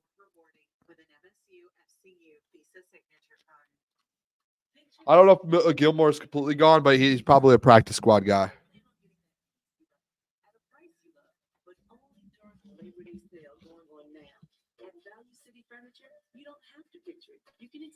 Jeff Risen said Vaki is RB4 and that Craig has a hold on RB3.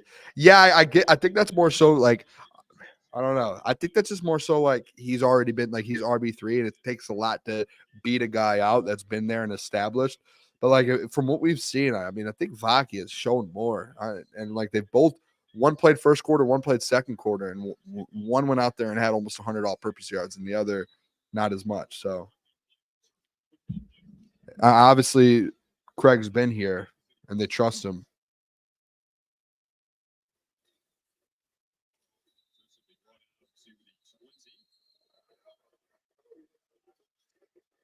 All right. Here we go, Hendon. What do you, out of 10, what do you guys think? How is Hendon Hooker playing?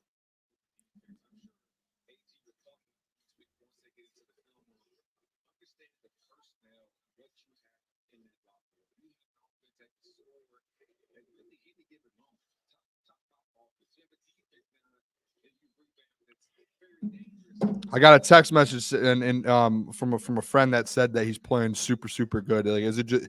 And you guys probably can guess who it was, but does he look really good? Is it, or is it just me? I think he just looks solid. He just looks good.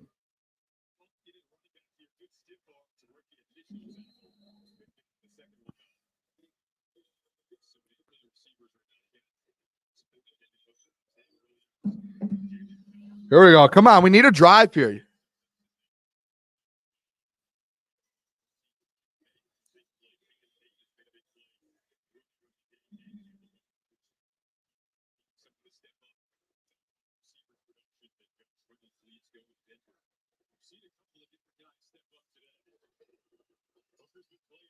we go. Jake Funk. First down.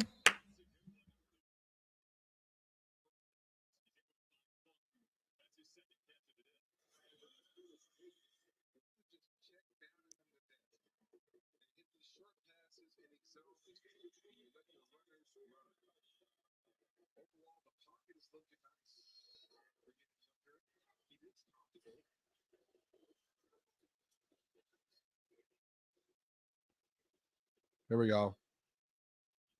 Hooker. Isaiah Williams again. What a day for him. What a day for Isaiah Williams. What a day for Isaiah Williams.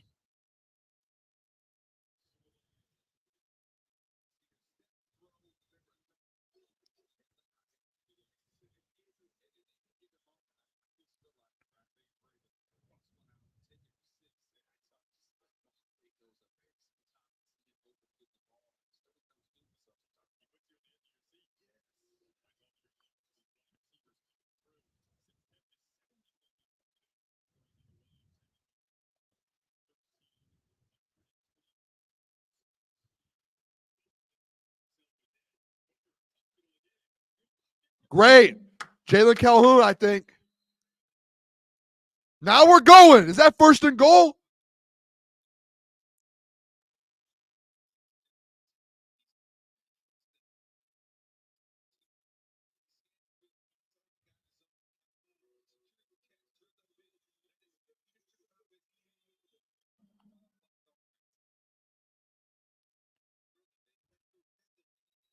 Here we go. Let's go. Let's get a tutty. Let's go. Come on, Hendon. Jalen Calhoun.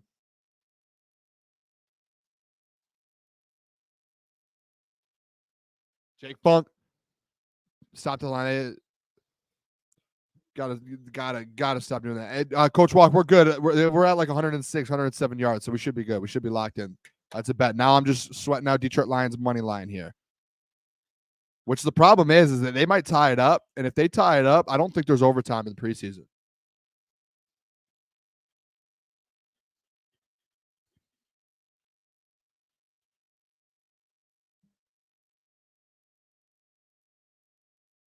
Why are they running it so much? What are they doing? What is Ben doing? I wonder if Ben's calling the plays.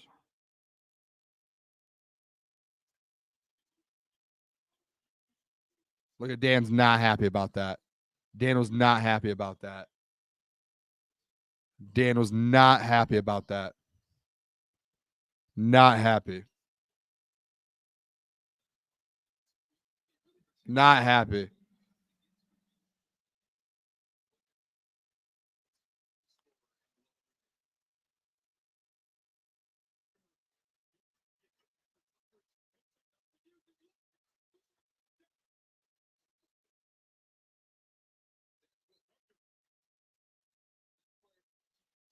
Hendon Hooker touchdown. What a run.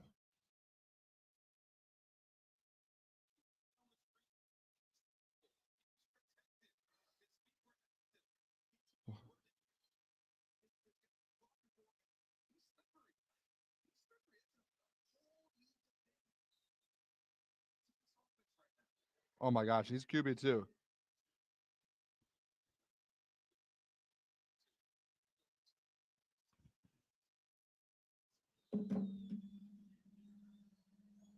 What a play. Patient. Jake Funk was like, give me the ball.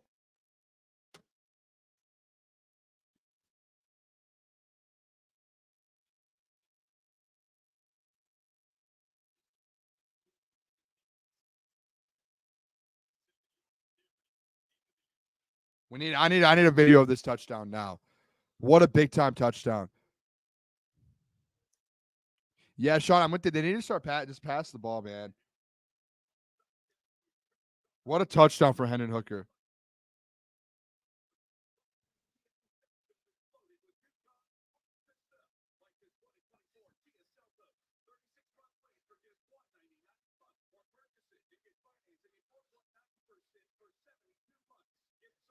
What a touchdown. Yeah, Hendon Hooker looks good. I don't see why if there's an argument, if anyone has an argument with him. This was the thing the thing that kind of on my end that I was having the conversation with is if Hendon Hooker comes in today and it doesn't look like maybe he's still like trying to get a feel for things, maybe you go out and get a vet quarterback. You guys know I've been the one that says, hey, maybe you go out and get a vet. I think he looks pretty good. He looks good enough to be QB2 right now. I think he's QB2, and I don't think you need to go out and get someone. Honestly, that was big time touchdown from him. Big time touchdown. Feel more comfortable with Hooker as the backup? Yeah, me as well, Cruz.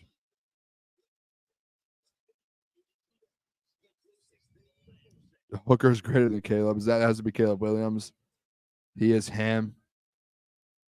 That was a big time run from Hendon Hooker. Big time. Just he's dynamic. He's got it all. Obviously, he's more dynamic, kind of dual threat than a Jared Goff, but that's a good guy to have in your room and in your building. It's a good guy to have in the building. That is an unbelievable run. Hooker looks more comfortable and natural quarterback than Sudfeld. Yeah, Sudfeld, guys, this is the thing with Sudfeld. Sudfeld was never supposed to be a, like, Sudfeld is just, it was always, it was never Sudfeld. People just try to put that and say that I said that. What a drive.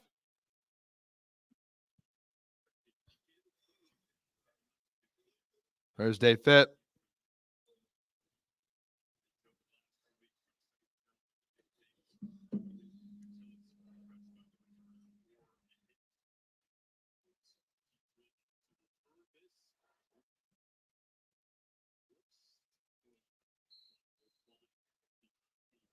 There's so many flags in this new there's been so many flags in it. I think that's one of the downsides. There's false starts, there's this, there's that. There's always flags here. Yeah, Hooker's put some good good drives together. Let's look at his stats too. Compare him to Sudfeld. Look at, I mean, he's 11 for 14, 136. His quarterback rating is 107. Sudfeld 72.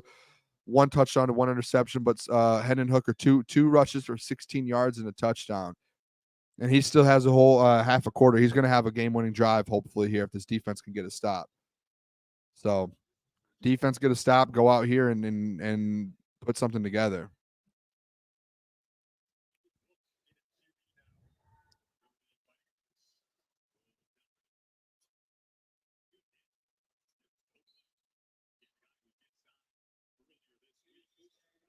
Hendon Hooker's first touchdown in the NFL. I know it's preseason, but still, that's an awesome moment for him. Hendon Hooker's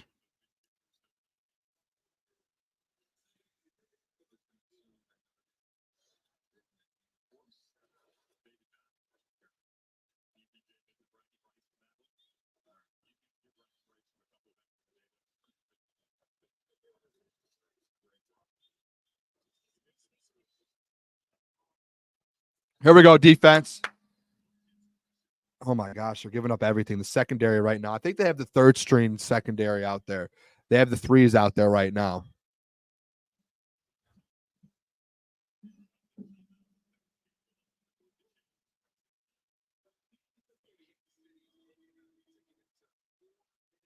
First touchdown.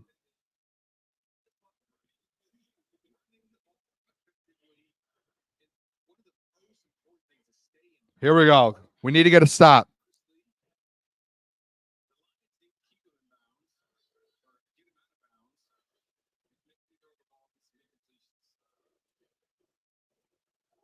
Big time. Who was that? Who was that? Big Broderick Martin.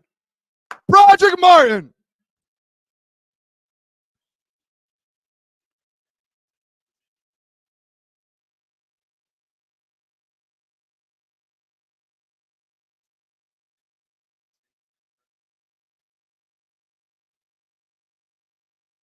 Yeah, they're letting the clock go down. Come on, we need this.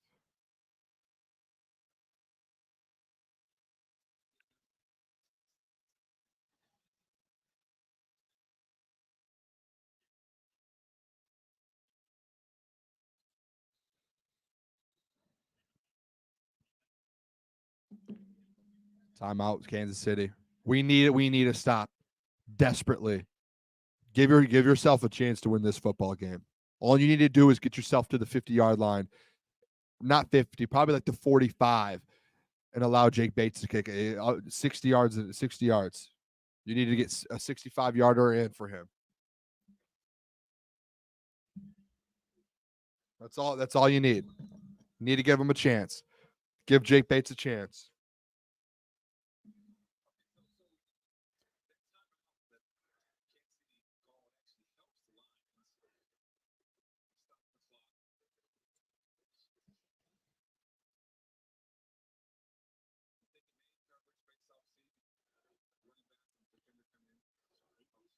Flag.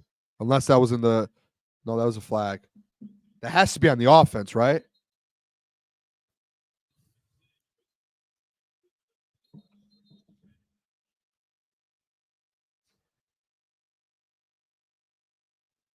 Please be on the offense.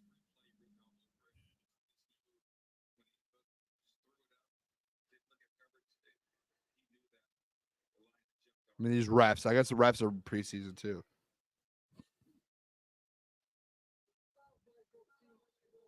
Offset fouls.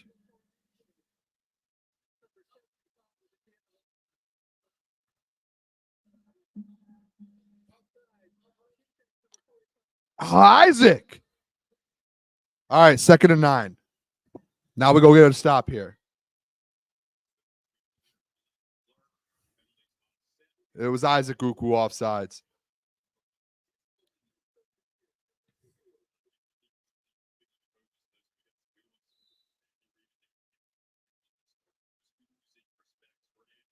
Here we go. Come on.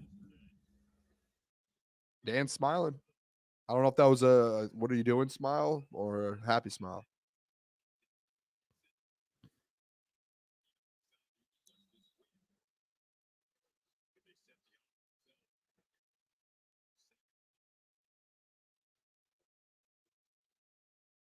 Oh my gosh. Bubble. That's got to be us. Oh my gosh.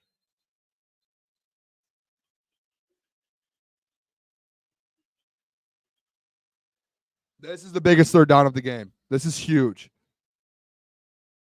Bad snap. Oh my gosh, boys, you need to get that. Come on, fellas. Agude, you need that. Oh, Isaac, you need that. Oh my gosh. You need that. I'm not looking at the chat right now because I'm a little behind, but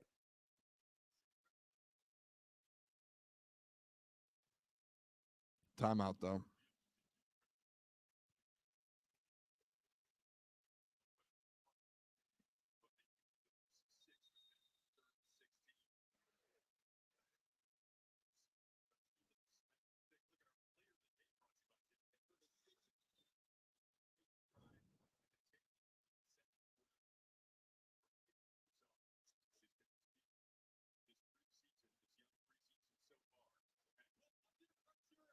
Oh, ball. Let's go. Let's go. Who was that? Oh my gosh.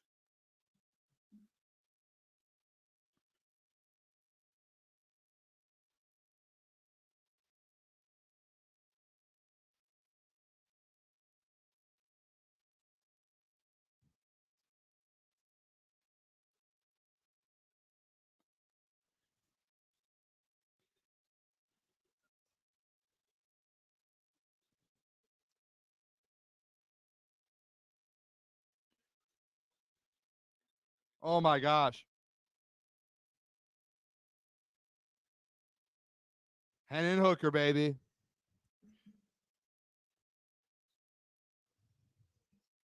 Abraham Beauplan.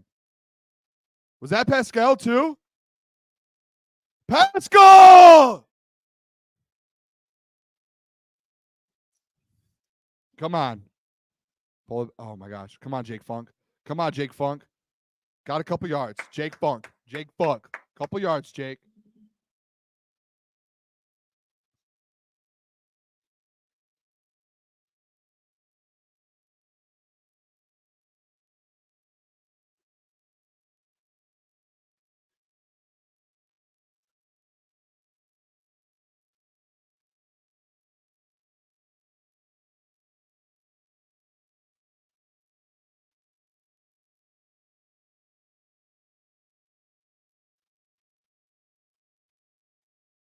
Need to score a touchdown.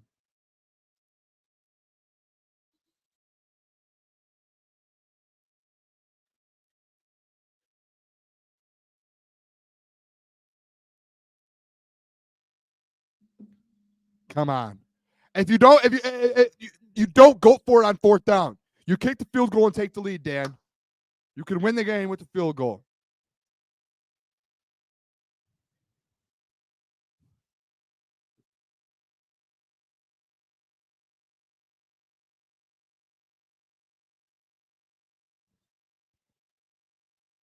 Eat as much of the clock up as you can. Make Kansas City use timeouts. And if you don't get it on this 3rd down, you kick the field goal. That's what you do here and win the game. If you could take the lead with the field goal, you do that.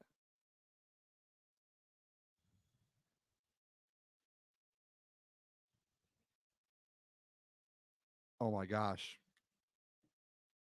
No. Please no.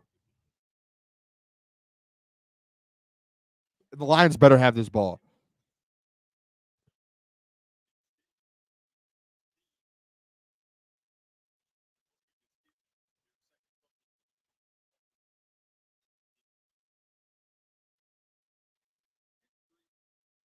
Oh my gosh.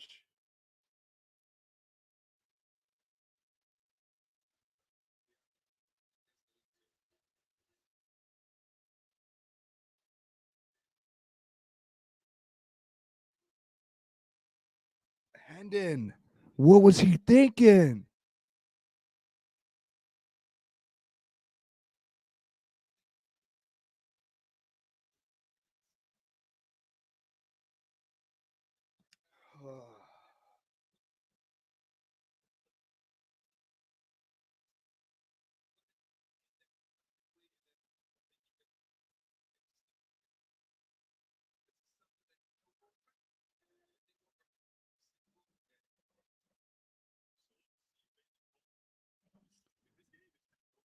Oh my gosh. That was you have to that's not good. That was not good. You cannot that's not good. That's really not good. That was not good. You have a chance to win the game at the 4-yard line, 3-yard line. You have to hand that ball. You cannot have that mistake. That's not a good mistake. I was Hendon Hooker's QB too, but that worries you to the point that imagine if you're in the regular season and that happens. That was not good. Come on. Timeout, Dan. That was not good. Was it a terrible snap, though? I don't think it was a terrible snap. Even if it is, you got to find a way to get the job done. You can't have a bad handoff. You literally, you're sitting there with the game on. Like, all you have to do is just kick a field goal and you're good. That's all it is. That's unbelievable. I don't know if Ben's calling plays today. I don't know if it's Tanner. I don't know if it's Ben. I haven't heard anything. I would like to, maybe I'll text the doc and see the next time he speaks with Dan and their media if they can ask who's calling plays and who's doing things for the offense and defensive side of the ball. But I mean, even if it was a terrible snap, you still got to find a way to get that ball. Running back and quarterback, you have to be on the same page. You have to be able to. There's no excuse for that. All right, 3rd down. Timeout, Dan. Should get the ball about one. If you get the stop here, about 150 something, 158, depending on what happens, how long this play is. It's tough, man. There's no excuse for that. No excuse for that.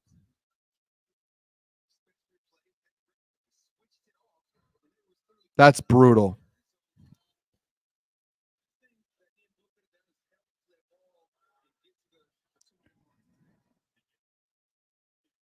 Come on here, D. Play the clock. No flag. 4th and 11, 2-minute warning. Let's go. Yeah, I don't really like it. It's the thing. It's that's a handoff you have to make. If it's a low snap, a high snap, whatever snap it is, if you catch the ball and you get the handoff and you're handing it off, running back's fault, quarterback's fault. You have to figure out a way to have a clean handoff. There's no excuse for a fumble on a handoff, whether the snap was bad or not. But all you need to do now here is you just have to get the ball within, I would say, like, get to the 45 and you're good. And just to have a chance. Just get the ball in Jake Bates' range.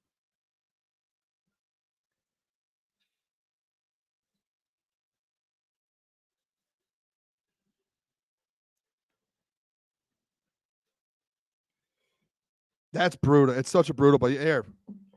What do they say? Have a goldfish memory. 60-yard Jake Bates winner.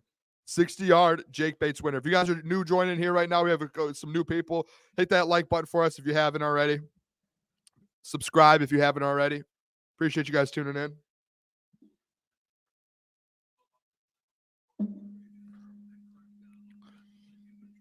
Here we go. 2-minute drill. They work on this in practice.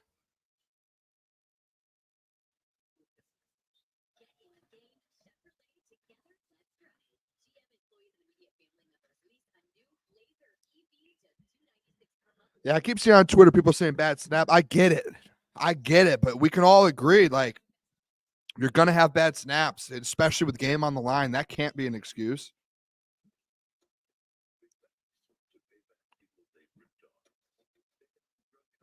You have to, man.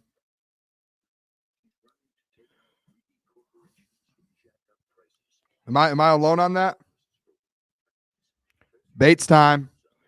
Bates season. Bates season.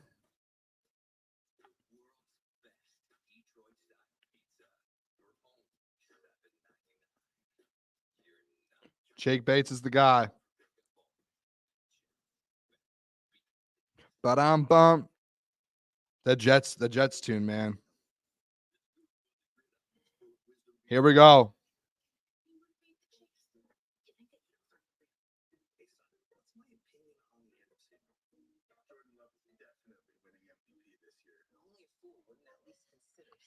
Jake Bates time.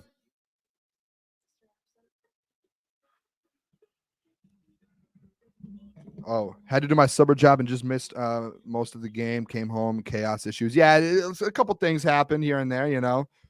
It's all right. Fumble. They're at the 7 yard line for field goal kick to win the game, and they fumbled it with a handoff, a running back handoff. All right. Oh my gosh.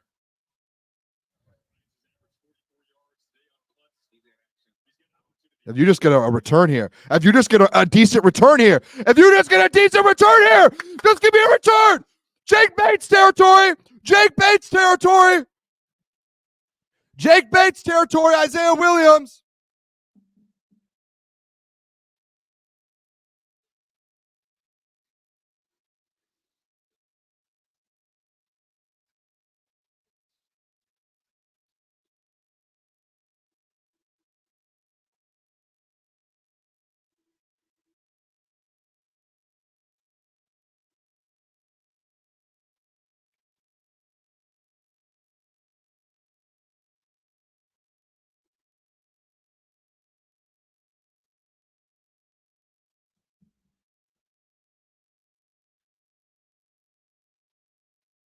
Make a play and go. TK85. Make a play and go.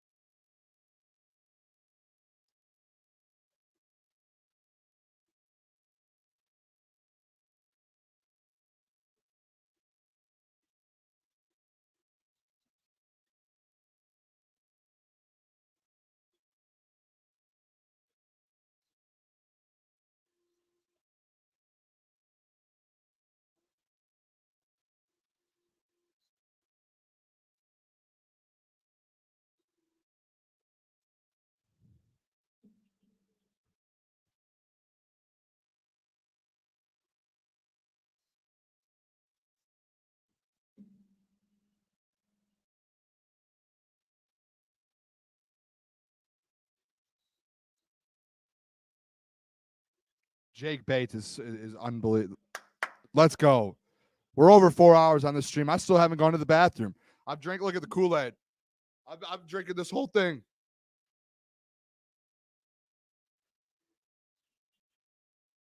Let's go, Jake Bates season. Let's go.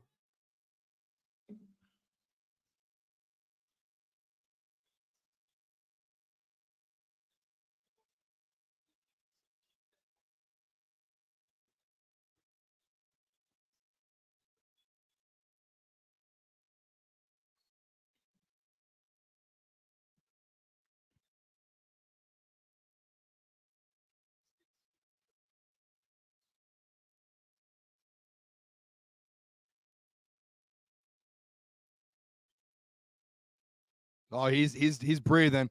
Come on, Jake.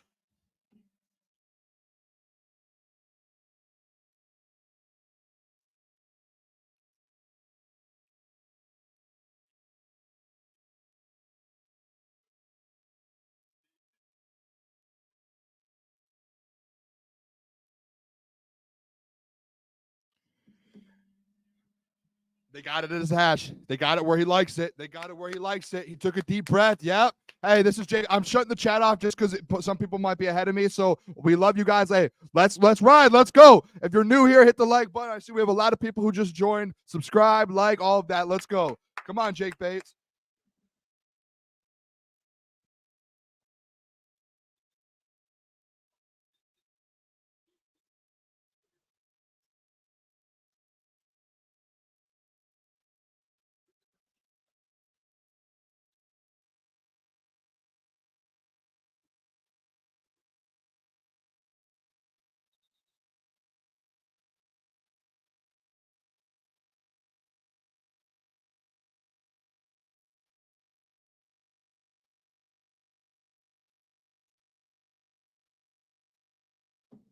Let's go, Jake.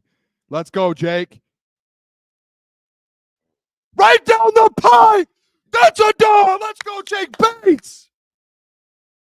And they say he wasn't good. They asked for pressure behind him. Jake Bates, ice in his veins. 43-yard game winner, Jake Bates. That's what I'm talking about. Detroit Lions win 24-23. How about that? What an absolute dog. Oh, my gosh, Jake Bates. Oh, Jake Bates. What a game. What a game. What a game for Jake Bates. This guy made from 55. Let's see. I just want to go over this real quick for a Jake Bates. 55, 43. This kid, all the pressure on him. 32 and a 23-yarder. 55 or 43-yard game winner. That's unbelievable. How about that? And the Lions win the pregame or preseason game number 2. Good for Jake Bates, man. Good for Jake Bates. I appreciate you guys all tuning in here. We've got a lot of people here. You guys want to stay live for a little bit longer here? We can stay live for a little bit longer here. We'll go through a couple things. We'll go through some takeaways, and we'll kind of get this thing going. Caden Davis is getting an interview right now from Danny Rogers, it looks like.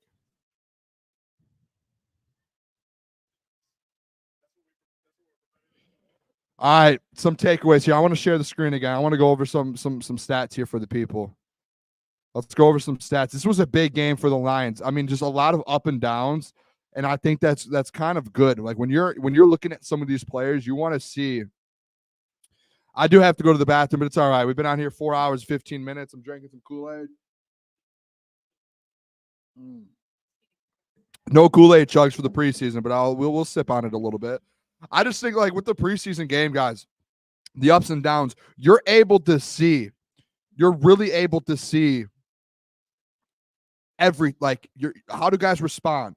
What happens with guys? Like, Are they going to fold? What's going to happen? Today you saw this. You can see Nate Sutfield, 196 yards, QB rating, 72.5, touchdown interception. Hendon Hooker, guys, I think Hendon Hooker, outside of that fumble and the one pass to Reese Fountain, Hendon Hooker looked really good. He is your QB2 on this Detroit Lions team. Hendon Hooker is QB2, and I don't think there's a question with it anymore. I don't think there's a question that Hendon Hooker is your QB2.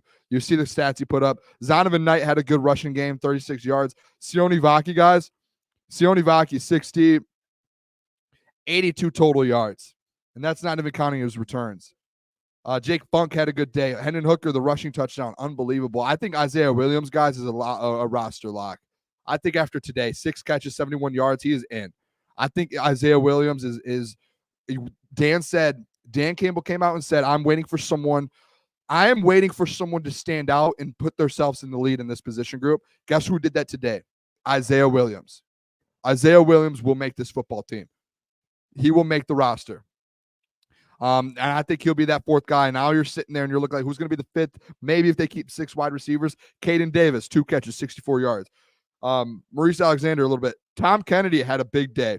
I thought Tom Kennedy played really well. 3 catches, 31 yards. I thought he had a good day. DPJ, 1 catch. That's tough. I think Isaiah Williams put himself in the lead for that position right now. Him and Caden Davis had a massive, massive day. Massive day. Hendon Hooker, the fumbles today. More than 3 fumbles, right? No, yeah, 3 total fumbles. I think there was more. I think there was 4, if I'm being honest. Khalil Dorsey had a good day. Brandon Joseph as well. Broderick Martin, he didn't stand out as much as he did last week, but still solid. I think Amik, when he was playing, was good. Isaac Ukwu, you guys know how I feel about him. He has a tackle for a loss and a sack. Matthew Betts, tackle for a loss, sack. You guys saw the strip sack or the strip from Josh Pascal. He looked good. You guys can start as well putting some stuff in the chat. I'll go through a couple things here. I'm not going to stay live too long here, maybe for another 10 minutes or so, but we've been going live for almost 5 hours now, so we'll stay live for a little bit longer. Want to make sure we answer any questions you guys may have or any thoughts on this game. But hey, Jake Bates, and I'm going to put this tweet out in a little bit here. Jake Bates going out there and doing what he did, 4 for 4, and the people were going at Jake Bates. The people were going at Jake Bates because he missed an extra point. And what did I say? I said, hey, extra points are fine. We can figure those out. But if you can go out there and go 4 for 4, 5 for 5, 3 for 3, and you can make 40 yarders, 50 yarders, 60 yarders at times, you're our kicker. And I think that takes pressure off Dan Campbell, where Dan is going to be Dan Campbell and make those plays, and he's going to go for it on 4th down. But when you're in 4th and 7, 4th and 8, and Dan last year was like, hey, we can't kick this. This year he could say, hey, that's an option now. That's an option. He is not just 4 for 4. He is 5 for 5 in the preseason so far. He is 5 for 5. Start dropping some stuff here. Let's see. I'll start taking some Q&As, some mailbags, some different things here about how people felt about the game.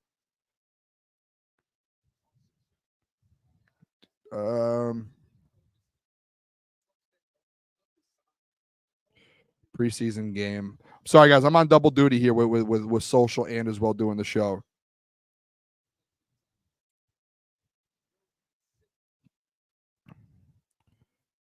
I want to get some of your guys' takeaways here before we end the stream.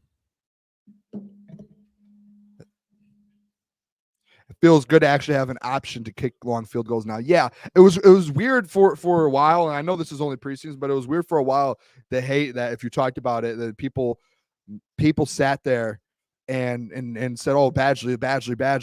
Oh, like Badgley. The thing is with Badgley, and I hear this all the time. Well, he made the biggest kick in Detroit Lions history. All right. So you're going to take one kick, and you're going to use that for the future. One kick. He has a job for life with the Detroit Lions because he made one kick. That's ridiculous. That is ridiculous, in my opinion. And I've always thought that. Every time someone brings that up, well, he made the biggest kick in Detroit Lions history. All right, thank you.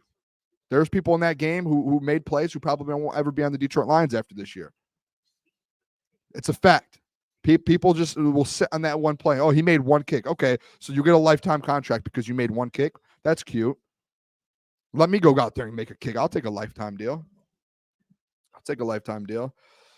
Mailbag, Patty Grimes, Booner, who are the 3 stars of the game? 3 stars of the game. I would say I'm going to go number 1, Jake Bates. Game winner, 4 for 4, kept him in the game. Number 2, I'm going to go Isaiah Williams. Isaiah Williams, what he did today, 6 catches, 71 yards. He made some big time plays. He had the punt return to put you in that position to kind of go down there and kick that game winning field goal. So I think Isaiah Williams has to be on there. And then the next one, I'll probably go Hendon Hooker. I think Hendon Hooker sparked that offense. And you guys know how I feel like the questions I've had with Hendon Hooker QB2. I think Hendon Hooker put a spark in that offense. Let's take away the fumble. Hendon Hooker played really well today. Hendon Hooker showed exactly why he's QB2. And I don't think anyone could take that from him, what he did today. I think it's very easily. Yeah, Isaiah Williams, 83 total yards. I mean, I want to do this real quick. Isaiah Williams, 71 plus 11. 71 plus 11. And I know typically total yards you don't count returns, but let's just look at his return yards. 41 yards in punt returns. And he had the one to set it up for the game winner. Mailbag, Burn, how are you feeling that our second and third string kept Patrick Mahomes over 2 in the red? I thought that was big time. For them to only give up 6 points essentially to Patrick Mahomes, that is huge, massive. The depth, I think the edge room today. I don't know where you guys think about this. I think the edge depth looked a lot better than we saw in the past. So I think that edge room, Terrell Williams is doing something special in there. Let's do a couple more. We'll do a couple more mailbags. Gurus, thanks, Booner, for the stream today. Did a great job. Appreciate that a ton. Jim said, I think Baki should be in the top 3. Yeah, I think so too, Jim. I'm with you. I am 100% with you. I get Craig, and Craig's very comfortable in that room, and they know what he is. Vaki's very elusive, man. This dude's good. Sione Vaki's good. And the more you get him reps and the more you get him involved, he's just going to get better and better and better. You see that with a lot of guys. I like. Yep, right here, Malik. Edge depth is adequate. I thought it was solid. Freddie said, I don't know if this is a troll or not. I don't know if he should make the team as of now, but he looked good. He looked a lot better. Defensive player of the game. That's a tough one. I thought the defense as a whole played well. I thought the defense as a whole played really well. Khalil was good out there. Agude was really good. Agude looked good.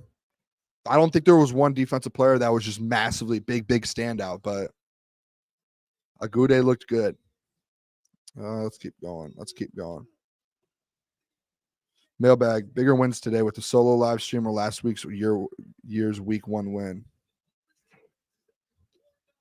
Huron Mark, you're a legend. I don't understand that question. You guys think we're set on edge? I think the edge room's going to be fine. Again, I think that's one of those things where you would like to add a piece. That's the big thing. Like you would like to. You do need to. If you don't, you're not in a bad spot. But you would like to. Hey, maybe we can get another edge rusher on the other side of Hutch. I know maybe Marcus Davenport is that guy. But the edge room, man, and I can pull this up too. Just my final takeaways from the game. I'll pull up my tweet just so you guys can get a little bit of a feel for how I'm feeling about the game here. Let me share the screen for you guys. This is just kind of my thoughts on the game. So my final thoughts, takeaways from today's game. Number 1, Hooker should be QB2. I don't think there's a question anymore. Nate Sudfeld, I think, is not out. He might just be in the building just for Jared Goff. Maybe he's QB4, but it's Hendon Hooker. Number 2, Sione Vaki is a monster, man. That man will be RB3 if he's not right now, he will be at some point, and he's going to take that spot quick. 3, Isaiah Williams. Obviously, we already talked about him, guys. Should make the 53 man. He will be on this roster, and he'll be a big part of it. Special teams, rough today. Hold on, I just remembered something too. I want to make sure I get this too.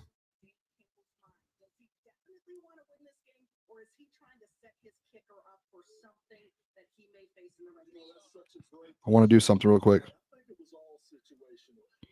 to see what he can do on the big stage. They want to know that, hey, if we put this guy in a pressure-packed situation, he's able to come through. So Jake Bates, game winner. I love the fact that Dan chose to take that field goal instead of trying to punch it in because, again, Hold on, guys. I apologize. and Jake Bates too. So I'm running social, and I forgot to put up the Jake Bates game winner.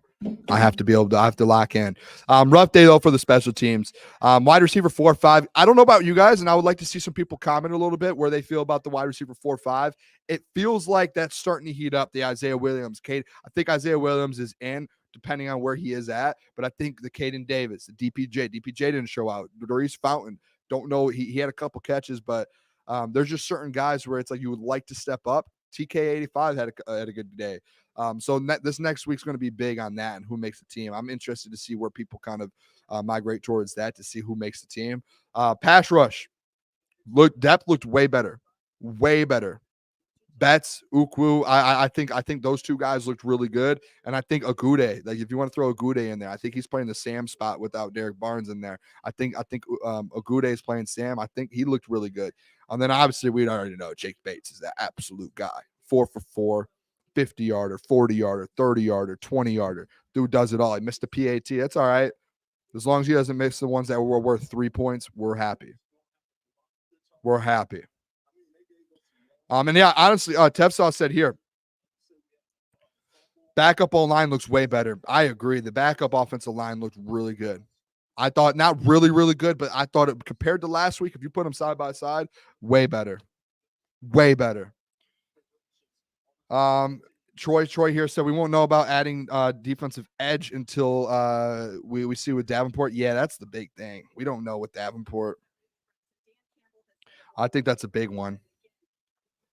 Coach Walk says, I think Williams and Fountain, I think they made a solid case. Yeah, Fountain had 2 catches, but I think he's done enough in training camp. Honestly, I think Fountain's done enough in training camp to put himself in. I'm just interested to see if they keep 5 or 6. I don't know what they've done in the past. I guess I have to do some research on that. But I'm just interested to see on 5 and 6 what they end up doing there. Let's see if we'll take a couple more. I'll take a couple more here. I'll do about 3 or 4 more minutes, and then I gotta head out.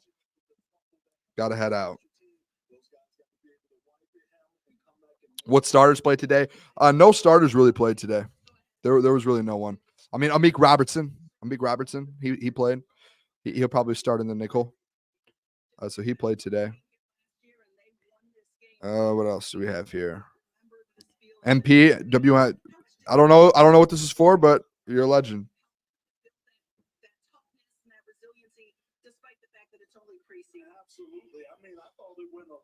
Bates or Betts, Pat? If Matthew Betts makes the team, I get the pie. Bates, though, I didn't make the bet on Bates. Man, that was unbelievable. What a game. That felt like a regular season game. That was awesome. That was such a fun game. Oh, my goodness. I'm buzzing right now.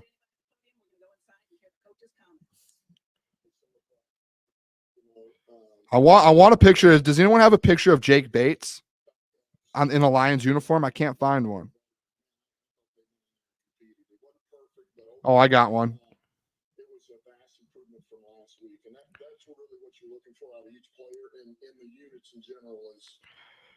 Imagine if it's Jason Hansen, Matt Prater.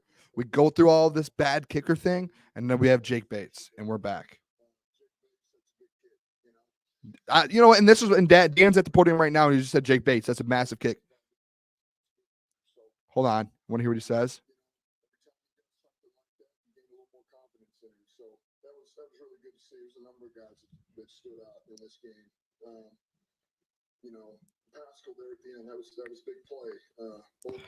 That is unbelievable.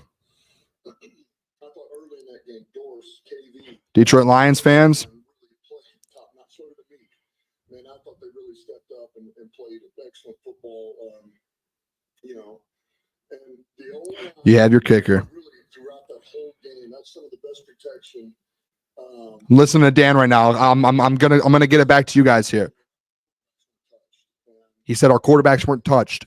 Giving credit to the offensive line.